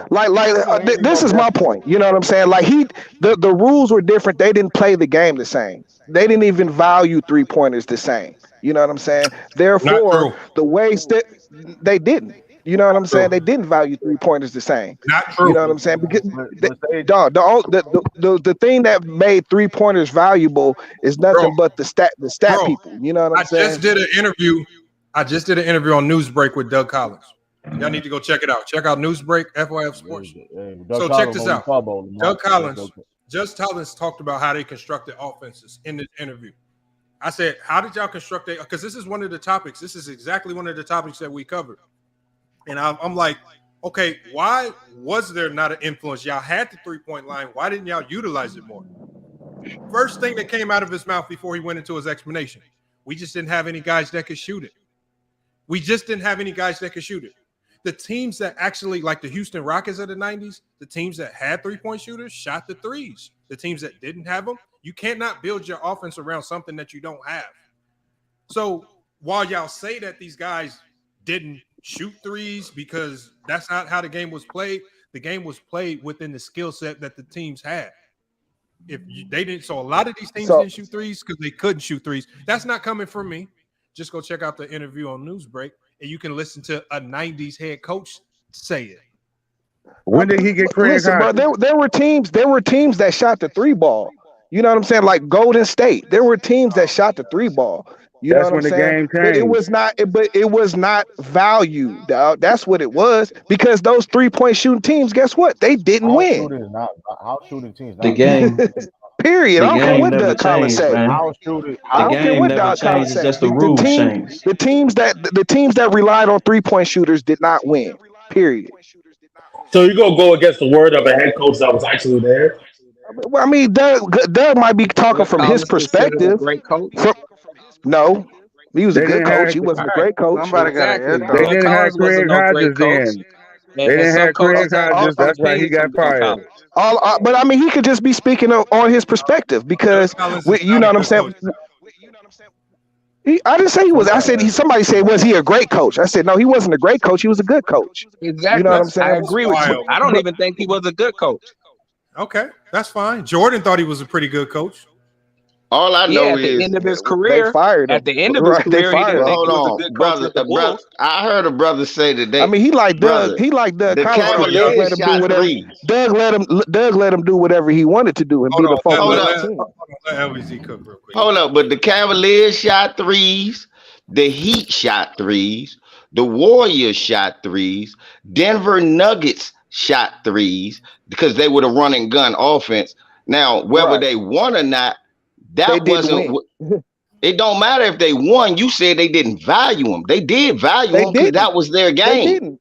If the majority of their teams, bro, you need to listen to what you saying. If the majority of their game was shooting threes, how did they not value it? Did they win? I have a team with Tim Hardaway, Chris Mullin, Mitch Richmond, and Marcelonis just launching threes, but I don't value it.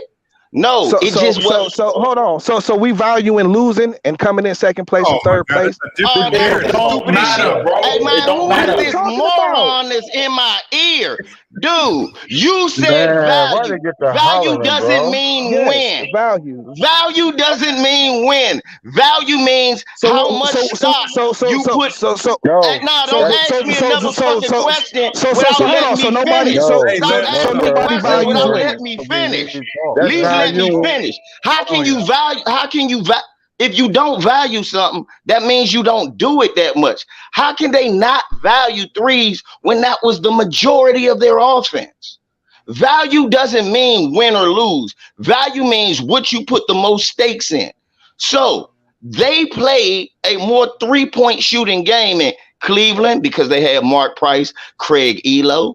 They played a three-point game in Miami because they had Steve Smith, Glenn Rice, among others. They played a three-point game in Golden State because they had Mitch, Tim, and Chris Mullin. Now, just because the other teams value low post and defense a little more, that doesn't mean that teams did not value the three. It just wasn't a question, bro. I beg the difference on Cleveland. I beg the difference on Cleveland. Hold on. I just want to ask bro a question. Who was just talking about the Warriors? About Run TMC. Do you remember how long that team was together? Yeah, 4 or 5 years. They weren't together 5 years. And they split them up for a stupid trade, and they were never the same again. But that don't got nothing to. But that don't have nothing to do with. No, hold on, because you asked me stupid ass questions. That don't have nothing to do with what the fuck I was talking about. What we were talking about, moron, was value. You're the moron because you answered the question and you was wrong. No, you're the moron, and clearly everybody can see it. You're obviously the moron because you don't know what value means. Let LBC finish. Volume. Value. No, not volume. It's no such word. Valium is a drug, you jackass. Volume is how many? Valium is a drug, you jackass. Man, y'all niggas learn how to read. Hey, if anybody want to hear somebody with an actual brain, I'm about to go live in a few minutes. Peace. Man, these dudes all they feeling, man. Hold on. Detroit, let me ask you one question because why did you switch from saying that teams didn't value the three-point shot to then saying that, they didn't win with it? So is it that there were some teams that did value it, they just didn't win? Or what is your point? So did teams either value it in the 90s or they didn't? Well, the teams that were three-point shooters, they were outliers. You know what I'm saying? The teams that won championships and that were winning did not shoot the three ball. Like that. They used it as a, but that wasn't the bread and butter of their game. We know bread and butter of their game was being able to space the floor and to let Hakeem work in the mid post to the post. Exactly. And they spaced the floor out by surrounding Hakeem with a ton of shooters. Okay, but they still relied on. There's no ton of shooters without Hakeem. Mario, these are all shooters that they surrounded him with to space the floor. Right, but there's no spacing if Hakeem is not holding down the paint. There's no spacing if there's not great shooters surrounding. And you don't have and it's not a viable option if you don't have rebounders for those 3-point shooters. They had both of those.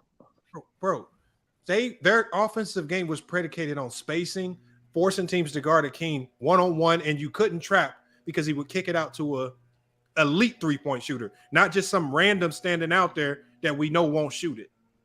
Yeah, but bro, why does that happen? If Hakeem can't demand the double team, then you have a bunch of people, the 3-point shooters with hands in their faces. So what are we talking about? Here's the thing. Teams could double team. I'm only committing to the double if I know if I leave my man, he's not a threat to shoot the three.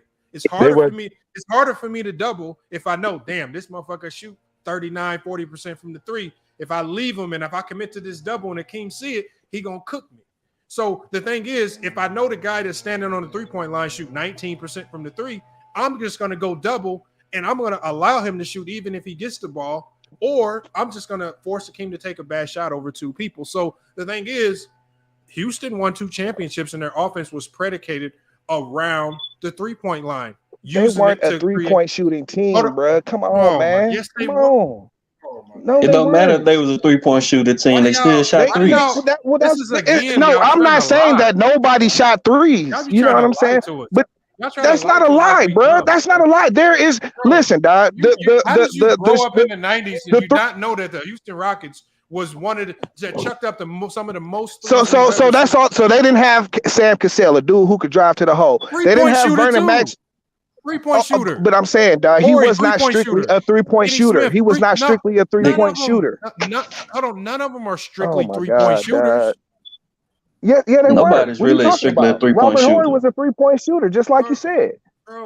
Kenny Smith was a 3-point shooter, just like you said. The reason why they valued the 3-point line because they understood if we surround Hakeem with shooters, it's going to be much more difficult for teams to trap him. That's called value in the 3-point line. You don't have to. You don't have to chuck up 30. There is no 3-point line. There is no 3-point shot without Hakeem, dog. You don't have to chuck up 33s a game to no. What you said was value the 3-point line. Utilizing the 3-point line is also utilizing your ability to space the floor. You don't have to chuck up 33s to value the 3-point line. Okay, they weren't a 3-point shooting team. They were an inside-outside team. I think your analogy fits better with the Lakers than the Houston Rockets. Bro, y'all just be fighting against obvious. No, I said it fits better with the Lakers. It's no fight, dog. I don't know what's wrong with you, bro. To be honest with you. I can literally pull up the volume of threes that they took, and you still, just like with the other shot chart, would push up against it. I promise you. Your analogy fits better with the Lakers than the Houston Rockets. Which Lakers era? It could be with the Shaq and when they had Kobe, the 2001 Lakers, or the one when they had Glenn Rice in them. It fits better with them than it does with them. The 90s, though. The offense was played on offense was predicated on going into the paint and loosening up the defense for the 3-point shooters, dog. That's what it was all about. I don't even understand what's the issue here. Rod Thornton, the executive VP of the NBA, we all knew how the 90s offenses, a lot of them were trying to predicate. What they did was they were all abusing the illegal defense rule by running the shot clock down to like the last 10 seconds. And what they would do is we seen a ton of videos on this. They would put the superstar on one side of the court by himself where teams couldn't double with 10 seconds on the clock, and they would slow the game down to a boring pace while stars ISO'd away from everybody else. Rod Thorne and all the NBA people talked about it as one of the reasons why they got rid of illegal defense, because he said the game is starting to change and getting away from its natural essence of a team game. It got boring, pace got slow, and the only people who were getting the ball the majority of the time were just the stars, especially the centers, who could just post up on the block, get the ball, and the game was boring. That's why they got rid of illegal defense. That's not me talking. Y'all always think these are my ideas. These are things that the NBA said themselves. This is why they got rid of it. And so this is why that illegal defense handicaps teams. It handicapped defenses. We never saw the best defenses of the 90s because they were all handicapped with illegal defense. We never saw the best of anything other than the Bulls and Michael Jordan. That's it. That's just not my opinion, dog. I think the game I think it's played better when it's man on man and you got to man up and play defense. That's what that was all about. You know the best defensive coaches, the guys, even Larry Brown. Larry Brown hated zone, never wanted to go zone. But he even said the best man-to-man defense looks like a zone. That's called because everybody's helping each other. You playing for each other. You communicating. You like that. That's what good defense looks like. Good defense looks like a zone. College basketball, but bro, that's what defense used to look like, even when there was illegal defense. You know what I'm saying? The best teams were able to collapse on the star player. You know what I'm saying? Whenever he's trying to take the game over, that's what it is. If that's the case, then why did not one NBA coach vote against removing the illegal defense? Why did every single NBA coach? Because it was going to make things easier for everybody. It's not about making it easier. What you do is you open up the ability to utilize any defense that you want. We're no longer handicapped. Imagine if the Pat Riley and the Knicks, one of the best defenses in NBA history, could have actually utilized a full defensive playbook that included the zone. Do we really believe that Jordan, they wouldn't have got the Bulls at least once? If they could have opened up that full defensive playbook, 1-3-1 matchup zone, all the tricks that Pat Riley likes to use. We see what he's helping Spoelstra do in Miami. He uses all those tools with one of the greatest defenses of all But time. that defense is not why they came up short, though, bruh. That's not why the Knicks came up short. They didn't come up short defensively. They came up short offensively because people choked in the last games of the playoffs. That's what that was. Yeah, John Starks is not going to get it done. Leave the zones and the college. I kind of understand what you're saying. It was more for that's what the NBA felt like they needed to score more points to be able to score more points to be entertaining. You know what I'm saying? That's not my opinion. You know what I'm saying? I like to see man-on-man basketball. I don't like people sitting in the paint, you know what I mean, sitting on the perimeter, you know what I'm saying, not checking anybody, you know what I'm saying? Like, that's basketball. stupid. Y'all ever go in the court? Y'all ever like pick up a basketball and play? Like I'm curious because like y'all just seem like I played college 2K. basketball for myself. Yep, I'm I played just- college I'm for just- Man, myself. these I niggas don't stuck care in if the you picked up damn a 90s, basketball or man. not. You know what I'm saying? If you watch the game, you watch the game. That had nothing to Well, do I'm with just saying it. that Just because somebody play Hey, you basketball could be don't make watching them the game. more You could be watching the game and be a knowledgeable about the dummy. game. The You know reason what I'm why I saying? say That's that ridiculous. because like You can y'all watch the really game and be a dummy at the same time, though. That's what you don't understand. Leave the You zones can for play the the game college and be a dummy players. too. the reason why I'm saying Hey, it because you but talk I about was just saying, man-on-man. like, You all oh, go ahead, True. Go ahead. Go ahead. so you basically believe in leaving motherfuckers on an island against motherfuckers that can give you 30 every night. You believe that. That's what you believe. I don't care how good you defensively. You believe okay. You got KD tonight. I want you to man on man. You by yourself. You on the island. That's what you believe, huh? That's what you believe. Like Listen, people like, dog, like I that's mean, dog, the leagues survive forever and ever with the same rules. You know what I'm saying? I don't that's dumb understand. though. But Yeah. the thing though, regardless But of I mean, even- like to make they wanted to make it more appealing for the casual fan. You know what I'm saying? And I can understand that from a business aspect. But You know what I'm saying? When it wasn't, but let me even chime when it in was real illegal quick, bro. defense, but even if it was, Let me- when it was illegal defense, though, teams Let me they're chime not in real gonna- quick, bro. People not gonna just let you just guard somebody just by yourself, man to man. Like, come on, it's always like that don't even make any sense. So Let me chime in, bro. When teams they used to build up the matchups of like Bird going against Dr. J, and they would like to have the matchups of people of your individual matchup going head to head against each other. That was part of what's fun of watching the NBA back then. You got to see the best big point guard facts. go up against you the also best get point help guard. too. Big facts, bro. Hold on. Let Big me finish though, bro. You got to see the best centers go up against the best centers. You got to see the best shooting guards go up against the best shooting guards. And those players in that era used to like to match up against each other and guard each other. Who matched up against That's Jordan? You see it What now. was that? But you see that. You Who's see that Jordan? now. Hold on. Who is Jordan? Let me answer your question. Who used to match Shit, up Joe against Dumars Jordan? used to match up Joe against him all the Dumars used to time. match. Bro, we're talking about Reggie the 90s. Miller used to match. The Reggie 90s. Miller used to match. I'm The trying to 90s. answer your question. You are you Reggie gonna let Miller me was a answer? small Talk forward. about the Reggie Miller was a 90s. Talk small about the forward. 90s. Talk about the Reggie 90s. Miller is Reggie a Miller was a shooting shooting guard, bro. What are you talking about? Hold on. Reggie Miller, a guy that played absolutely no defense. We was looking forward to that. You battle. said who used to match up against him. Now you don't like the answer. Clyde give me Drexler. Reggie. Oh, so now, Man. Okay, so you got Reggie. You got Reggie and Clyde. Reggie, Clyde, Joe Dumars. They used to match up against Jordan. Joe Dumars was trash in the 90s. You know See, what's there funny he go. about- hold There on, he go. hold on. There he go. First of all, the funny thing is though, Alright, there you go. Jordan wasn't guarding Reggie Miller in the Pacers. That's what I'm saying. Yo, give me three Ron players. Harper was guarding Reggie Miller. Jordan played in the 80s and 90s. Bro, we're talking about 90s We basketball. talking about 90s though. We ain't talking about 80s. We talking about Okay, 90s. so in the 90s, Jordan ain't the only Jordan player.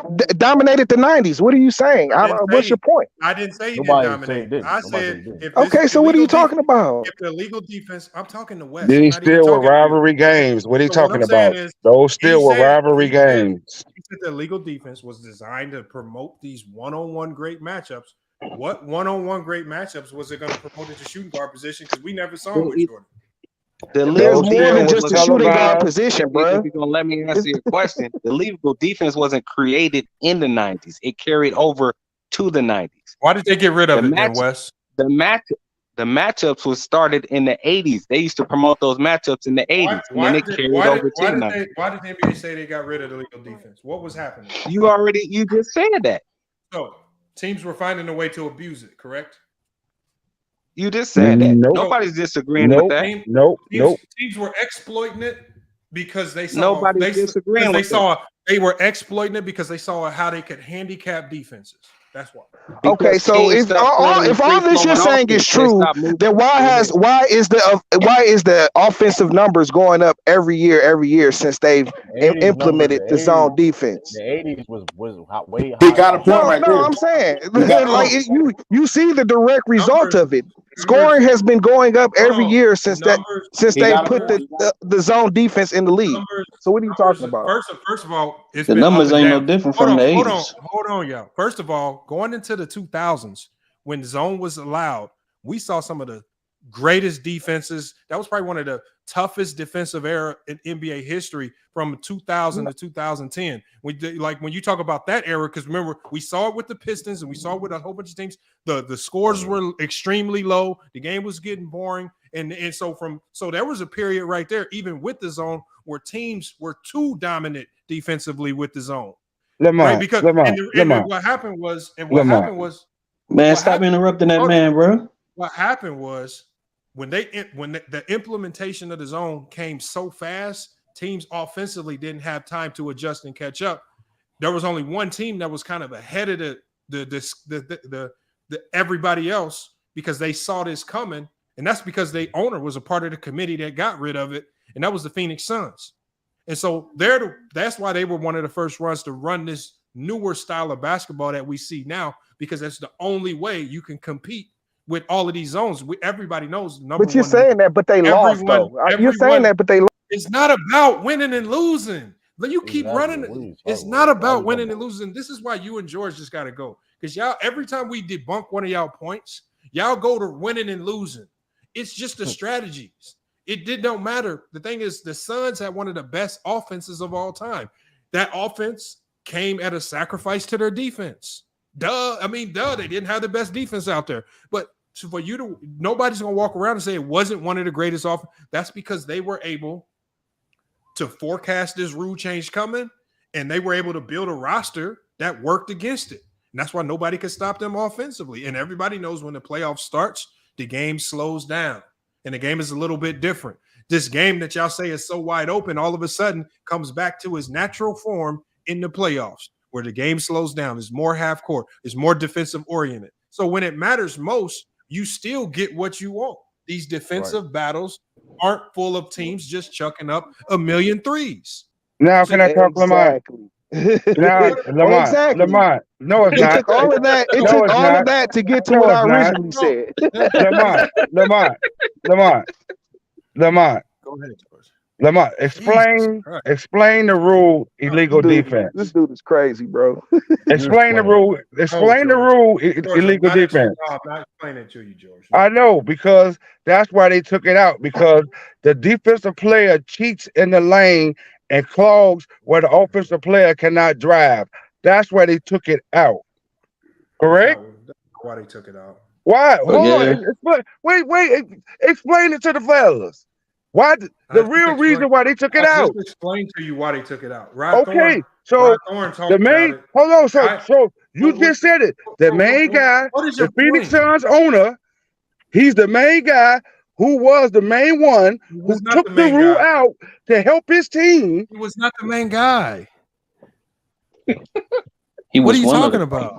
What I'm saying is he happened to be affiliated with the Phoenix Suns. He was on a committee that was discussing this rule change for years, and he was able to let his team know the inside scoop. This rule change is coming. We're going to prepare our offense for the rule change. This is why all offensive they look to lead at times, even against some of the best defenses. I surrender. I give up. Did they win or lose, Dad? That's irrelevant. I give up. Is that not the point of the game? Is to win or lose? What are we talking about here, bro? Like seriously, Dad.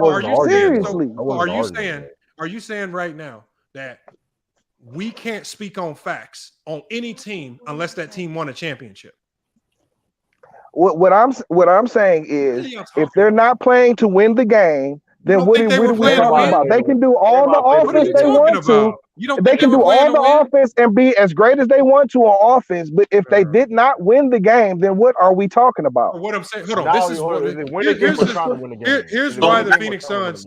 The reason why the Phoenix Suns struggle to win championships. One, because when the playoffs hit, and a team can sit down and strategize against you and you only, this is where great coaches thrive in the NBA. When they can sit down in a 7-game series and just plan for you. You don't have to worry about the Bucks the next night, and then you have to go to Sacramento the next night, and then Chicago the next night, and your game plans is all over the place, and you don't really have much time to prepare. When the Phoenix Suns, what they were doing worked in the regular season because they could surprise teams that couldn't necessarily prepare all the time. When you prepared for a team like that, because they had such flaws defensively, right? We all know they had defensive flaws. Good coaches found ways to exploit them. The Phoenix Suns still beat a ton of teams in the playoffs, but when they ran up against the really good coaches, those are the coaches that knew how to strategize against what they were doing and beat them. And that happens. They came up against better coaches. We all know in the playoffs the game changes, and teams can strategize against you. And you be moving the goalpost or not, Doc. So did more defensive teams win? Did more defensive teams were able to beat the Phoenix Suns or no?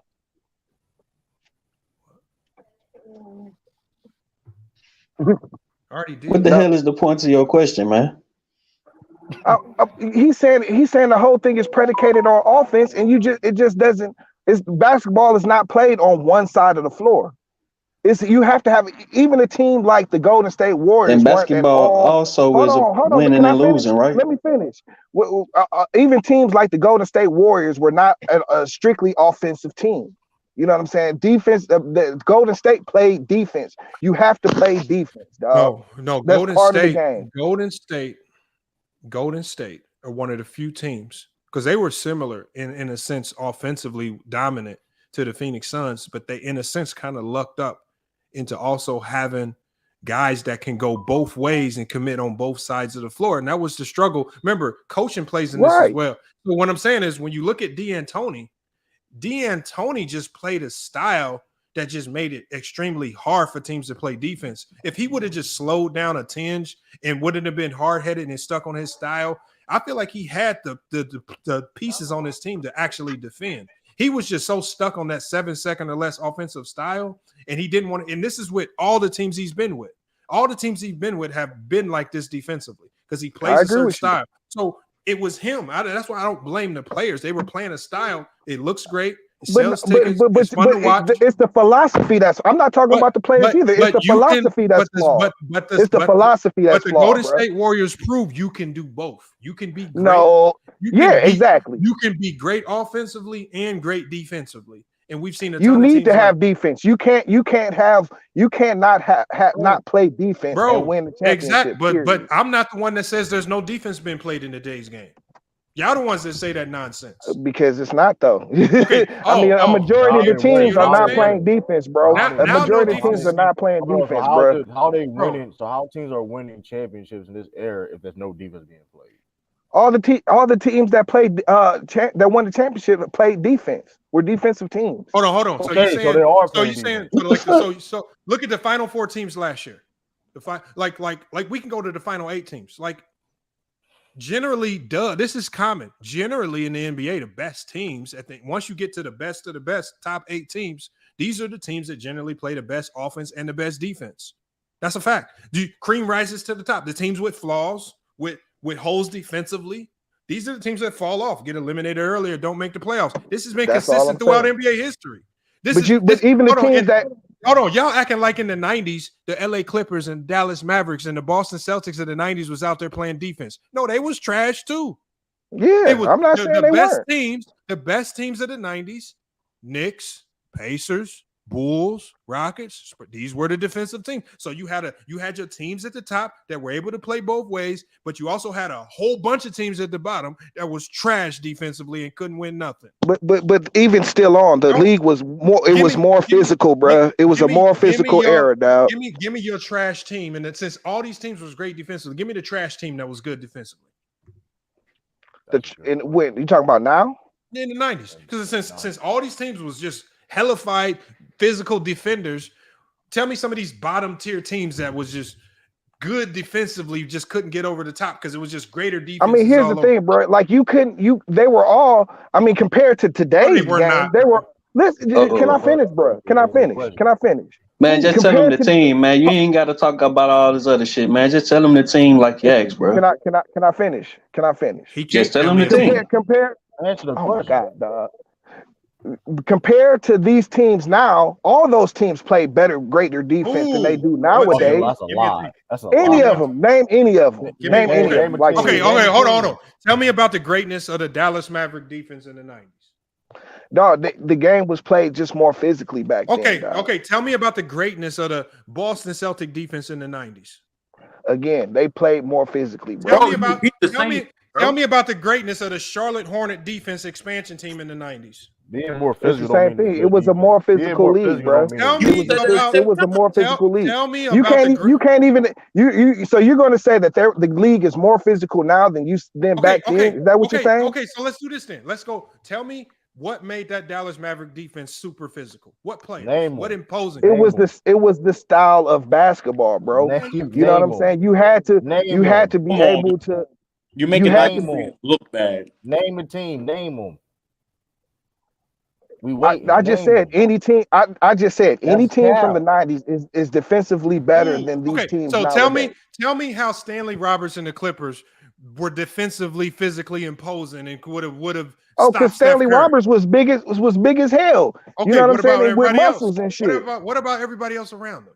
Oh, they had Lloyd Vault. Lloyd Vault was a physical player, low post player too.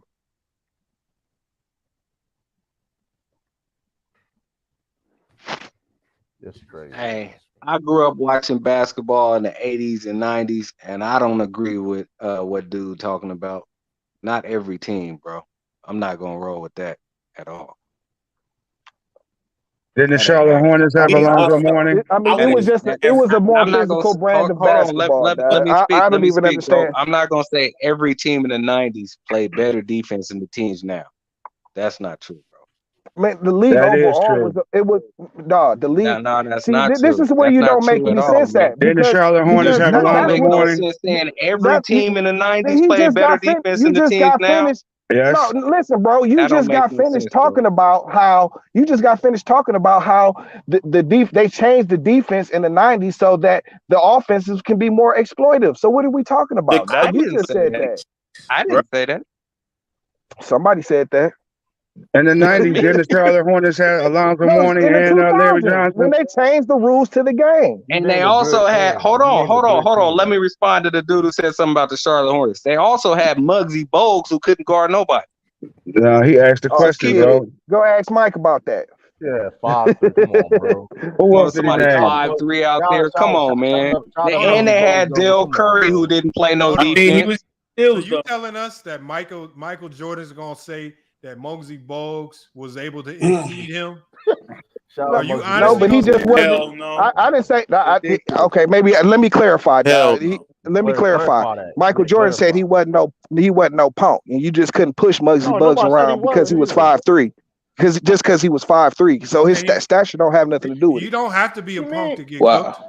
You can get cooked and still not be a punk. What I'm saying is you just couldn't. What I'm saying is you couldn't just push him around. You know what I'm saying? Like you don't have to push somebody that's 5'3" around. You just go over the top of them. They 5'3". Mm-hmm. Yeah, but he would take your money if you ever put the ball down low on the ground. Muggsy Bogues was a solid. Muggsy Bogues was a solid defender. Reason why Charlotte Hornets couldn't get over the hump. He was trash. I mean, dog, he used to pick dudes' pockets left and right. I can't even. Bro, you can't even start in the NBA if you can't shoot, bro. You know what I'm saying? Like, come on, man. He could not shoot, bro. How many threes do you think Muggsy Bogues made, bro? You can't even start in the league if you can't shoot, bro. Hey, That's not this even dude, true. Have you ever heard of Mikael TR Folks Dunn? did. Have you ever Mikael heard of Folks TR did. Dunn? Muggsy Mikael Have you ever Folks heard of did. TR Dunn? Hey, Mikael Folks did. Muggsy He Bogues averaged started one now. steal a game. Muggsy Bogues averaged one steal a game.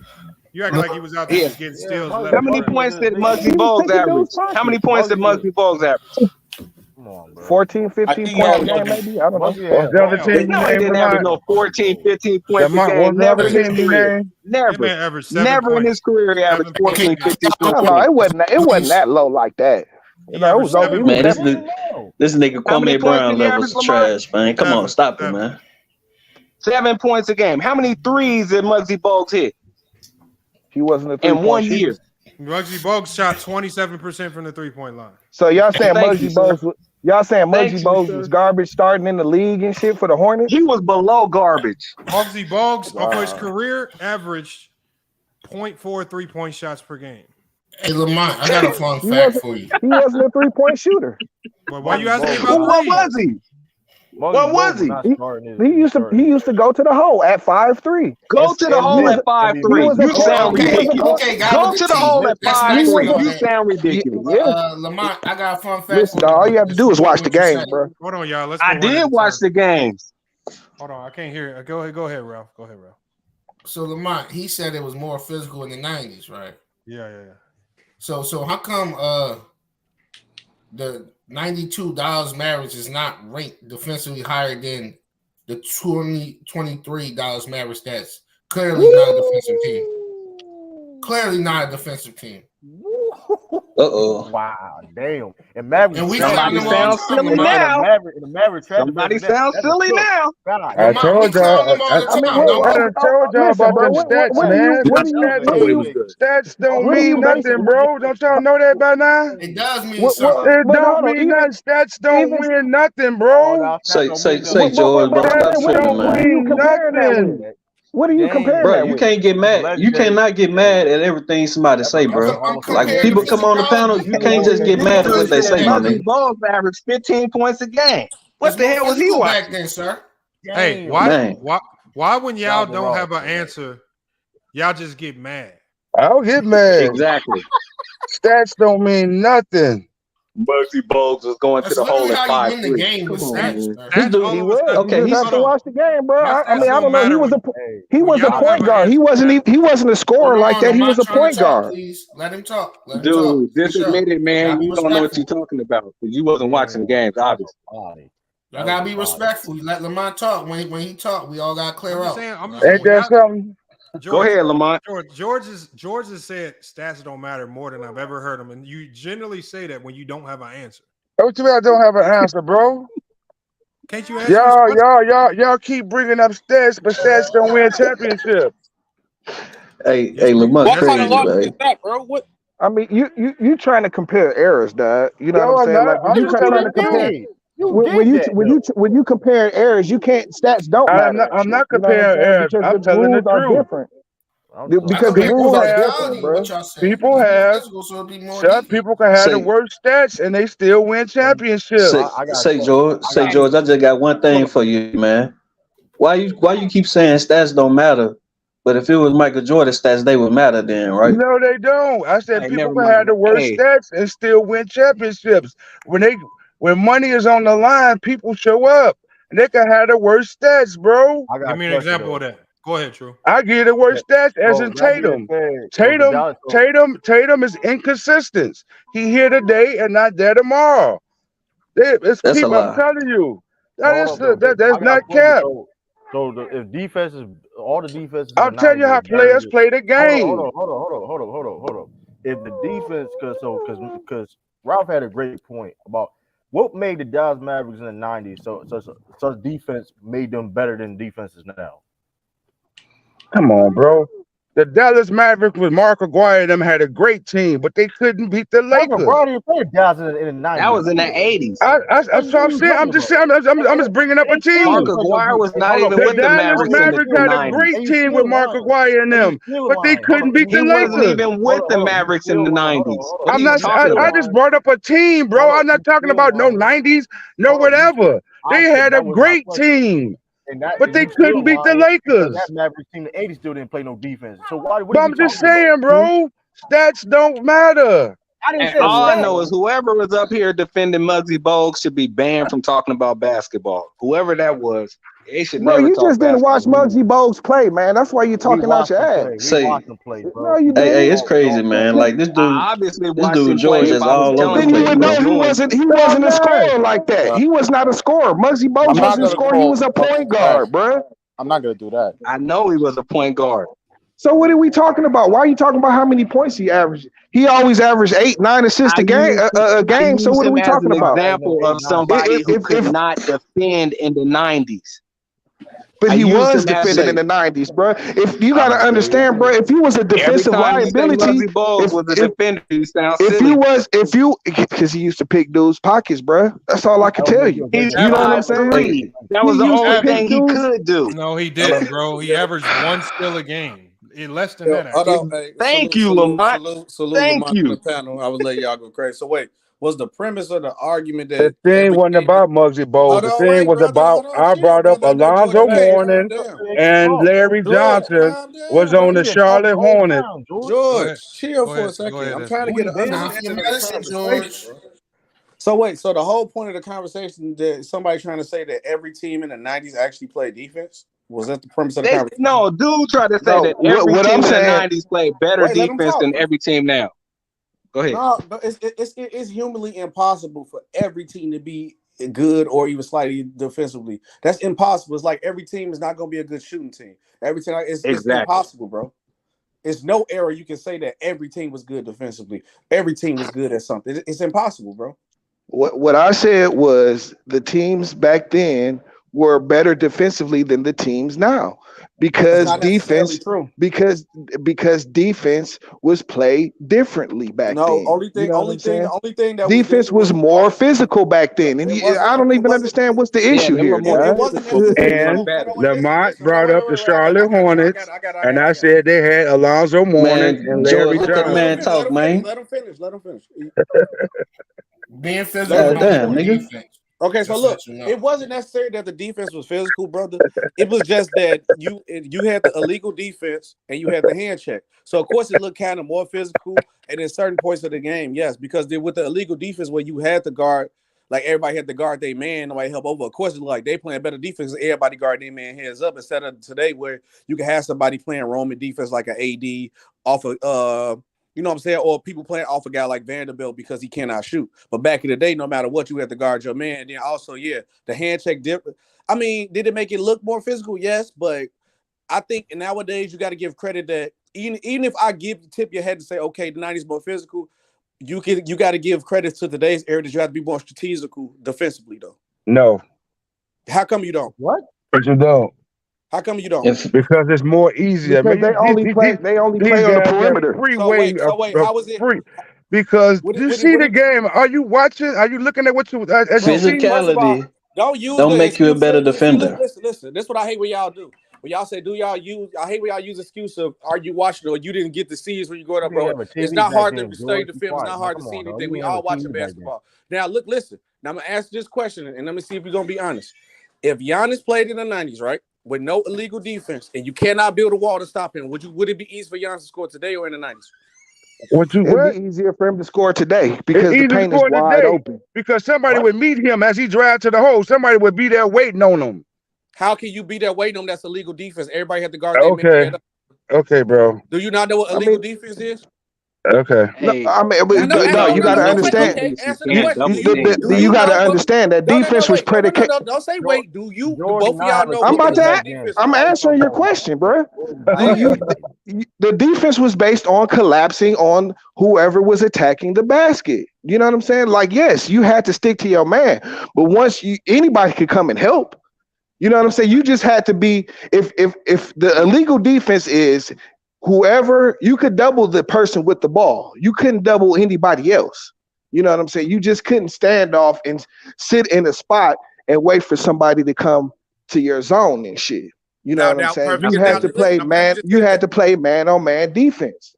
Now, I'm glad you just said that, right? So even if you could come over and help late, but you leave Giannis one-on-one, you would not have time to do anything to stop him from scoring. The man will have to already be there. You know what the Miami Heat did to stop Giannis? And why he got hurt? They had Kevin Love waiting right there to take a charge. So soon as they had Kevin the Love was there wall. before he get, you cannot do that in the 90s. He can't just sit there and wait for him. But see, that's the whole thing too. You know what I'm saying? You just couldn't be a physical run somebody over player. You had to have moves. You had to know how to use the glass. You had to know how to shoot. What? You know And what you I'm couldn't saying? travel. And you couldn't travel. You couldn't travel. That's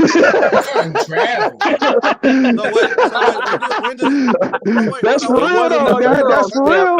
That's for real. Dad. He ain't lying. He ain't lying, bro. So when does Giannis Antetokounmpo don't have moves? Because obviously he gets to the basket easily every time. He has enough moves to get to the basket. Yeah, because he be running.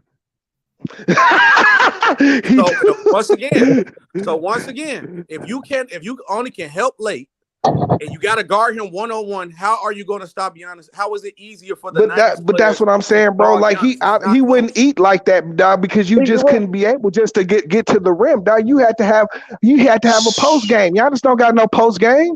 Again, are you actually watching what you seeing, bro? The dude is a traveling machine. Like he went to Georgetown. What are you doing, bro? He runs people over like LeBron do too. Once again, y'all not explaining how. We are explaining. No, once again, y'all not explaining how. All y'all said was travel and post him. Yeah. Explain how the physicality. Listen. I'm gonna say it slow so y'all can understand. Explain to me in basketball terms how the physicality of the 90s is gonna stop Giannis from scoring.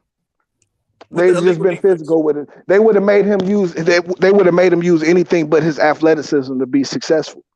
You know what I'm saying? That's what you do. How and Michael Jordan dominated with his athleticism. Antonio McDyess from using But Mike had skills though, bro. Mike just didn't go run to the hole and dribbling like travel to Kyrie the Irving. hole. No, Mike didn't have no crazy packages. What are you talking about? Come on, bro. You call posting up skills? Hey, y'all gotta stop this line about traveling. Hold on a second, bro. You said Mike didn't have what? I said you saying it like Mike had the craziest. Mike didn't have the craziest packages, bro. He killed people with simple moves. All right, simple. Okay. So you think Giannis can't do simple basketball moves? Had a one ball in one handed. Like, no, we're not gonna act like We're not gonna act like that. Like Giannis is like. We're not gonna act like Giannis is just supremely skilled. Giannis gets over because he's long and athletic, bro. Not because he got moves or anything like that. But Mutombo did. But Mutombo did. Mutombo wasn't a scorer. He was a defender.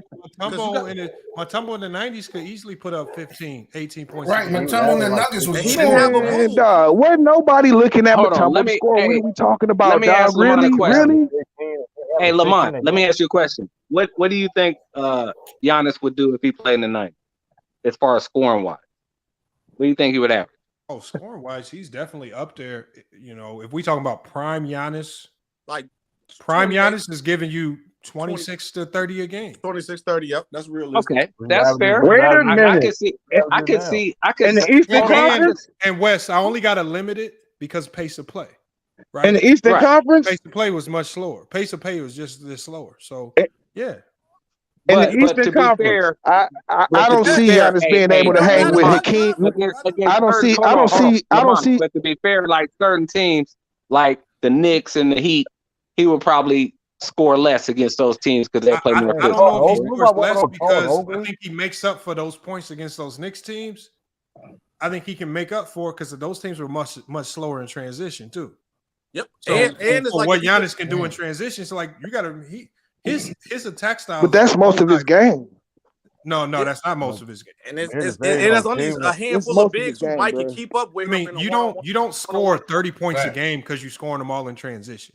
In the Eastern Conference, he scored them all in transition. Not even Cedric Sabalas was doing that. No, you don't. Not just all. I mean, he's putting up 30 a game because he's nice with it, man. And then you gonna depend on Patrick Ewing to guard him one-on-one. He gonna go past him, bro. In the Eastern Conference, no, Patrick Ewing. They wouldn't have put Patrick Ewing on Giannis. They would have put Oakley or probably Anthony Mason on.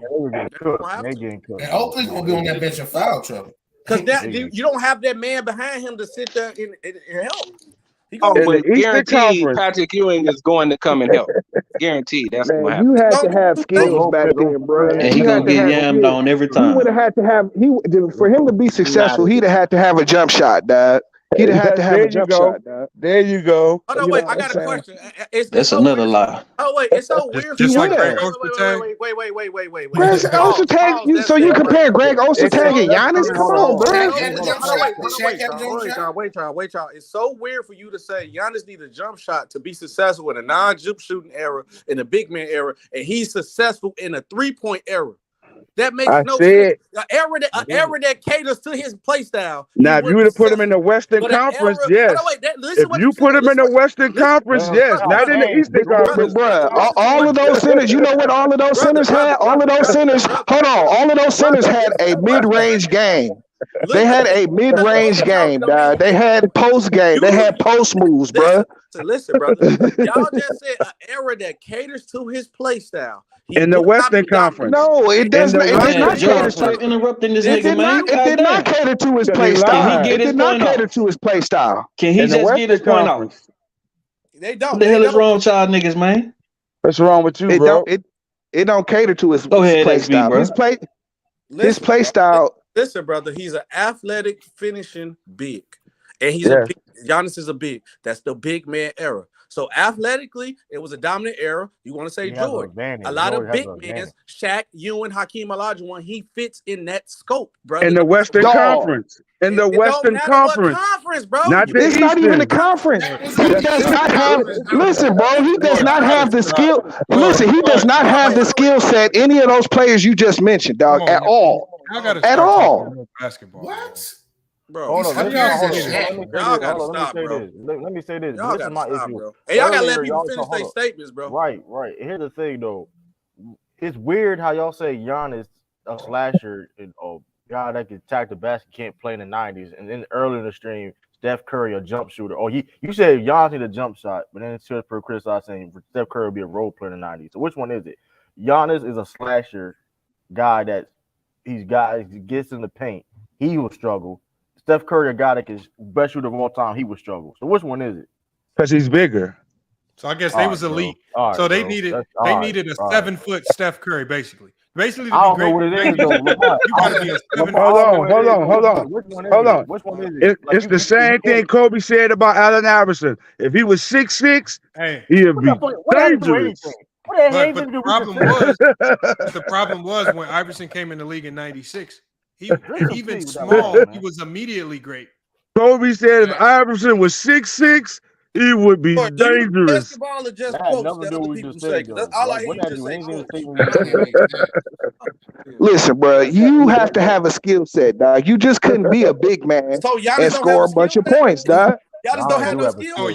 What is his skill set? Please tell me. He can rebound. First of all, he can finish. Finishing is a skill set? Yes. All right, we done. All right, we done. All right, I ain't talking back to you. I'm good, bro. I'm good, dog. Hey, these niggas got to be brothers or something, man. Shout out for Lamont for getting great content out of these guys, man. Hold on, wait. So George finished. Wait, shout out to Lamont. Man. Wait, y'all. So I don't know your name, T and George. So what was Dominique? What was Dominique Wilkins' skill set? Dog, Dominique could drive to the hole. He had Dominique had a listen. I'm about to tell you, bro. Dominique had a fadeaway. Dominique knew how to use the glass. Dominique had spin moves. He had all of that. That's not. Dominique was a total package. What was his primary skill, sir? What did I just say, dog? Fadeaway was not his primary skill. Try again. Try again. What did I just say, dog? That's he not his used to primary go. skill, and that was not his primary skill. Mainly was finishing.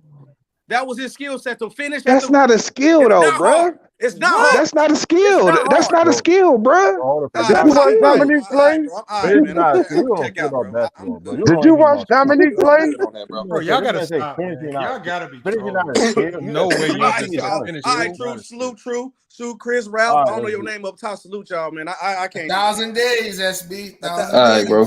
Acknowledge the tribe. Hey, SB, you gotta clip some of this on Twitter, man. I gotta see it.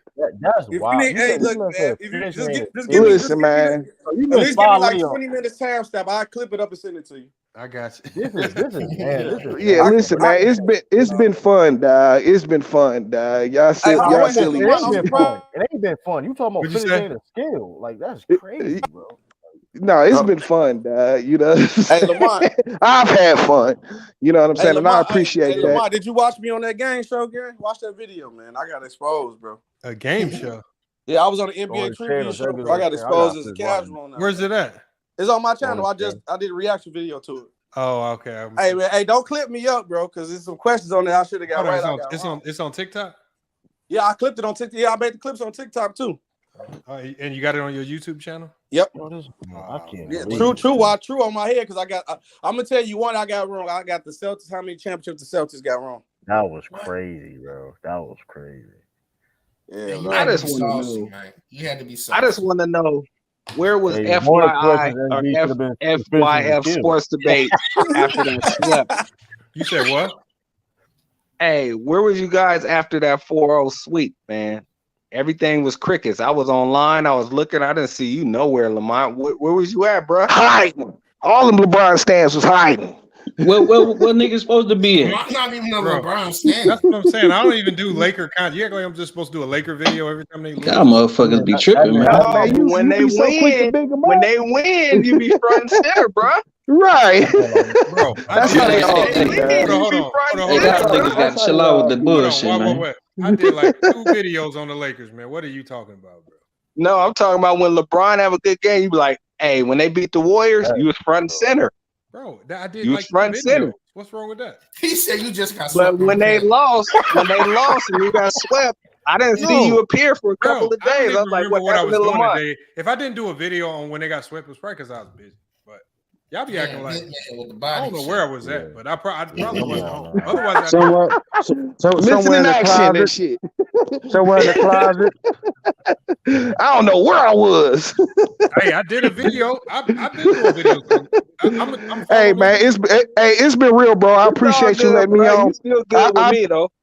I appreciate you letting me on your panel, dog. Having my all access. No, but I appreciate you letting me get off my opinion, dog. Y'all brothers have a good day, man. You watch more basketball, okay? Less ESPN, more basketball. Hey, that's what I Yeah, go and run out the panel, you goddamn cat. Man. You go put on the We're gonna Muggsy do a Bogues tutorial jersey. on how to read a shot chart when you come back, man. Yeah, go put that skirt on. Go put that skirt on, little nigga. Yeah, go get you a Muggsy Bogues jersey. See how much those cost. He said he was defending Muggsy Bogues and said finishing was not a skill, bro. That's terrible, bro. Yeah, man. I don't know why your boy tried to say Muggsy Bogues was defending. How come y'all always trying to kick me out, bro? Because I be, spitting this truth, You don't bro. be letting people get their takes off. You be trying to overtalk people, Joe. Oh, okay, Lamont. I'm gonna be quiet from now on and just listen to all these LeBron cheerleaders. All right. I'm not even a LeBron fan. Though. Who you are? Like, see, this was. I ain't talking to you, bro. See. Why we not LeBron fan? Who a LeBron fan on here though? A hit dog or holler, bro. You know that? George, you know, out of the month, only acts as if he supports LeBron because hell, he like to piss people off, like the Jordan fans, because they be going overboard with the LeBron slander. Hey, so you know what? So Lamont will take that side just to piss people off. Y'all don't get that about Lamont. I know, because Lamont. I know. Hey, you can see Lamont by the posted little a look on Kobe his face YouTube right today. now. Man, the month done what he's told y'all doing. plenty of times he not the biggest Jordan LeBron is James dope. fan. He done even told y'all. Jordan is Jordan though. I want y'all to know that. I mean, y'all don't be listening though. Like, yeah, true. You said that too. That 100 too. I know. Hey, Lamont just know that LeBron fans pay the bill. That's all. They don't. Them Jordan motherfuckers haters cheap too. as hell. Y'all never Jordan hit haters that too shit. though. Jordan haters too though. You said they cheap as hell. Now, to be real, the month will cook LeBron fans too. It's really the Kobe fans that come through in the Cash App. The Jordan and the the Kobe fans and the LeBron fans. Y'all motherfuckers, man. Hey, them cheap dudes. Them cheap dudes. LeBron, hey, look at it. Look who they are though. LeBron cheap. He known for being cheap, and Jordan. So it's like. Look at Lamar. Lamar, you got this both of Jordan and LeBron. You got to do a video explain. Herm, what happened? What's so up? Herm, because you might know what. So what happened with Ticket's channel? Did like somebody attack his channel or something? Yeah, some folks doing some fraudulent stuff, man. You got a group of folks at the like ticket, so they getting all this cash apps and stuff, and then But they took his channel down, or did he turn it off? he turned it off. He turned it off himself on purpose, due to the fact he trying to get down to the bottom of what's really going on. So he did that himself. You remember a while ago? Remember a while ago when that one dude made like a short video taking credit for stealing tickets, cash apps? Yeah, I remember that. Yeah, I remember that. He said he took credit for it. Yep. So yeah, he took it down himself for the time being until everything gets situated and stuff like that. So he did that himself. But it's unfortunate what's going on, man. No matter if y'all don't like a man's opinion or not, man. Nobody should stoop to that level, man. That's uncalled for. Y'all don't mess with him. Don't mess with him. That's how I look at it. But yeah, but Lamar, you sounding like a true black leader now when you talk like that. You need to get. Hey, you know, I always been a black leader, but Lamont knows me too. Lamont knows I like to piss people off too. It'd be funny sometimes just to get people reaction, man. You ain't gotta always be personal. Sometimes you gotta clown around, get different opinions just to see where everybody else head at. Sometimes I just throw stuff at just to see what people would say, just to get different outlooks on things. So I don't always. I know how to troll. You know that it is what it is. But Lamont, you gotta go and do a video to piss off LeBron and Jordan fans at the same time, saying why neither one of them is the GOAT. No telling what reaction you'll get after that. Nah, I ain't gonna do that one. He don't want to lose his clubs. I got Jordan. Already got Jordan as the GOAT, man. Like, nah, but I'm saying you can say that you know how slick you can be sometimes. You can go throw out the I did further research. I did further research. I did. Yeah, bro. Hey, y'all see that YouTube? He put up Kobe talking.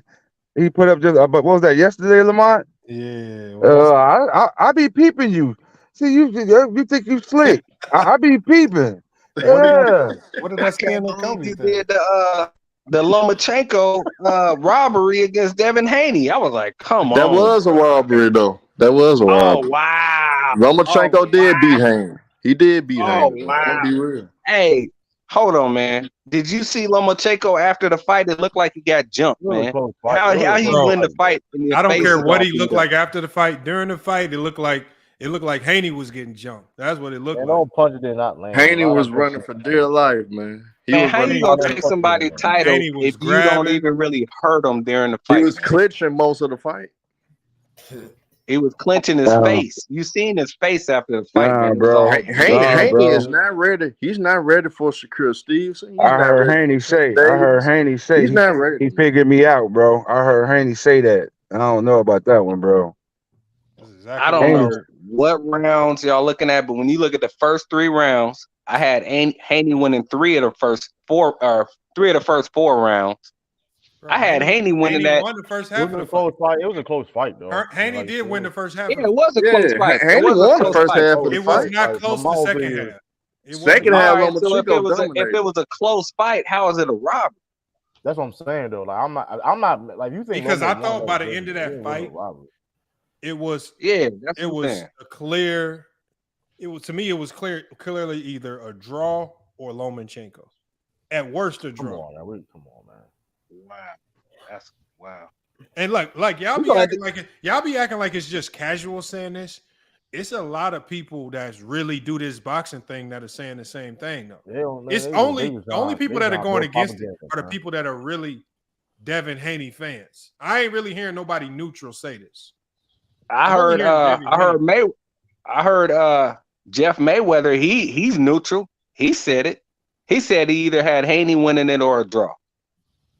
Okay, but that's still close though. But one of the rounds shouldn't be 116, 112. No, I agree with you. It shouldn't have been 116, 112, but I have it 115, 113.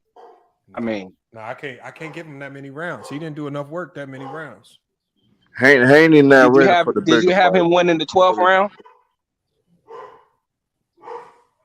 I heard Lomo fans say that 12th round could have went either way, depending on how you wanted to count it. Come on, man. Come on, man. But I gave the 12th round to Haney. The way seven through 11. When I did it, I had Haney winning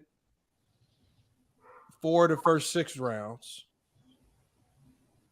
And then I had Lomachenko winning everything from that point forward until the 12th. Wow. Yeah, like 7 through 11, hands down, Lomachenko. Nah, bro. I can't give him that much. Round 7 through 11, you telling me Haney run round out of them 7 through 11 rounds? Hell no. Yes, sir. Yes, sir. I don't know what you were watching. I had him winning round 8 for sure.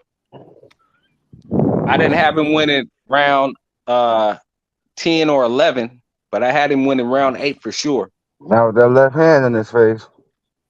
Bro, he was eating left hands, man. He might as well God. He was. But he was also giving body shots, and he was tearing up Lomachenko too. In the second half of the fight, them body shots, he was not. Y'all talk about connecting. The body shots wasn't connecting or even having any impact. If it's about but the funny thing is how everybody talk about the body shots, but when you look at Lomachenko's face, you see both of his eyes was messed up, his forehead, his ear, and everything. But the thing is some fighters, y'all know that some fighters just bruise up and look battered faster than others, even though they won or lost. But at the same time, okay, the perspective of Lomachenko was a challenger, you have to go in there and take it at the end of the day. I mean, thank you, sir. The fight to being that close, I'm not, like I said, if you got Lomo winning or it's a draw, I mean, I don't have no problem with that. But like you said, at the end of the day, you can't say it's a robbery. When at the end of the day, when you were the challenger and you go against the champion, you have to take it. You have to at least knock them down. You got at least you have to convincingly win the fight. You know what I'm saying?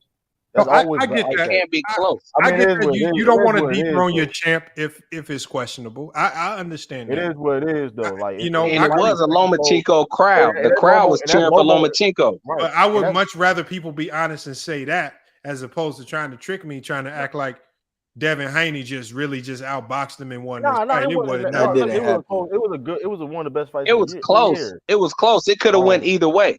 At the end of the fight, I was thinking, it could have went either way. Yeah. But I wasn't just close. When they said and still, bro, I was like, what? And then, but here's the thing about Lomo, though.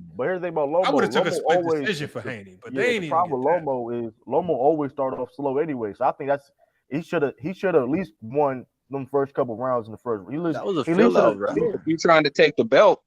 But another thing is that people, if you turn whack-ass Timothy Bradley off and you don't listen to him, the whole fight is different. Hold on, why does everybody think it was Timothy Bradley that just convinced everybody that Lomo won? Forced period, though. Them motherfucking left hands convinced everybody that Lomo won. Hey man, it was time with he was Bradley when you talking about Lomachenko. I'm watching this man head just footwork. Every time I look up, Davey Haney's head just doing like this. Just doing like this. I'm seeing his head. Stuff like, come on, man. I mean, I don't know though, but like I said, I don't know. Sometimes depending on like the sports, depending on only boxing, basketball, football, I do be turning like the commentators off. Like I be muting that. Sometimes it'd be like I'm not paying $59 for a fight and then muting the commentators, man. I'm getting. I mean, you can if you can rewatch it. I don't know. Listen, I rewatch it with no commentary, man. Like, bro, come on, now because but sometimes though, they be doing too much. Like they preparing for the fight themselves. No, it's not even that. Hey, Lamont. Watch the fight, it'd be a cold propaganda. Like, all right, bro, I'm not here. This like. That's how who you got, Crawford or Spence? Spence. Oh, I got Crawford. Knockout or the distance? I think Crawford. I think Crawford gonna win going the distance, but it's gonna be in dominating fashion. Whoa! I got Crawford TKO in the 9th round. Manhandle Spence the whole fight. You ain't got manhandle Spence, bro. Manhandle. I got Crawford TKO. You got Eastside Dallas, but you got Eastside. Oh man, I don't know about manhandle. You got piss Eastside off, no doubt. No, I mean it's all good, man. It's I'm just happy we getting that fight, man. It's 2 fights. They're gonna fight 2 times. They got to. They got to. That's in the contract. They fight 2 times, so it might be a draw. I mean, Man, I just hope it ain't no boring fight. I hope they just ain't coming out there pump faking and not going at it. It's not gonna be no boring fight. How they styles is like it's gonna be one of those. It's going to be like Earl Spence gonna put the pressure on. That's gonna be a good ass fight. Right off the top. I think they need to have a great undercard too. I think another fight that needs to happen under that undercard. I think Keith Thurman need to come out and he need to fight Boots Ennis. He need to fight Boots.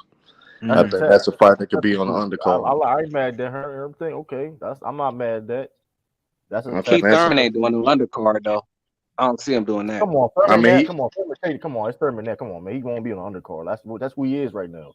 Yeah, that's what he is. He ain't falling in some years, man. Come on, man. Thurman, come on, man. He need the money. He need the money, so he better take the fight. He need the money. Wow. That's fair. That's not Keith one-time undercard Thurman. Keith one-time undercard Thurman. Listen, he's not the dude. No, he's not the top of the welterweight division no more. He's not. So I don't see him doing an undercard though. Man, look, what he headlining? Shit, he can get a top ranked fight on ESPN. He ain't got to be a pay-per-viewer. Everybody ain't pay-per-view, man. Yo, man, come on. Who you gonna he fight me? He can't even headline me right now. Come on, man. He can't even headline me. And then that's a great opportunity for Boots. And Boots, he could make around and send a message. And he could let it be known that he wants the winner out of Spencer Crawford. So that could be a good setup for Boots. But they fight right after that too. But there's a 2-fight deal, Herb. So he got Boots going to wait. I heard the winner is gonna fight Charlo.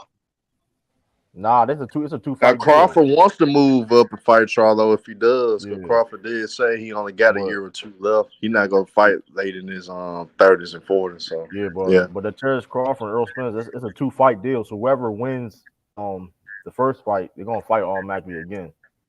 It's gonna wind up being a trilogy if they both win one. And unless somebody gets stopped bad, then it ain't gonna be no rematch.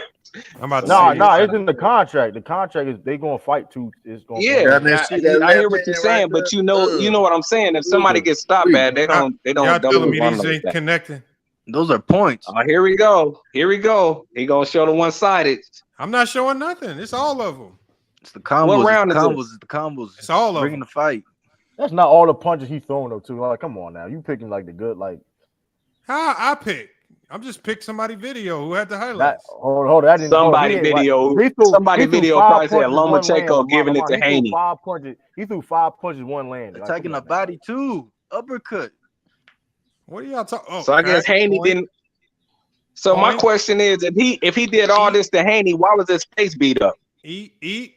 Because Haney has the reach and the jab. So Loma had to walk through the jab to touch Haney. That's why. Okay, so obviously, so Haney had to hit him in the face, though, right? Well, yeah, of course. I'm watching. Look at what I'm watching, man. So Lamont, where are any punches from Haney? Bro, what's up with your man? You picked the most biased videos, bro. Yeah, you can't put like one side like this. Come on. Hold on, y'all said none of these was connected. I ain't saying none of his punches connected at all. I'm saying like the rounds that people say he won. Like y'all said these weren't connected. Come on, Lamont. This is worse than that. This is propaganda right here, though, man. You get it is, man. This is like when you pulled up that would you pull up that fake scouting report that night?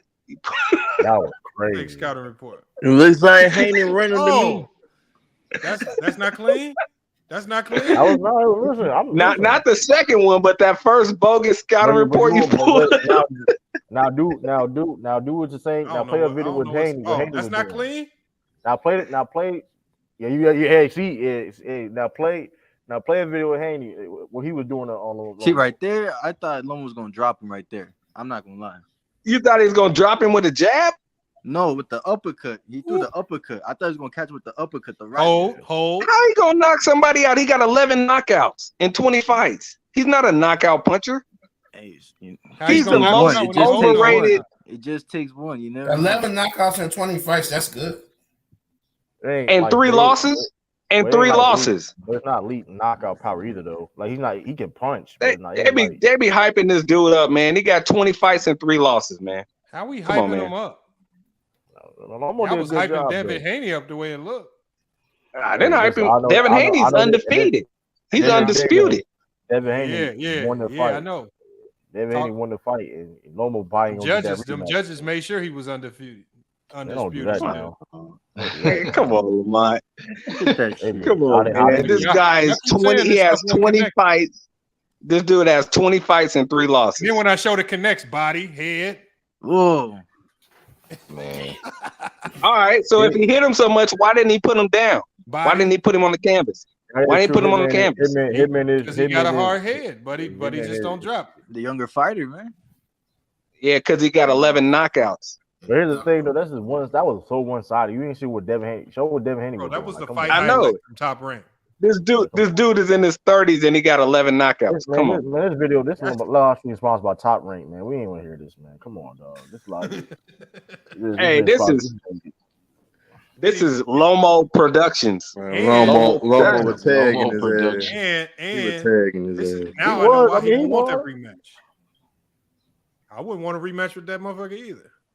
Why not? He hit like pillows. Those soft ass punches. He got 11 knockouts. Come on, man. Hey, Lamar, it's bigger plates to get. You know what I mean?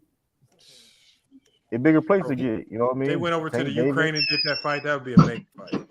Say, He's Lamar. supposed to Hey, I take want the to say something title. right He's quick. supposed to take the title with jabs and little straight lefts, and can't even put the dude on the canvas. Hey, look, I got a little background noise. You're running, but I'm gonna stay on mute though. You know what I'm saying? But if somebody else want to come up, you can boot me off for him though. All right, I got you. But Man, it looked like Lomachenko got jumped after the fight. You seen how abused he was? Because you saying the He's been judges when they filed went to domestic scorecard, violence charges. You saying the judges was like, hold on, let me wait to see how their faces swell up before I make my vote. It is Vegas. You know the judges will change their scorecard. Look at like, damn, he got beat up like that. I don't know, man. They did take a long time to turn in the card. And yeah, because people were saying that they did take a long time to turn in the cards. People were saying that Lomo only outpunched Haney because of like the late rounds. That's not true. He damn near outpunched him. If you go round by round, he outpunched him in almost every round. Oh, including the first 4 rounds? Yep. Hey, yo, can I say Come on. something real quick? That Loma, I don't know if y'all seen the post interview after like the fights and shit. Loma's side, the manager even said it before the fight. They asked for Dave Moretti not to be the judge for this fight. They petitioned for that. So that's why this makes this shit even more. They weren't the A side. They don't have that. I see how Devin Haney looked when they announced the fight. He looked like he was nervous as hell. Like he didn't know what It was the a hell. close fight. It was a close fight. But I did see Lomachenko in the locker room crying like a little baby after the fight. I did see that. All right, make sure when you see him in Vegas somewhere, you let him know. He ain't gonna do nothing. He definitely don't want nothing from me. Make sure you see him. Come on now. Just make sure you tap on the shoulder, man. You look like a little bitch in the. Hey man, I'm not gonna fair fight with no boxer. I bet them hands won't feel like pillows then.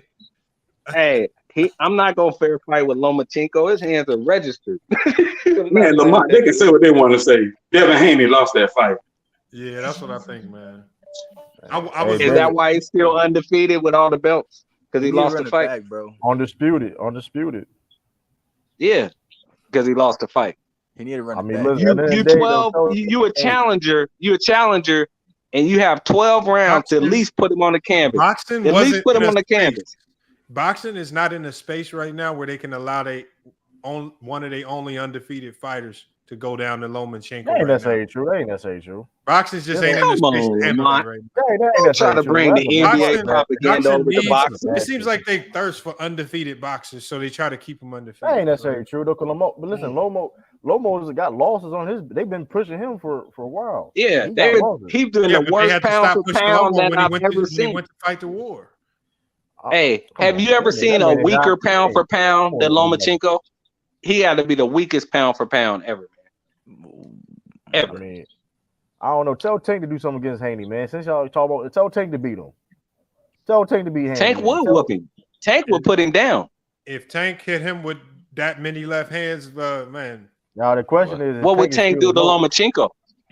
What would Tank do to Lomachenko? Haney Power doesn't scare Tank, so Tank would be able to eat some of those Tank punches. proved to me against Garcia? He proved to me that he's actually a cerebral fighter more than people give him credit for. He's smart as You mean Tank? You mean Tank? Yeah, Tank is. No, I say this though. Tank is a smarter fighter than people give him credit. They think he's all powerful. I tell you this though, none of them want to work with Shakur Stevens though. So that's they gonna. Yeah, none of them want to work with Shakur Stevenson. Tank will put it on Shakur Stevenson. I hate to tell you. No, he would not. Nah, Shakur Stevenson, he the best of the class. Shakur Stevenson to go to sleep. It messing with Tank. Listen, Shakur is different. He a different beast. Well-rounded. Whoever just said that, they really don't know boxing. Shakur Stevenson will beat what's the name, Tank Davis to death. But you don't understand what you you're gonna looking say. at. Somebody don't know boxing and then say what's the name? What are you talking about? Yeah, Tank Davis. I said his name though, didn't I? They really don't know boxing. What's the name? So and so and such and such. Come on, what? Bro, regardless of what you're trying to say, Tank Davis is losing to Shakur Stevenson. I don't care what you say. I know you don't. But please let me know your Cash App so we can put that money on it whenever you're ready, bro. I want to see. Hey, bro, when they fight, we'll talk again. Yeah. I got 500 on Tank, and I'm from Vegas, so that's no, make that 1,000. Damn, put your money on it. And Mingle never put your money on it. 1,000. Mango, and you was You just know he gonna run. run. You know that. Hey man, I'm not taking no personal checks. I'm not taking. I ain't gonna bet because y'all I'm not be taking paying. no wick. I want cash. I ain't gonna bet y'all niggas gonna be paying. Nigga funny as hell. Nigga funny as hell. I'm from Vegas. If I bet, man, the money is good, bro.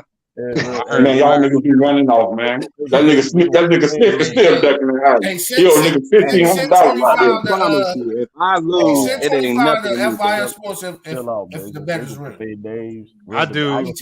I'm probably owed. I'm owed $10,200 so far. Man, I'm owed like $40 right now. Shit, hey, Lamont Lemonade. Talking about making 1,000. You know, God, man, you know good well. You don't Hold want on, to you said who? disability check. Lemonade. You remember Lemonade? Nah, who Lemonade? Who was that? He used to be around Spiffy. Him and Spiffy used to so-called be the tag team on Ticket Channel, man. That nigga owe me $1,500, man. I don't know a dude. Oh, named Lemonade. he said Spiffy owe people money. Yeah, Spiffy old Showtime 1,000. Damn. What they bet on?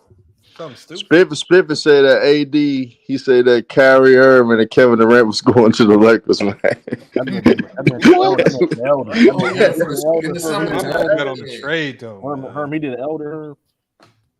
Man, he bet it on the trade, man.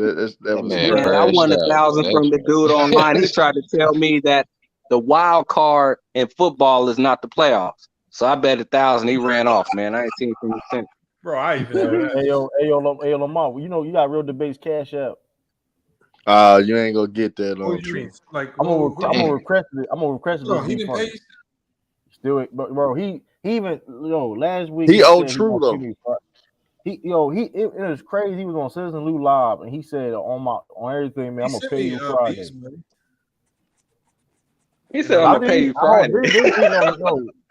Then he sent you and Beats told you to donate to the channel or something like that. No, that was remember Locker Room did that too. Locker Room sent his money to these too. I don't know. Listen, he got there to go on stream and all that stuff. Man, I commented on one of his videos. Put my cash up on there, man. That's scandalous, man. True, you ain't gonna get that, man. You gotta. And that's crazy. That's already known. He's not gonna get that. Look. But look, I got no hard feelings towards this other nigga, Sonny. Sonny, he owes me 500. Bro, you know, none of y'all. I'm owed 10,000, bro. Come on, you know that wasn't gonna happen. When you made that, I remember that bet. That wasn't gonna No, I knew I was why you made that bet. But true. See, I told him, I was like, can we please do something that I know you're gonna pay so you don't have to run off, bro? He was like, let's make it 20,000. I was like, yeah, it was so ridiculous. You know he wasn't like it was just like he just said a ridiculous number, bro. So it was just monopoly money, basically. Some dude named Coffee Disney dollars from Flight Sports TV channel. This is the He bet. got put out of his mama's house. Hey, too, Marlon Malcolm, he bet me. He said that LiAngelo Ball would make the Charlotte Hornets roster. Oh no, LiAngelo. Yeah. I said, what? I said, bro, he was super geeked Yeah, out. that was a dumbass bet. He made the He training had camp you for a roster. second, though, Lamont. He had you for a second. Nobody had nobody. That man, No, LeAngelo ain't remember gonna when make that roster. when he made the summer league roster. For the preseason. No, I'm talking about it was almost close to near the time of making the Oh, roster. remember, he was in the preseason. Yeah, I'm talking about he got released right like a few days before the season started. Ralph, all you have know to he do, was not gonna make that roster. All you have to do is count the roster spots. They have too many guys under like they already like you. I knew everybody was going to get cut because I just counted the contracts. All you got to do is just count the active contracts. It's just like, I mean, unless they waive somebody or make a trade in the preseason, it's like, and who gonna make a trade or waive somebody for LiAngelo Ball? Nobody. Not nobody in their right mind. Yeah, LiAngelo would impregnating love and hip hop. Nah, but LiAngelo, he would have to do some he was going to have to do some unbelievable shit for Charlotte. Bro, when I saw him shoot that first shot, average 30.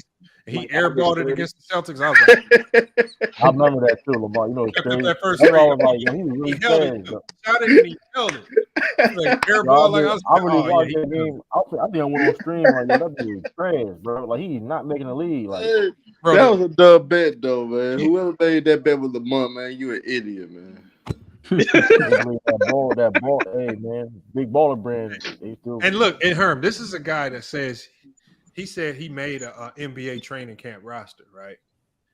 The guy You can always fact check that. So his excuse to not pay, this is why he didn't pay. He said, yeah. He says, I really won the bet because opening day of the NBA is the start of I think training camp or something or preseason or something.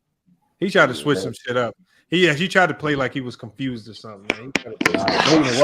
Making the roster is being in the season, like making it. Come on, bro. Like, bro, he knows that because we said opening day roster. Man, can you imagine? Hit me an IG to confirm it. He was like, "Yeah, opening day." Day if roster. I can't play you on 2K, you ain't making no roster, bro.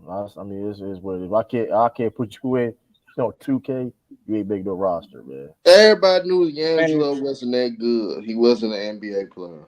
Everybody. Man, just imagine somebody being dead serious telling you that the wild card is not a part of the NFL playoffs. And being dead that's terrible too. That's terrible too. That's nasty work. Dead serious. Talking about, I'm gonna look it up. I'm like, nigga, please look it up. If you gotta look that up. Yeah, that piss poor right there. That's crazy, man. Well, I was trying to hang around. I don't know if Gil, he just texted me, said he ain't gonna be able to make it. Oh yeah, talk about you petty as hell, man. He was trying to get on here, talk about. Yeah. Hold on, True. Let me get your thoughts before we get up out of here.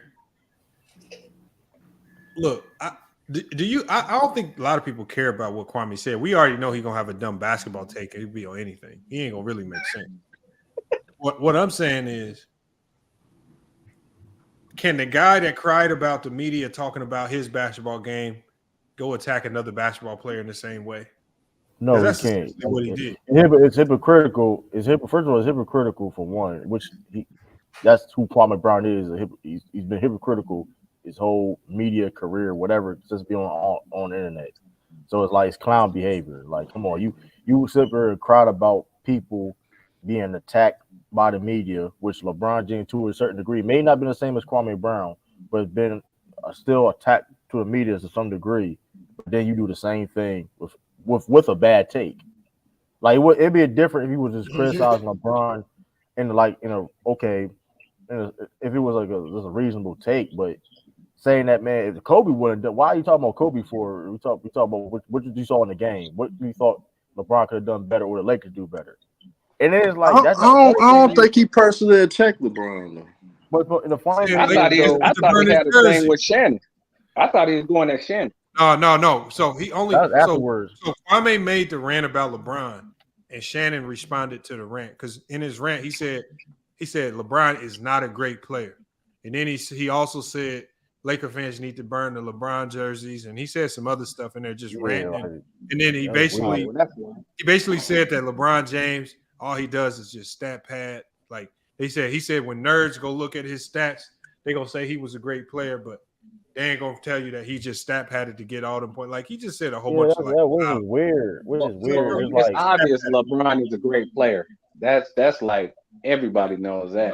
I'm thinking like, well, maybe you should have tried to stat pad a little bit in your career. Right. And here's the thing though, right? And here's the thing though about Kwame, it's like that's not even your lane to be talking, which is weird. Right? He is a basketball player, but he's known for other things besides talking sports. So basically, you also want to talk sports now, and it's terrible, and you just hating it, like not logical whatsoever.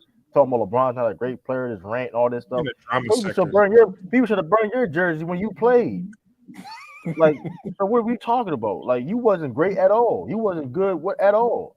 You didn't help not one team out in your whole career. Listen, regardless of how you played 10 years in the league, respect to that, but you didn't contribute anything when it comes to winning. And he set good screens for Kobe when he dropped 81. Hey, him and Kobe combined for 88, didn't he? He scored 7 when Kobe combined for 86. I think it was 86 points, but I don't know. Oh, okay. 86. I don't know. But regardless, though, hey, it was a bomb. But just to be on the other side of the fence, when it comes to Shannon, though, Shannon's basketball IQ is below 0, bro. It is. Shannon don't be having no good takes when he's talking about basketball. No, he don't know Kwame what Brown the hell the he's wife talking stuff. That was funny though. I ain't gonna lie. When he was saying to Shannon with the wife, with LeBron, LeBron got a wife. Yeah, over, but see, that's the thing with Kwame. Like, if your rebuttal in a basketball back and forth is to crack jokes and start talking about them, then you kind of lost. Like, if the only thing you can do is try to crack jokes and make people laugh, and you didn't got all off topic, like you probably shouldn't be in this conversation. But that's what I'm saying. I respect it. I respect even more if he was on he was kept it on basketball. He could still be a little bit funny, but kept it on like mainly on basketball. I stand on what I said. Boom, boom, boom. Well, I played in the game. What y'all do? Like if he would have said, "Well, I played the NBA." I don't know about y'all. You know what I mean? I would expect he would have said that. But he can't say that. Once you make that statement, I played in NBA. Like once he said to Shannon Sharp, "You a football player, I'm a basketball player. I can speak on LeBron." Now, once you say that, that opens the door for now people to compare your basketball career to LeBron's. Yeah, this is why Kendrick Perkins and some of these other guys can have bad takes because they ain't out there telling people I played in the NBA. Because once you open that door. Now we can go down Pandora's box and talking about your whole career. Like, hold on, if you played in the NBA, Kendrick do be doing that though, bro. Kendrick does do that. Kendrick does bad takes, and he does say that. He does be like, "I played." No. He does that all the time, bro. Well, then he gets cooked too. Maybe he's not debating with the right people then. He was better than Kwame Brown anyway. What do you think, hey, Lamont? What do you think about what Kwame said about Ja Morant though? He called him an idiot. Yep. I mean, I guess he's right in a sense about that. Like, I can't knock it. He is right. What Ja Morant did was stupid as hell. And like I said, Ja Morant was stupid. This is my only pushback, and it's not even really pushback. My only thing my thing is really for the NBA players. And the only thing I'm saying is NBA players need to be very careful with how they allow Adam Silver to punish Ja Morant. And if they allow Adam Silver to go willy-nilly and just suspend this man for a crazy amount of time over this, as stupid as it was, it's going to open the door for Adam Silver to get to punishing players for all types of stuff that's non-criminal. So, and I use the example of, okay, well, what if a famous player gets caught on an IG video cheating on his wife? And it's spread all over media and it's giving a black eye to the NBA because everybody's talking about it. Oh, do you suspend guys now for cheating because they got caught and it got publicized? Like, so if you open that door, I think the players need to be careful with how they allow Adam Silver to handle this. And this is why I think Adam Silver is being real cautious in his approach with the punishment. And I think when he does announce the punishment, he's just going to say indefinite suspension, and then they're going to let him back probably after like 20, 30 games. He's not going to be no half season. Because if they go crazy with it, we're going to be looking at a lockout the next time around. Yeah. Ja got to protect himself with that LeBron. But Ja need to stop playing around though. And honestly, I mean, there's so many directions he could go with that gun thing. He could try to lie and be like it was a toy gun. I was playing. It was a joke. It was a bad joke. Can't lie. The NBA I mean, he might as well lie. He lied the first time on that interview. He was lying his ass off when he was talking to Jalen Rose. But see, this is the Wild West. Look at this. Look, what if this would have happened? What if they were sitting in the car? Some dude run up on the car, try to rob him. Ja Morant shoot the dude dead. Oh, got paranoid. Yeah, got paranoid. No, not paranoid. Like, no, what I'm saying, what if somebody really was trying to run up to the car, snatch his chain, and rob him? He pulls out the gun and shoots the guy dead. What story are we putting out then? Is he a hero then? Is he definitely a hero? You know what I'm saying? That's just like, self-defense. Because he didn't allow his chain to get snatched and whatnot. That's self-defense to me. I mean, I don't think it. I mean, that's all we can look at it like. That's self-defense. It's not a hero, but it is self-defense. If someone try to rob you, you do have the right to defend yourself. So any day you move irresponsible. Are we more so mad at Ja Morant because he got caught on camera waving the gun, or are we mad because he actually had the gun? On camera, like, you know, we got two sides of America. We got our side of America was like you messing it up because you looked up to you're an athlete in the NBA, and you know you got a separate set of rules because that's a private organization that you got to follow because you have kids that are looking up to you and watching you as a role model, whether you like it or not. That's the position that you're put in when you're representing the NBA on his level. And then we have another side of America is like, we don't like seeing black men with guns. We don't like to seeing black men with dreads and guns and listening to rap music because they can use that as, well, that's why I had to kill this black man walking through my neighborhood with dreads because I'm scared of him. Yeah. So it's two sides of America. But at the end of the day, when you sign up to be in the NBA and you have went through as much as he's went through in the NBA, he knows he cannot be doing that. And he keeps doing it. I agree with that. I think Gilbert Arenas made a really good point, and a lot of people were criticizing him for it. I think he needs to change his image. He got to cut the dreads. He got to put forth that clean cut look just to make it like, even if he's just doing it to make it look good, so he not suspended for forever. But he has to change his image, man. The dreads got to go, man. And they will usher you. They will kindly usher you out of the NBA if he continues this. Yeah, they've done it before. For other people. It can't be the public rider. David Thompson. The list goes on and on. They will kindly usher you out of the NBA. You'll be at the end of the bench on some little small team, and before you know it. But what's up with his dad though? Like, his dad look like he couldn't give a shit. He just be smiling. Yeah, but his dad, obviously, I don't think his dad is to blame, man. I don't know. Like sometimes you just can't tell somebody. Ja's a grown man in the day though. Like you didn't hear Ja Morant get in trouble when he was like in college or stuff like that. You know what I mean?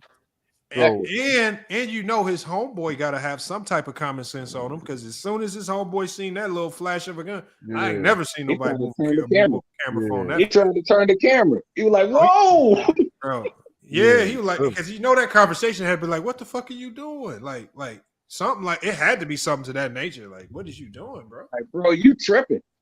You tripping? Yeah. That's why people was like, "Well, maybe his friends shouldn't be hanging around Ja Morant instead of vice versa." Shit. Yeah. I mean, he just showing you he just a young man that's heavily influenced by the rap culture. Man. At the end of the day, we got to call it out. It's some people. Oh man, we can't blame rap again.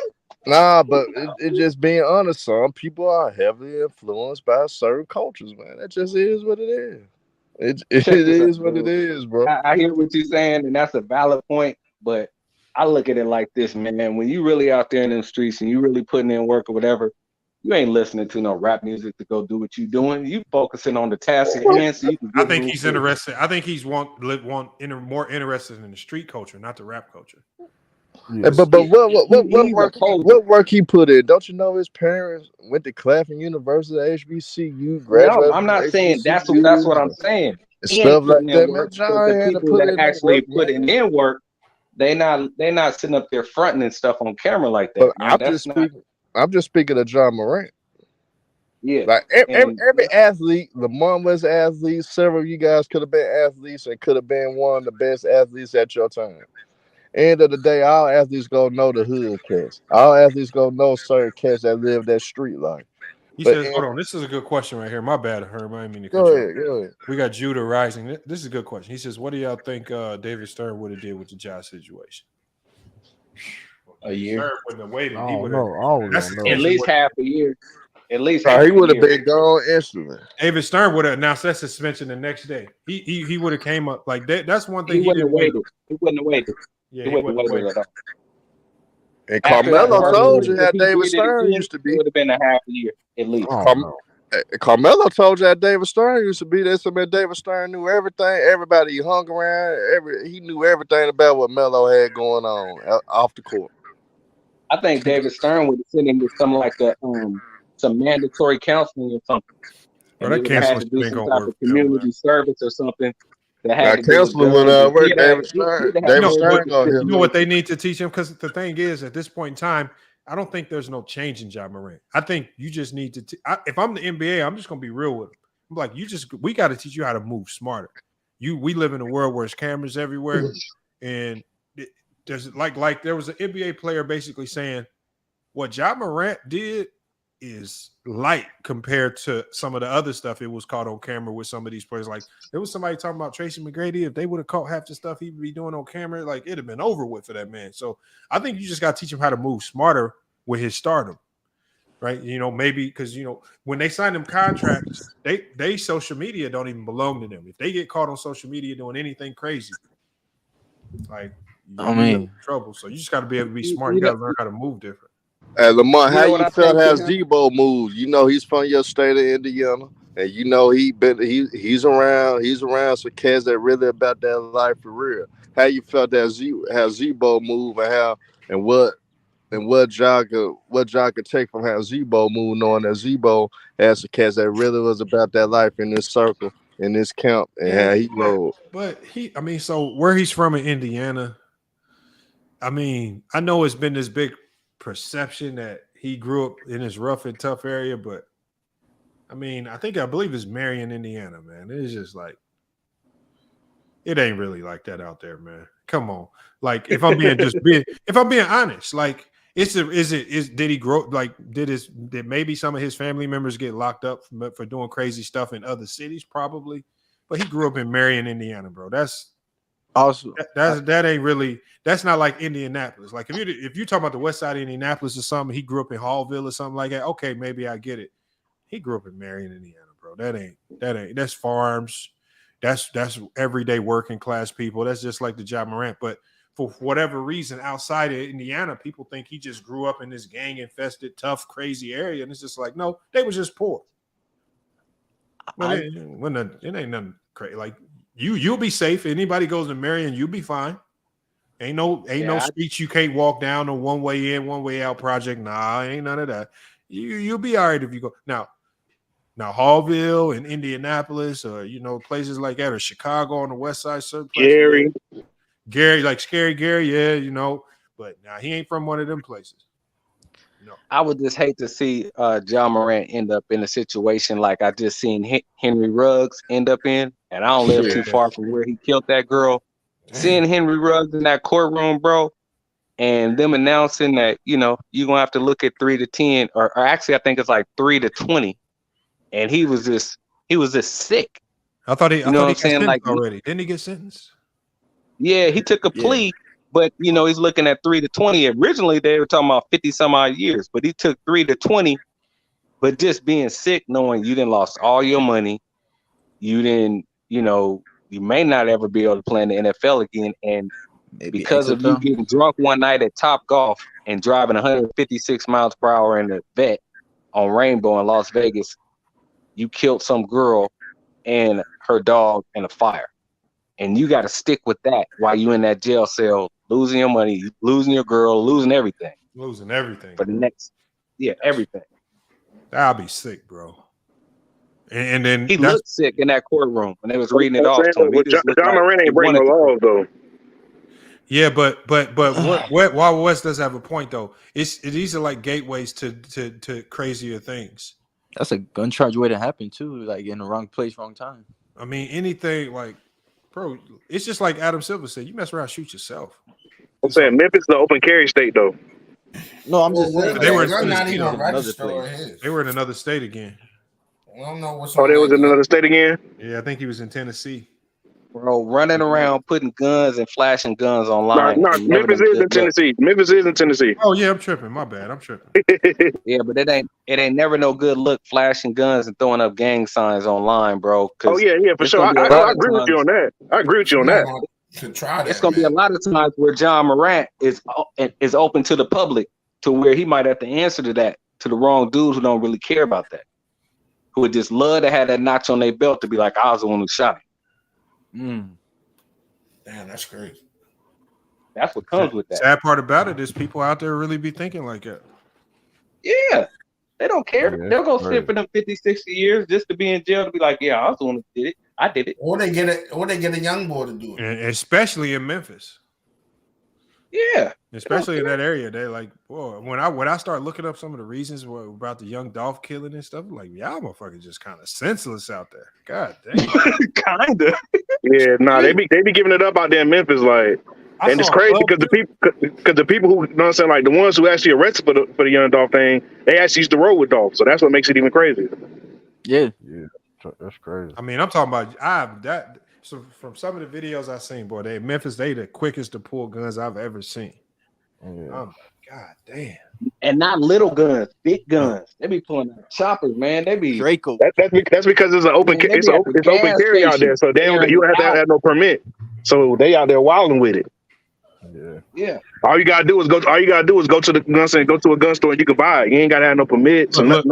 No special certificates or nothing. And see, this is look, Malcolm, he says the LA goons already saying he gotta pay to throw. See, LA goons, they just some extorting motherfuckers, bro. Yeah, they some good extorting niggas, bro. They just use their gangbanging to just go extorting motherfuckers. Man. Yeah, but the dude said that really. The dude said that ain't got no pool. Oh damn, my shit died. It's not like that everywhere though. Like I don't that's believe where it originated from, man. That's how New York is when it comes to their hip hop. They be serious about their hip hop. They'll exhort everybody about their hip hop. But when it comes to that gang stuff in LA, because I'm in Vegas, LA is right next door. They come over here all the time. It's so weak though, man. That's like the weakest way to get money, man. That's the sorriest. Yeah, I don't know, man. Like, Hey, they ain't doing nothing but learning from the mafia. Lamont. That's all. What you talking about? The extortion. The mafia used to. Yeah. Come on. How you think Red Outback got all them championships, bro? this man always wants to be up, man. It's the facts, though. Man, listen. Everybody, your job is your job to build championships. Yeah, but LA be doing they kind of overdo the extortion game. They mess around and you to pay the extortion bill, and you still mess around and get shot up by somebody else. That's the truth. The Sharp House got robbed. They trying to say the boy had something to do with that. Just making up stuff. That was just his boyfriend. He ran out of there, man. That's all. Yeah. Shannon Sharp. I mean, them robberies. They, in LA too. That's getting more popular now. Them robberies, them home invasions, going crazy out there. They following the rich people home. And you seen that movie about that they made about them? The string of like robbers. It was like in 08 or whatever. They going crazy them out robbing celebrities and all that. It ain't gonna change in Cali until they start allowing people, because they got strict gun laws out there. But once they, Lamont, they're not really following them home. The celebrities are inviting you into their house, having parties. But regularly they are following people home because, like I said, like that's LA. There's a lot of people, celebrities, people that have money, and it's like the ghetto is not that far away. The ghetto, the bar is not that far away. Yeah, so but most of them be having parties and just inviting random people. I mean, yeah, that too. I'm just saying they know where these guys live, these people live at, and they follow them or whatever the case may be, social media, they're gonna find these people and they gonna raid their Shannon home. Sharp, he a bachelor. It's one of them females he Yeah, brought over. Nas. I just seen Matt a couple months ago. I heard Nas got home. I'm almost positive it's him back to that. Yeah, I heard Nas. I seen Nas home got invaded, something like that. Like people homes, like if you can probably Google like a lot of rich people with celebrity homes. It's like you can probably Google it. It's a lot. My thing is, y'all got all that money and the security ain't take like that, yo. Bro, that security don't matter when somebody really want to do a home invasion. They gonna break in, take what they want, and get up out of there. Security don't stop that unless you can't. I'm talking about like Secret Service type security. I just saw a dude out here in Phoenix. See, a dude he booby trapped his home when he went on vacation. Man, people tried to break in because he put them. Like on the cartoons. You know how the cartoons got the blade that just dropped. Bro, he had that on his windows, bro. Dude, one of his hands got amputated. The other hand, all his fingers, like from here off, gone. And then is that legal? Is that legal though? It's illegal. And then another dude who went through the garage just pulled the door open, shotgun blast. So they both just was. You boy, hold on. He really had that shit booby trapping his house. It's called booby trapping, bro. It's a whole story. He booby trapped his home. Now he in jail. He booby trapped. Because you said it's illegal to booby trap. It's illegal. The law is literally called booby trapping. He got charged with booby trapping. Hey, Lamont, did you know in LA a lot of people who work security are actual gang members? Yeah. So this thing, man, they got connection to find out people all the time. It's not even that though, or they know somebody in the gang. It's like I said, if you're gonna have security like that in LA, you have to make sure that like they don't have no type of ties. You gotta hire Navy SEALs, shit like that.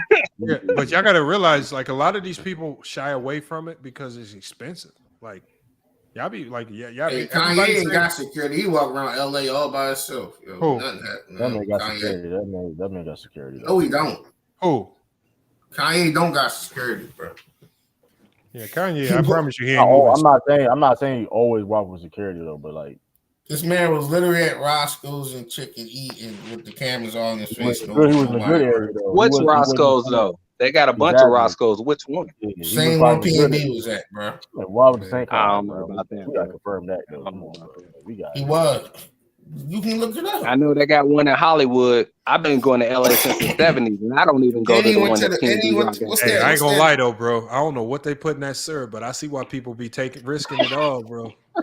Hey man, that stuff is trash. Bro, he's lying, bro. He's lying, bro. They're not listening to him, bro. I went to Roscoe because my team go to Cali. Which one did you go to? Did you go to the one in Hollywood? Bro, I don't know. I just know we was in LA.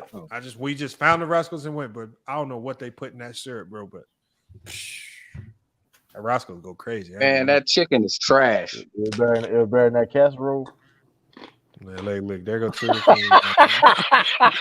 It's like, hey, if you ain't describing that for a minute, man. Well, you've been out there in Phoenix, Lamont, so y'all probably ain't got no good soul food. So maybe you was just happy. We had a place, bro. We had a place, but it was this lady. She sold it through DoorDash out her house, but I think she got shut down somehow. So we didn't have it no more. It's hard to find good soul food. Hey, Lamont. Yo, what up? Lamont, you been to the Roscoe's in Inglewood, huh? I don't know where I was at, man. I'm gonna try to find the exact one. I can't remember where. You was by a freeway? You was by a freeway in the gas station? Nah, we wasn't in the ghetto. We was in the nice part. He wasn't in the hood. You know, Lamont wasn't in the hood. Nah, he would have been like, you from FYF Sports Debate. You was in Inglewood for sure, because that's the Roscoe's that everybody go to when they come. I was with the team. I'm trying to think of where we was at. I go to the nice, like it was in the area. Like I know how to sense my surroundings. It was a nice enough area where I felt comfortable.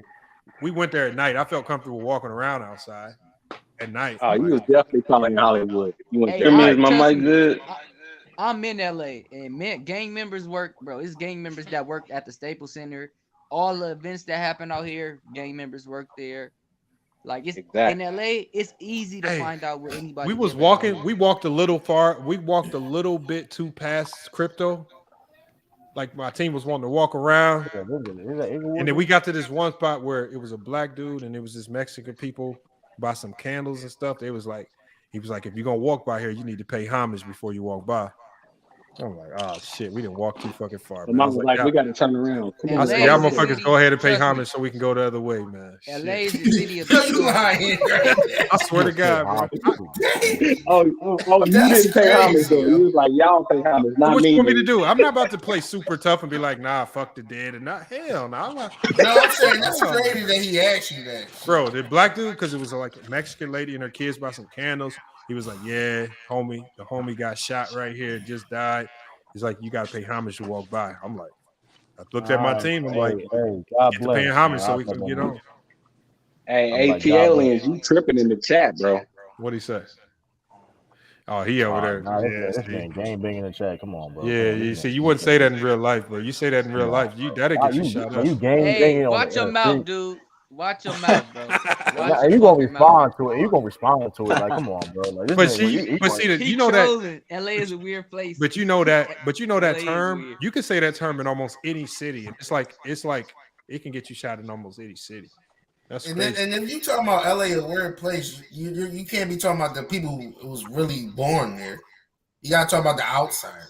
Nah, but here's the thing, though. That's a migrated city. At the same time, it's a migrated city, though. So I mean, technically, nowhere in LA is really safe. Like you like because the go, people who actually born there I felt pretty good in Beverly Hills, though. Beverly I know Hills. a lot of people who's really from LA. Very good people. I'm from I've been LA. going I know how the city going there for 40 years, city man. of extortion. Hey, you know the area by USC? Yeah, that's not safe. That shit was Not nice. at all. I ain't gonna lie. That shit was nice. Yeah, I don't know, man.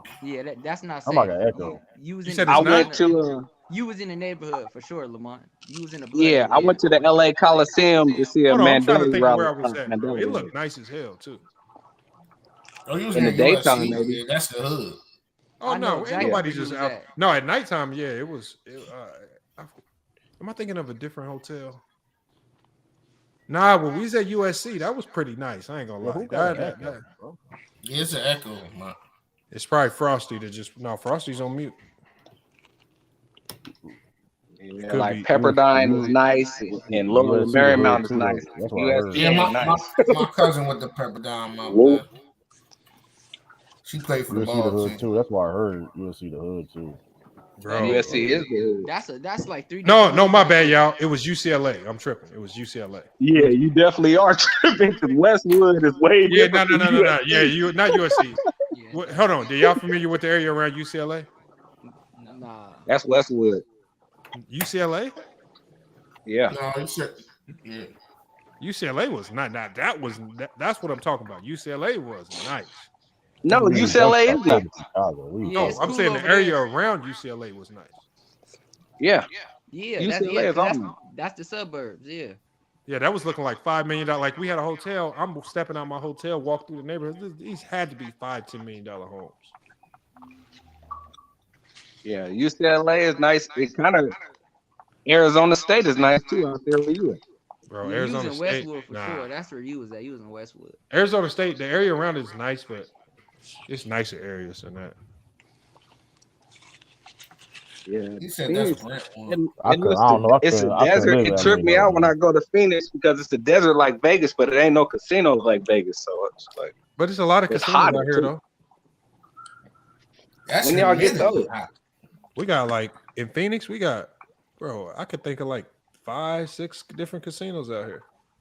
come on, bro. You talking to Vegas? We like.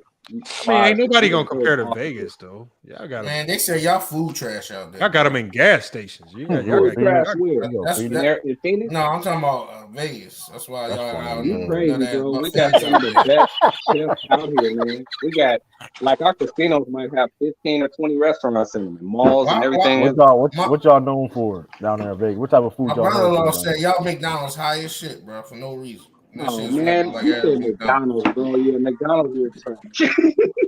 But we got our Italian food is fire. Like if you go to the Venetian and you get some Italian food at the Venetian, That's the only place I stay.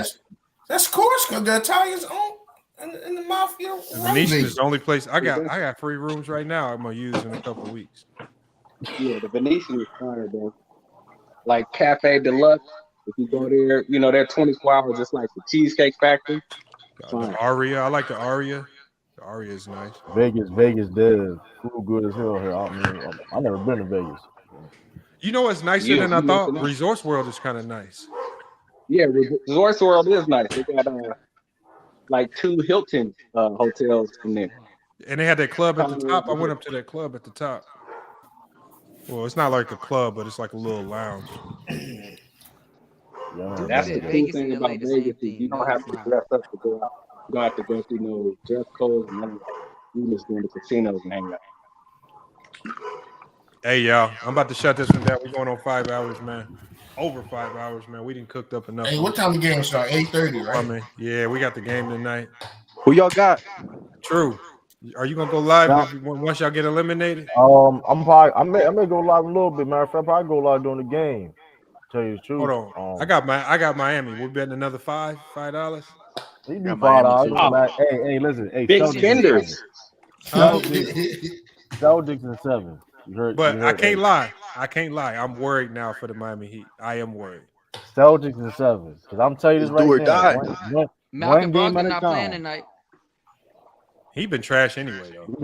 Gabe Vincent coming back. I got Miami tonight.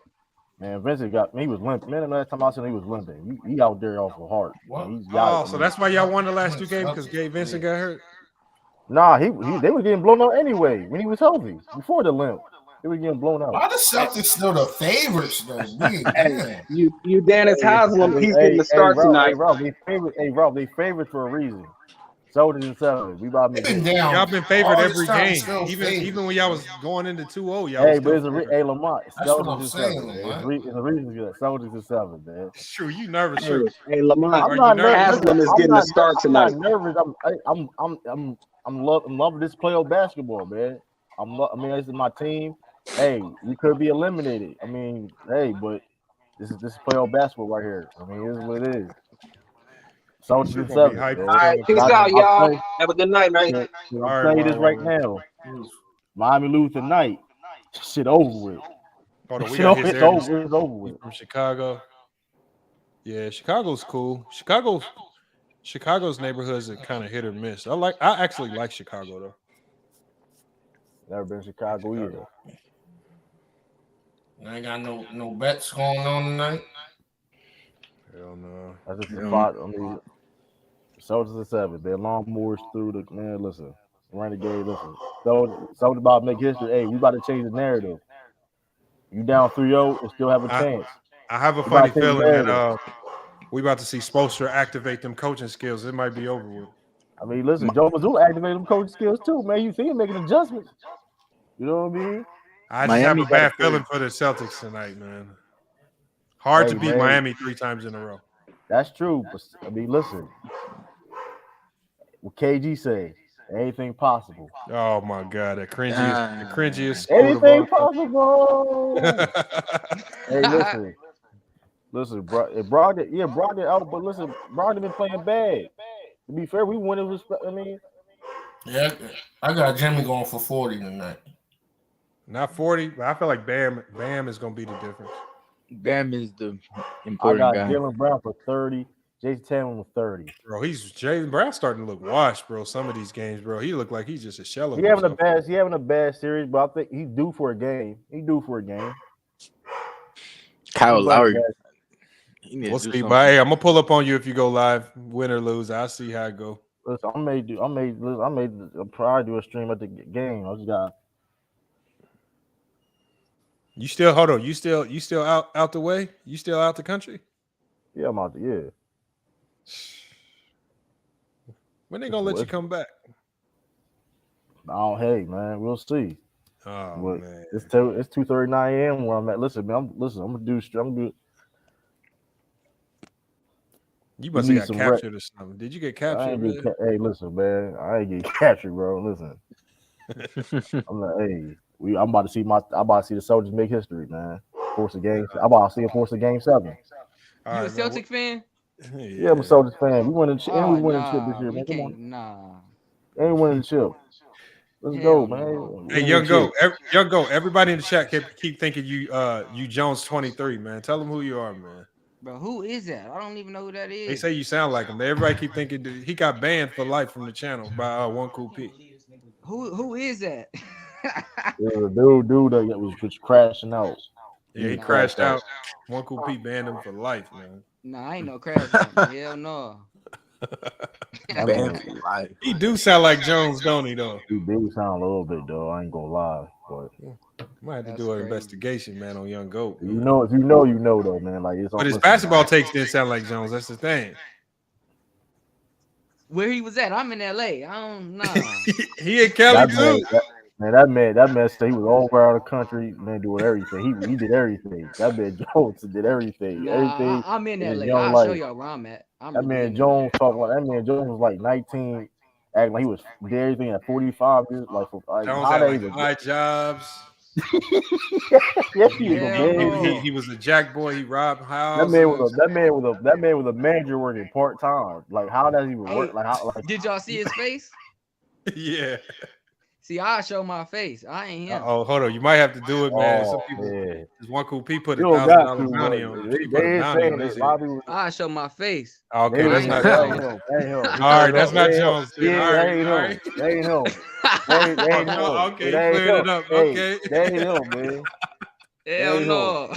He cleared that up real quick right there. He said, hell no, I'm not Jones. Hey, look, y'all stop saying it. Yeah, he's a crash.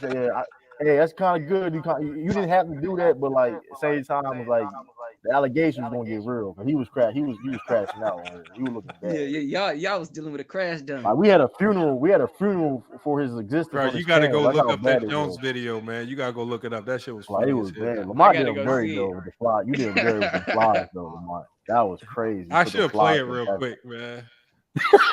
I should play it. Hey, play it, man. Hold on, let me see if I can find it. Yo, he was. This is funny as hell. I know he had a channel. He still put up videos. He said on Neighborhood Crip, he funny as hell. Oh my god, what are y'all talking about? I know y'all not gangbanging on YouTube. He knew everywhere. That man was a pimp. He sold drugs. Like, I don't know what. Here it is right here. Nah, pimping out here, that's heavy. Like, anybody can pimp. It's young. Memorial services. 17, 16 pimping. Yeah, we definitely did memorial services for Jones. That man did memorial service. That was Somebody crazy. said Jones was a man of many talents. That man did everything. His uncle slammed him. He told all these weird, crazy stories. His uncle slammed him.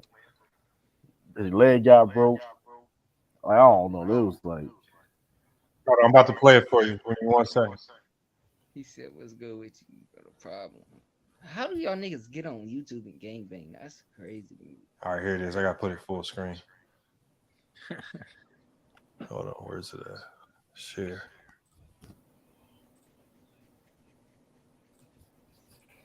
This is the video we did in memorial of him, man.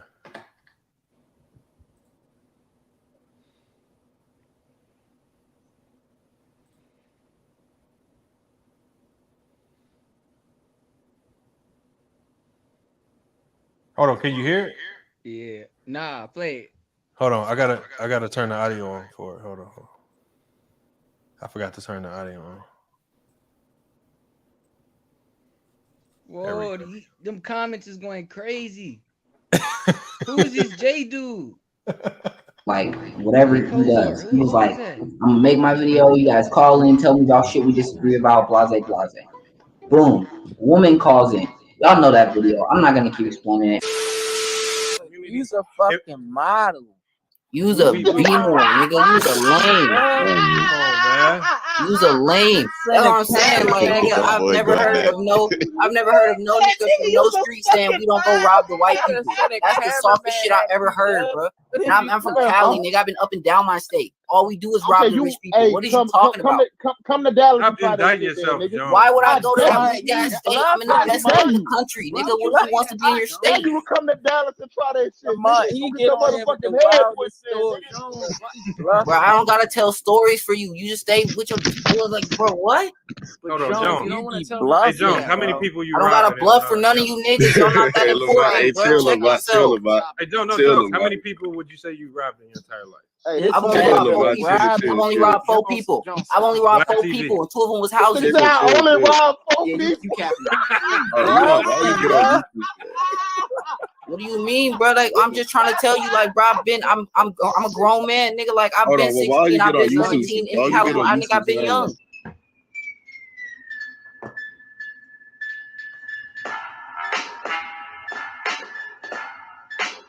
They want to jump to this.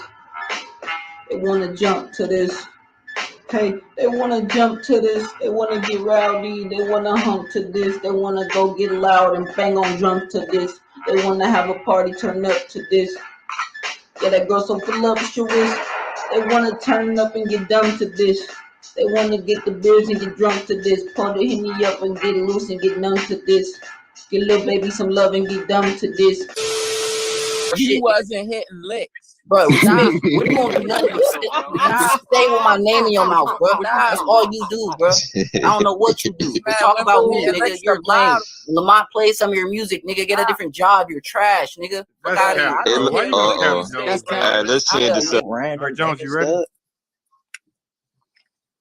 I'm gonna mute everybody, Jones. You don't even got to give us 16. Just give us like a bar. Bro, just freestyle, Jones.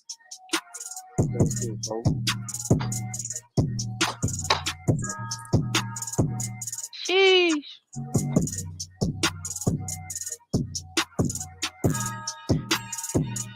Yeah, I be counting days. I be getting paid and counting ways, but these bitches come and play. I just lost my bitch. She came about the other day, complaining about my ex. I said, ain't no way. I tuck it sway. I'm getting all this dolly. I don't stop. No, that shit ain't okay. I don't play. Niggas talking reckless on my name. I pull up really with the bang. I'll make it easy. I don't gotta flex. You don't gotta believe me. My bitch is bad and they please me. Wish I would fuck with a hoe that's trying to tease me. Ha, niggas cheesy, you can't leave me. She stay calling my phone. She said she need me. Had to block the bitch. It's the season. All that hot shit you not believing. And that's just me talking. Like I don't rap. That was fly too. Look, I'm saying I really do shit. I don't care about none of that shit. That shit was ass. That shit was straight ass. I don't give a. What's gonna wake you up? What's gonna wake you up? How many niggas you gotta see die before you wake up? Have you seen people die? Are you ready to wake up? You know what I'm saying? This is what I question. Because I'm not gonna walk around and hand by hand pull you niggas into the answer. You gotta go. You gotta go to your answer. You know what the fuck the answer is.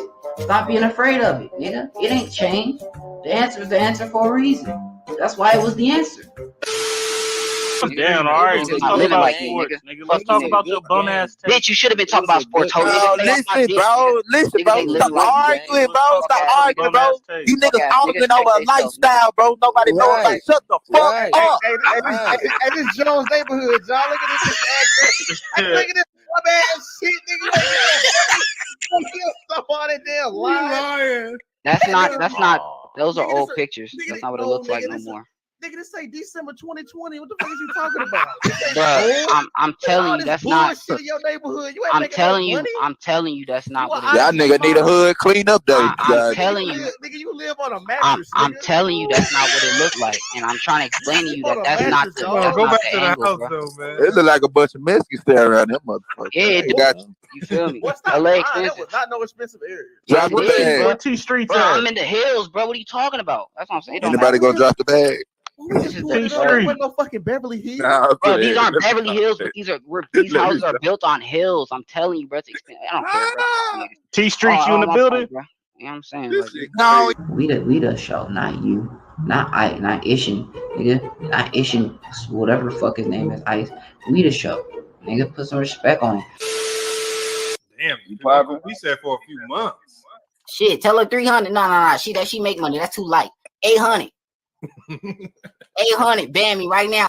Hi there. Is this the final straw? Do you want to move so far away that you can brag about it? Would you rather tear out your brainstem, walk out into the middle of the nearest 3-4-way intersection and skip rope with it, then continue living where you do now? Then move to... I hate this channel. No! Tentacle Acres, where happiness is just a suction cup away.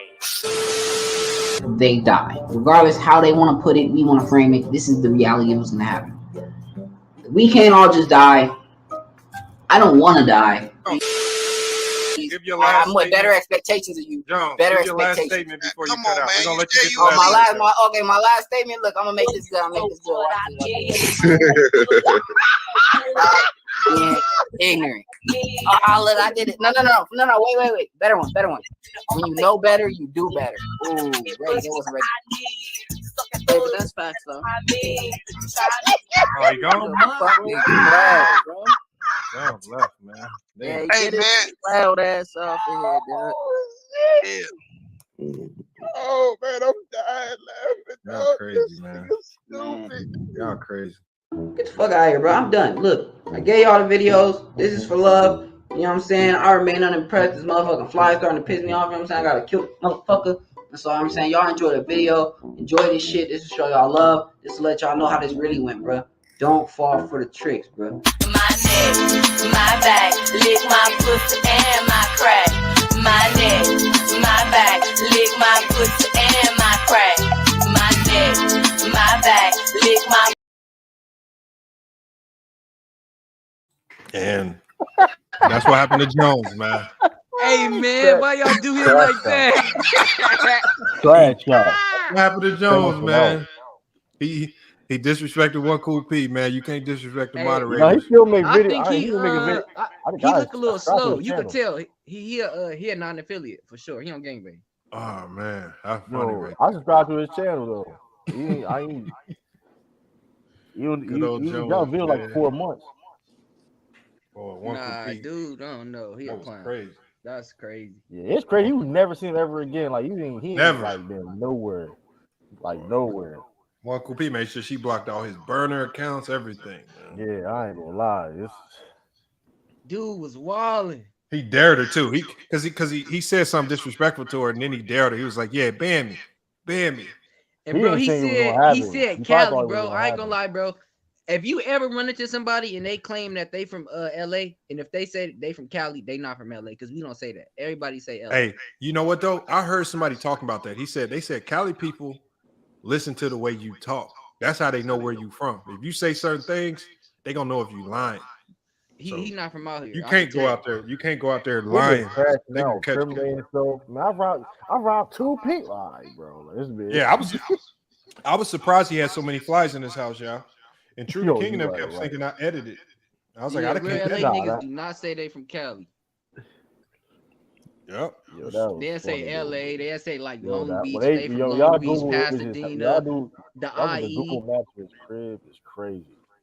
The Google Maps with the that was. Oh, that show right there where because Jones he threatened somebody. He was like, "Yeah, go ahead and pull up so we can fight." So he dropped his address in the private chat. They took his address and Google mapped it.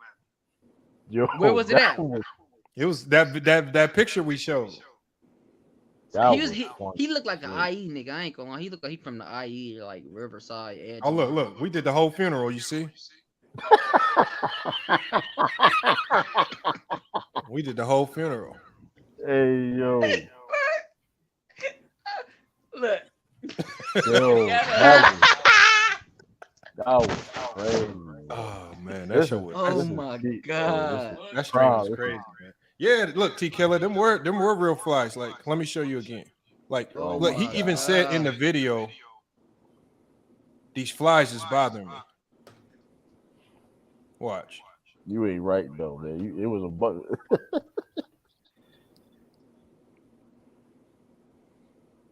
Hold on, I'm trying to go back. Because everybody keep thinking I did something to the video.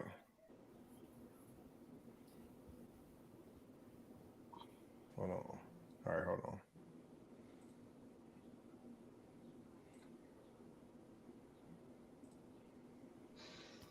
He got to be from Saying Pasadena. I remain unimpressed. This motherfucking fly starting to piss me off. You know what I'm saying? I gotta kill. Bro, those are real fucking You know what I'm stories. saying? Y'all enjoy the video. Enjoy this shit. This will show y'all love. This will let y'all know how this really went, bro. Don't fall for the tricks, bro. My back, lick my And look, if we played that song every time he would come on the panel, because he always had these stories, right? And he'd be talking about he came in story talking about his uncle got out of prison and body slammed him on his neck. Hey, Lamar, who is that? That was Joe. Remember, Joe said his uncle got out of prison in the first day out, man. They got in a fight. He body slammed him on his neck. That was the weirdest story ever. Like what? I don't remember him. I thought it was Lil Snoop when I first saw it. I was like, Lil Snoop.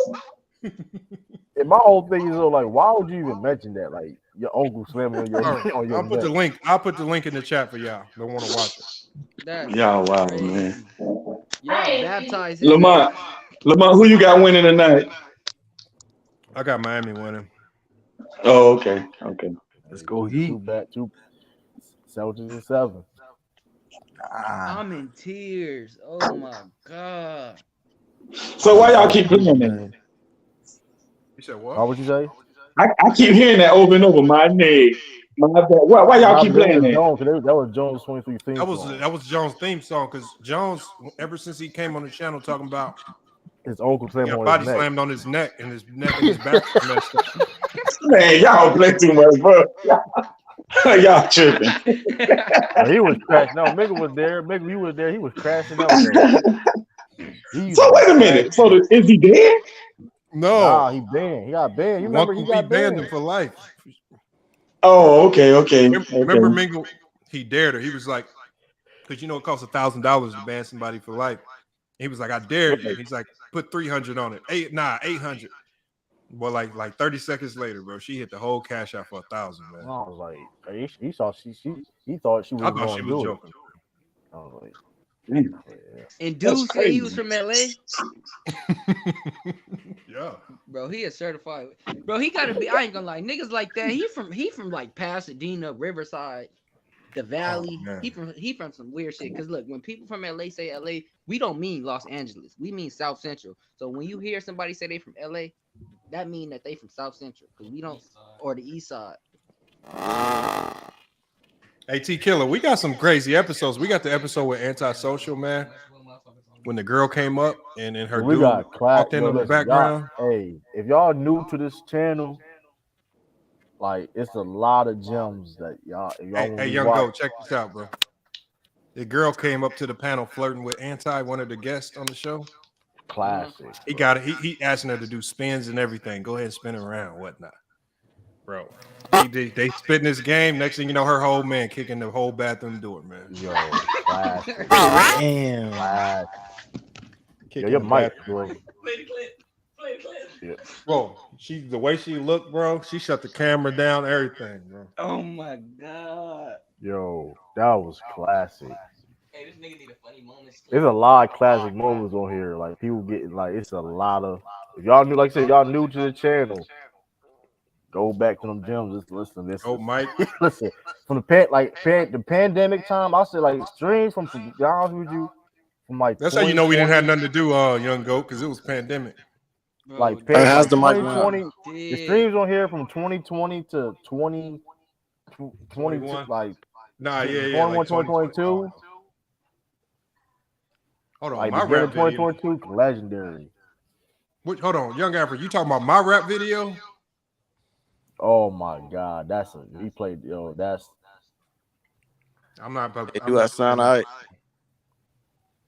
I need to check out the funniest moments video I did.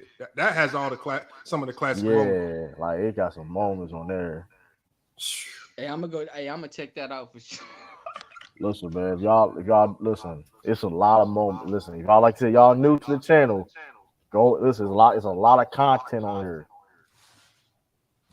Like loud, you know what I mean?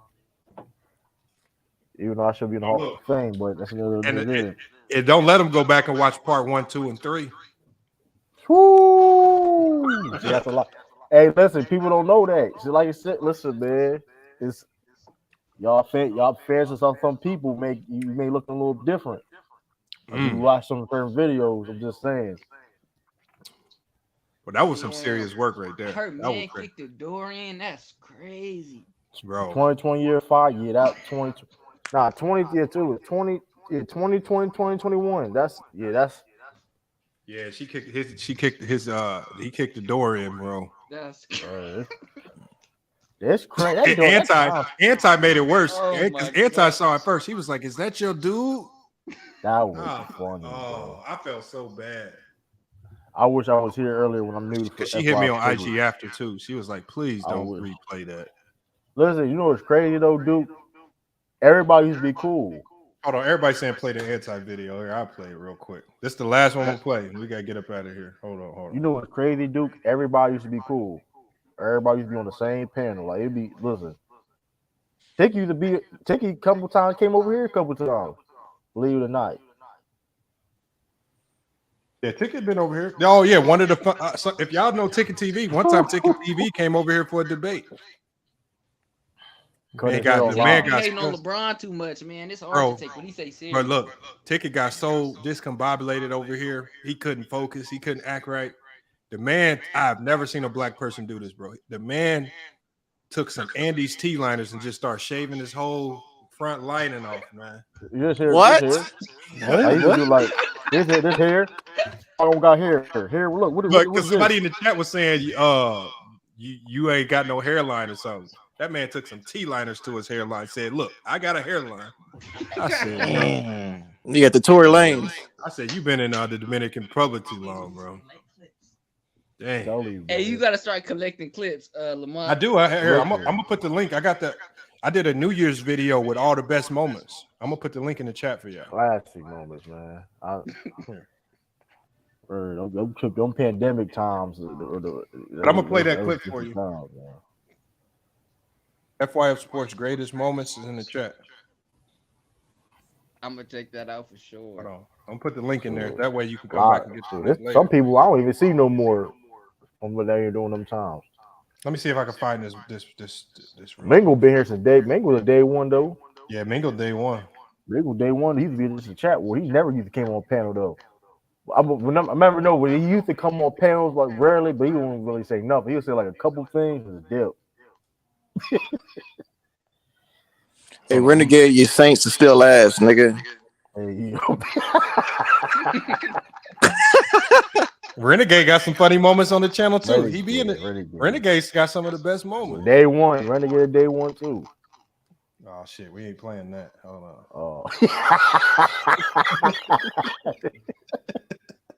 Oh, man, we ain't playing that. Oh, that's Oh, this was funny right here. Ooh. Oh, this was funny. Y'all bro. was paid. Listen, 2020. This right here. This is me and True was. This is when me and True was on Ticket TV panel, bro. This had to be one of the funniest. I haven't laughed this hard in a long time, bro. Like, yo, you just got to go back and rewatch that one. I can't play that. I can't ruin that one. Y'all had to been there, man. Listen, shout out to E3. Oh, this was funny too. Man, what the fuck? Bro, man, come on, man. You gotta watch the video. Man, I ain't watching that shit, man. You be doing y'all watch it, dog. Listen, is he elite, Lamont? Yes, he's elite. Okay. I think Zion. I mean, how he just moved. Go check him out. Go, Jared. You really need him, Jared. Shit. What you mean, bro? Like I've got decent stamina, Lamont. No. Okay, you got decent stamina. Okay, Jared. Do like What's okay, good, hold on, Lamont? Jared. Do like big chest. He said he's cut. Do like he's big swole. chest and give us a flex. Give us a Give flex. us a flex. Hold on. All right. Flex. Hey, flex sweat. I want you to evaluate what Jared needs to work on. Okay. Wait, are you being for real? Yeah, man, I'm being dead Okay, serious. fine.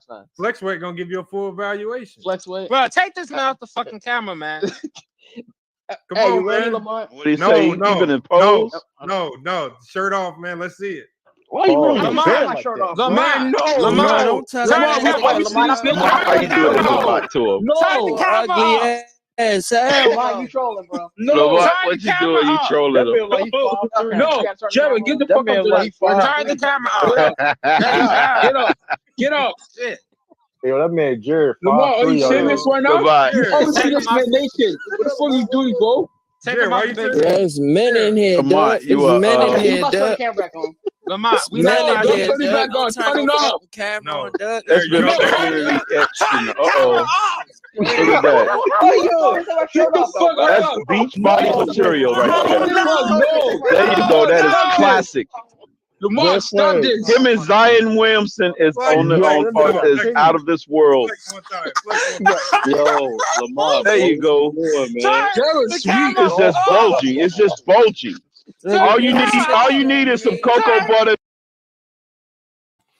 That's what I be talking about right there, bro. We be having some moments on here, bro. Bro, what was wrong? Man, with Jerry you? got titty nipples, nigga. This is another funny one. Hey, when you watch this one, Young Goat, this was funny right here, bro. Go Mike used to give us some of our best moments, man. I can't find it. Why you do go Mike like that? Who, me? Oh, this is it right here. This is it right here.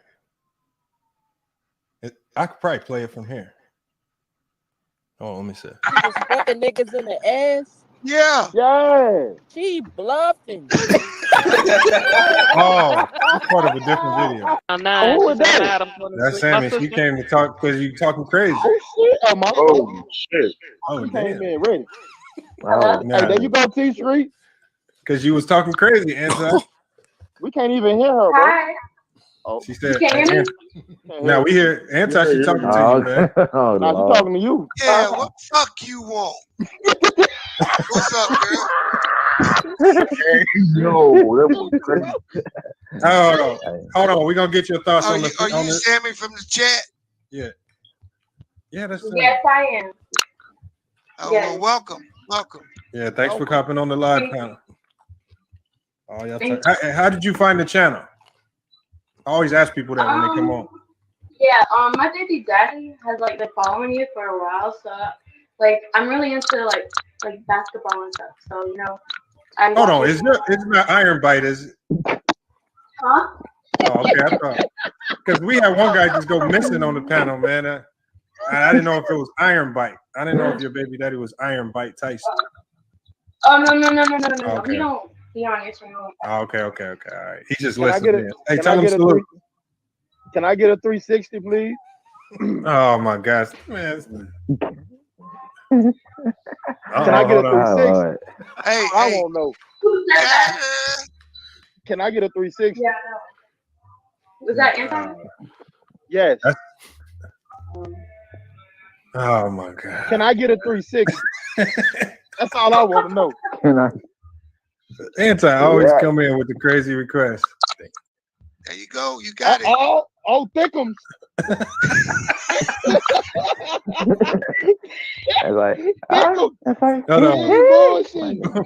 What?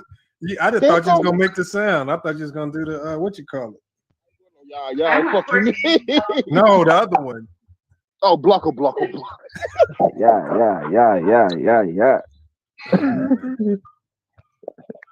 No, but I like your channel. I'm gonna keep following you. I appreciate it, man. Thanks for following. I see you in the chat always. So salute, man. Of course. And I saw you followed us on social media as well. So I appreciate that as well. Yeah. What's your nationality? I'm Italian. Okay. Yeah. She ain't bullshit. No, I got mixed kids too. How many kids? 2. Okay. All right, man. Just trying to finesse his way in. I ain't trying to. Hey, first of all, nigga, calm down. Calm down. No, hold on. Now, hold on. Now, since she did the 360, No, I'm not turning my camera on, nigga. Since she did You gotta turn your camera on. You gotta turn your camera on. I turn shit on. No, that's on fair, man. If I got it, I'll do this, or you got to turn your camera on. Hey, you can have that picture up all day, nigga. Oh, so you want? Which one is it, man? Whichever one you want, nigga. That's. Oh, Tiffany ratting you out. Hey, Yeah. Tiffany, you like D, so you shut the fuck up. I don't want him. I'm just letting her know, like, you know, I'm not a fucking. I know, but now we just joking with you. We just joking. Like, no. Hey, who that is in the background? I've been busted. Hey, nigga, like, who the fuck you talking to?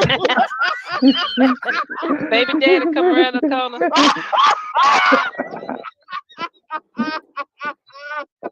Hey, look man, nigga, your shit be loud, nigga. Hey, that Lamont, nigga mute open this shit. Yo, that hit the nigga like, open that door quick as shit. hit the like, and subscribe. That nigga open that door quick as shit. Holy shit! Did I just see what I got him? Oh shit! Hey, baby girl, you better go take care of your shit. Yeah, you better go take care of daddy. Go take care of daddy. Oh my goodness. Hey, that nigga open that door quick. Who the fuck you talking to? Who the fuck you talking to?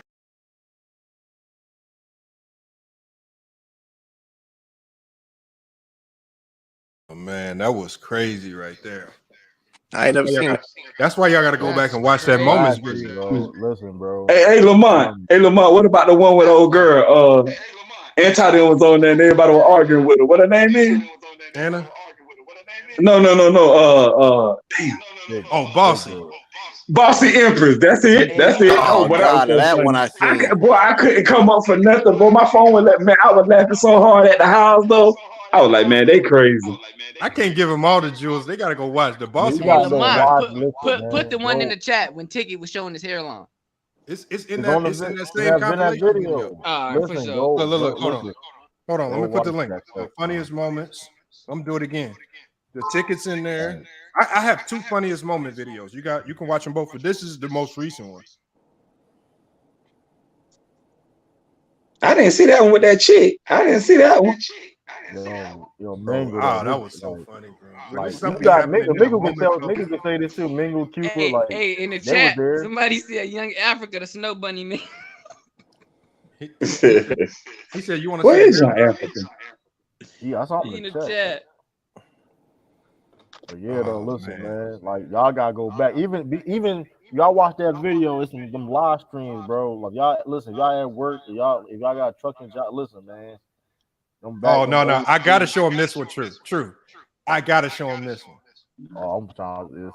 Oh, you gonna remember this? Oh, this is. If I say it true, gonna know. Yeah, I'm curious. This is Hold on, let me get it to the People right really spot. be embarrassing themselves like this. This is crazy. They can't be mine. I ain't echoing. Yeah, I got echo too. I ain't me. Okay, here it is, right here. I'm trying. Hold on, let me share it. This one right here. This is the last one, and then we'll share it. Hold on. This one was funny right here.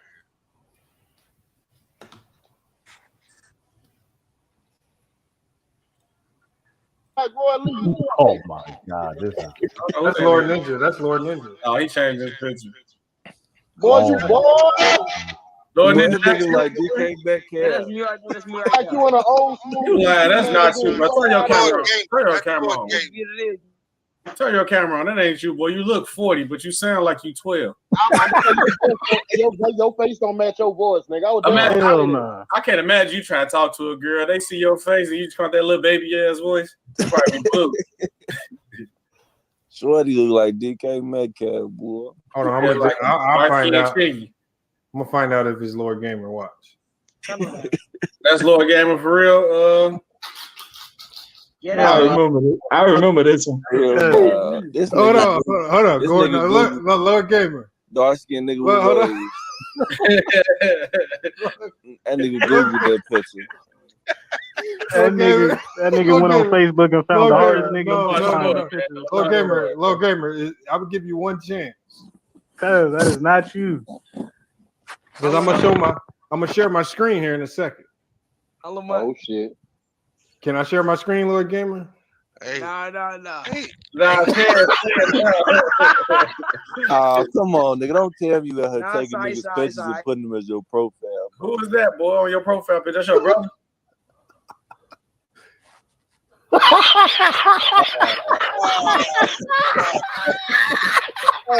Also, that is him. No. That nigga said dark skinned man. Hell no. Yo, what the heck? Hey, yo. Hey, so that's not Lord Gamer. That's what he got his picture from. Hey, excuse me, I'm gonna have to leave the panel off of that. Lord Gamer, dog. Yeah. Hey, yo, that was out of fire. I be telling y'all, bro, we got some funny Y'all moments. Lord Gamer, man. He probably Lord Gamer. I actually Lord Gamer probably busy, but he funny. You know, this is how old that was. Like Lord Gamer probably like He probably grew up on high it. school. Yeah, that's what I'm saying. He probably graduated high school. He probably doing real life stuff now. Dude really looked up dark skinned man. Bro, we always knew something was funny about his picture. I don't know what made us look it up that day. Y'all Lord Gamer have you out there though, man. That nigga gotta be top 3 on the list. Bro, man. That wasn't even the top 3 moment. That's the crazy thing.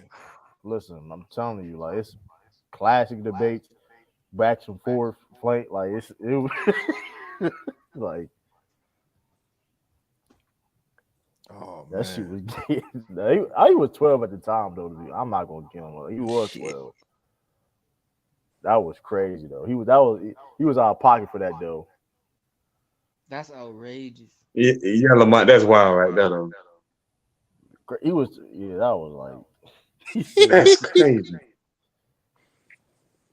So this nigga randomly just went. This nigga just randomly went and looked up dark skinned men, selected a picture, and saved it in his profile. Who knows what else he looked up?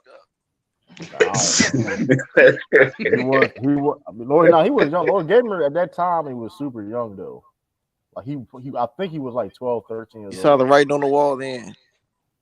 I'm just saying though, bro. I think I still got him on the gram though. I think man, this nigga out here catfishing at 12.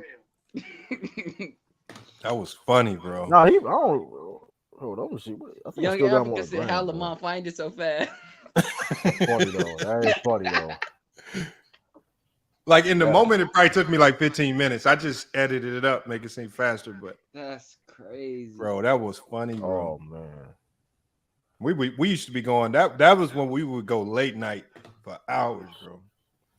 Like just crazy. Like I'm gonna show y'all one more, man. I'm giving all the jewels away, man. Listen, it's a lot. Y'all gotta go. You not getting on Lamont after the game? I might, but I can't promise it. Because I might have to just hit the gym, man. I got to get some shots up, man. All right, hold on. I'm going to play one more. Catfishing at 12 is crazy. Question is, do you think I became a dominatrix because men made me feel bad? No, I'm just going by what you said. No, I said I don't care about men. I think you became a dominatrix because you got to put food on the table and you got no skills. Let me. I think that's why you do what you do. Can I ask a question after? It's real easy. Sex work, the oldest employment in the world. See, you will sit there and make that comment because what? Because you were born with a vagina and men are going to always come to you. True. But check this out. You got a time limit on that shit, mama. No. So keep talking. Yes, you do. Yes, you do. Milk. Yes, you. Okay. I can die. The day I die, I can do this. Okay. Keep thinking that. Keep thinking that. Hey, hold on, right? Hey, Lamont, you got jokes, you big head bitch. Big forehead. Hey, put your camera on, nigga. That was you got a little head, the one between your shoulders and the one below your waist, baby. I do, Lord. I ain't even gonna tell my shit small as hell. I have men that are high value that take me out of here. that don't see it that way. You ain't marriage material. Get the fuck out. I'm being courted by good men right now, asking me about. You can be courted. What man gonna marry you? Courting and marriage. They're courting me for marriage. No. They fucking you. I'm not fucking him. Yeah. Ain't no man finna marry you. You got too much baggage. I only knew I was gonna be able to contain y'all for a little bit before y'all really went in. Oh man, we was trying to contain. First of all, she came in the wrong way. Ain't nobody on the platform asked what she did for a living. Herb. She came in here. I'm a sex worker. I do this. I only fuck with high value men that fuck with me. I got this. I got Who that. said that? Fuck out of She here. said that Yeah, when she we did when the say stream that. first started. She said that. Who? The The girl. girl, the lady who Girl, just what left, is love? Bossy Empress. Oh, she was a escort. She's Yeah, no, she was an she a escort. dominant. No, She she said a she. dominatrix.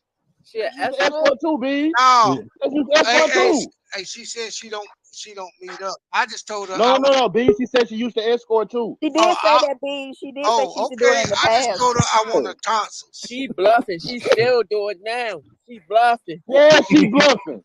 Yeah, she bluffing.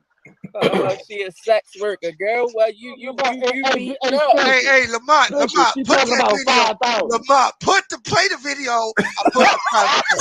Play the video, Lamont. Let me see him. All right, hold Play on. the hold on. video. Steve, you are crazy. Would you pay $5 for this stripping? Wait till you see it, Let me dog. see. Oh man, y'all is Wait, bro. she was talking I saw like that she was Hold on, gay. hold on, yeah, hold on. Let me share my screen. Video, Lamont.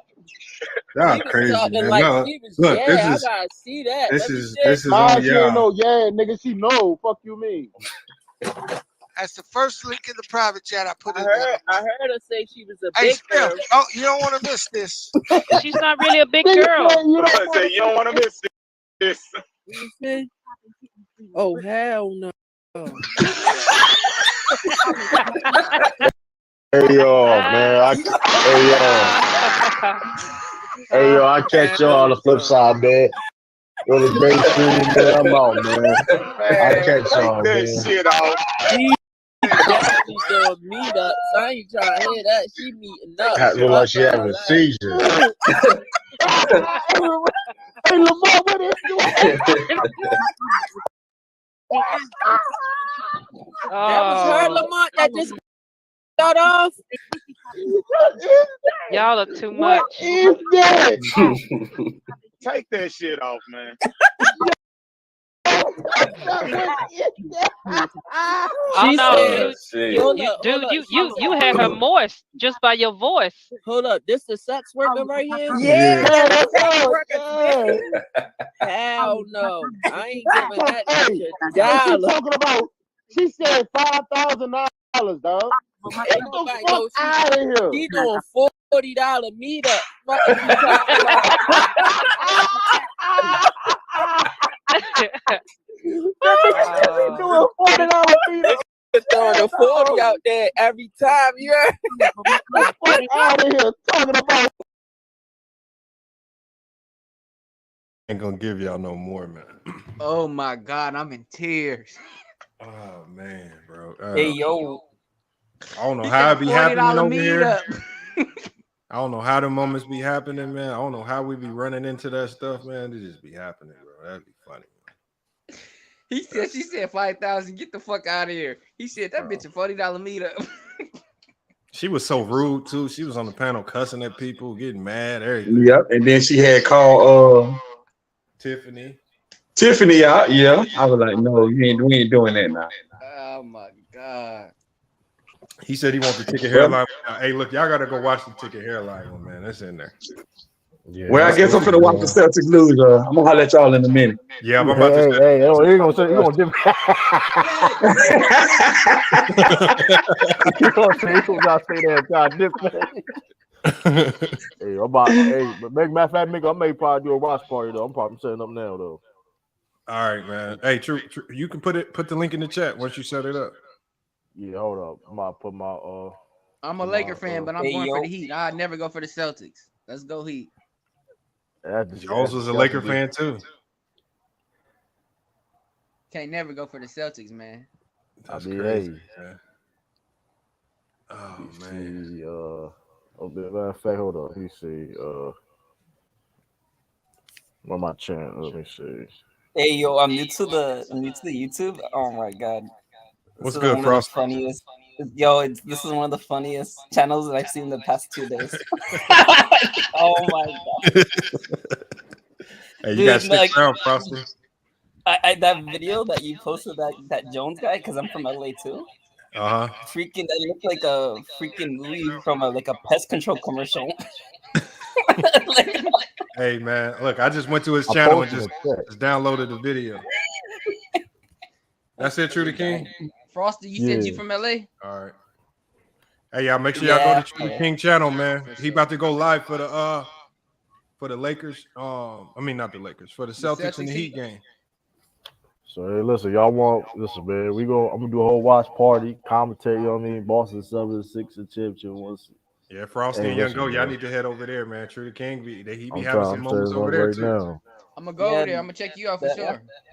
I appreciate that, man. Listen, man. Oh man, but that's crazy, man.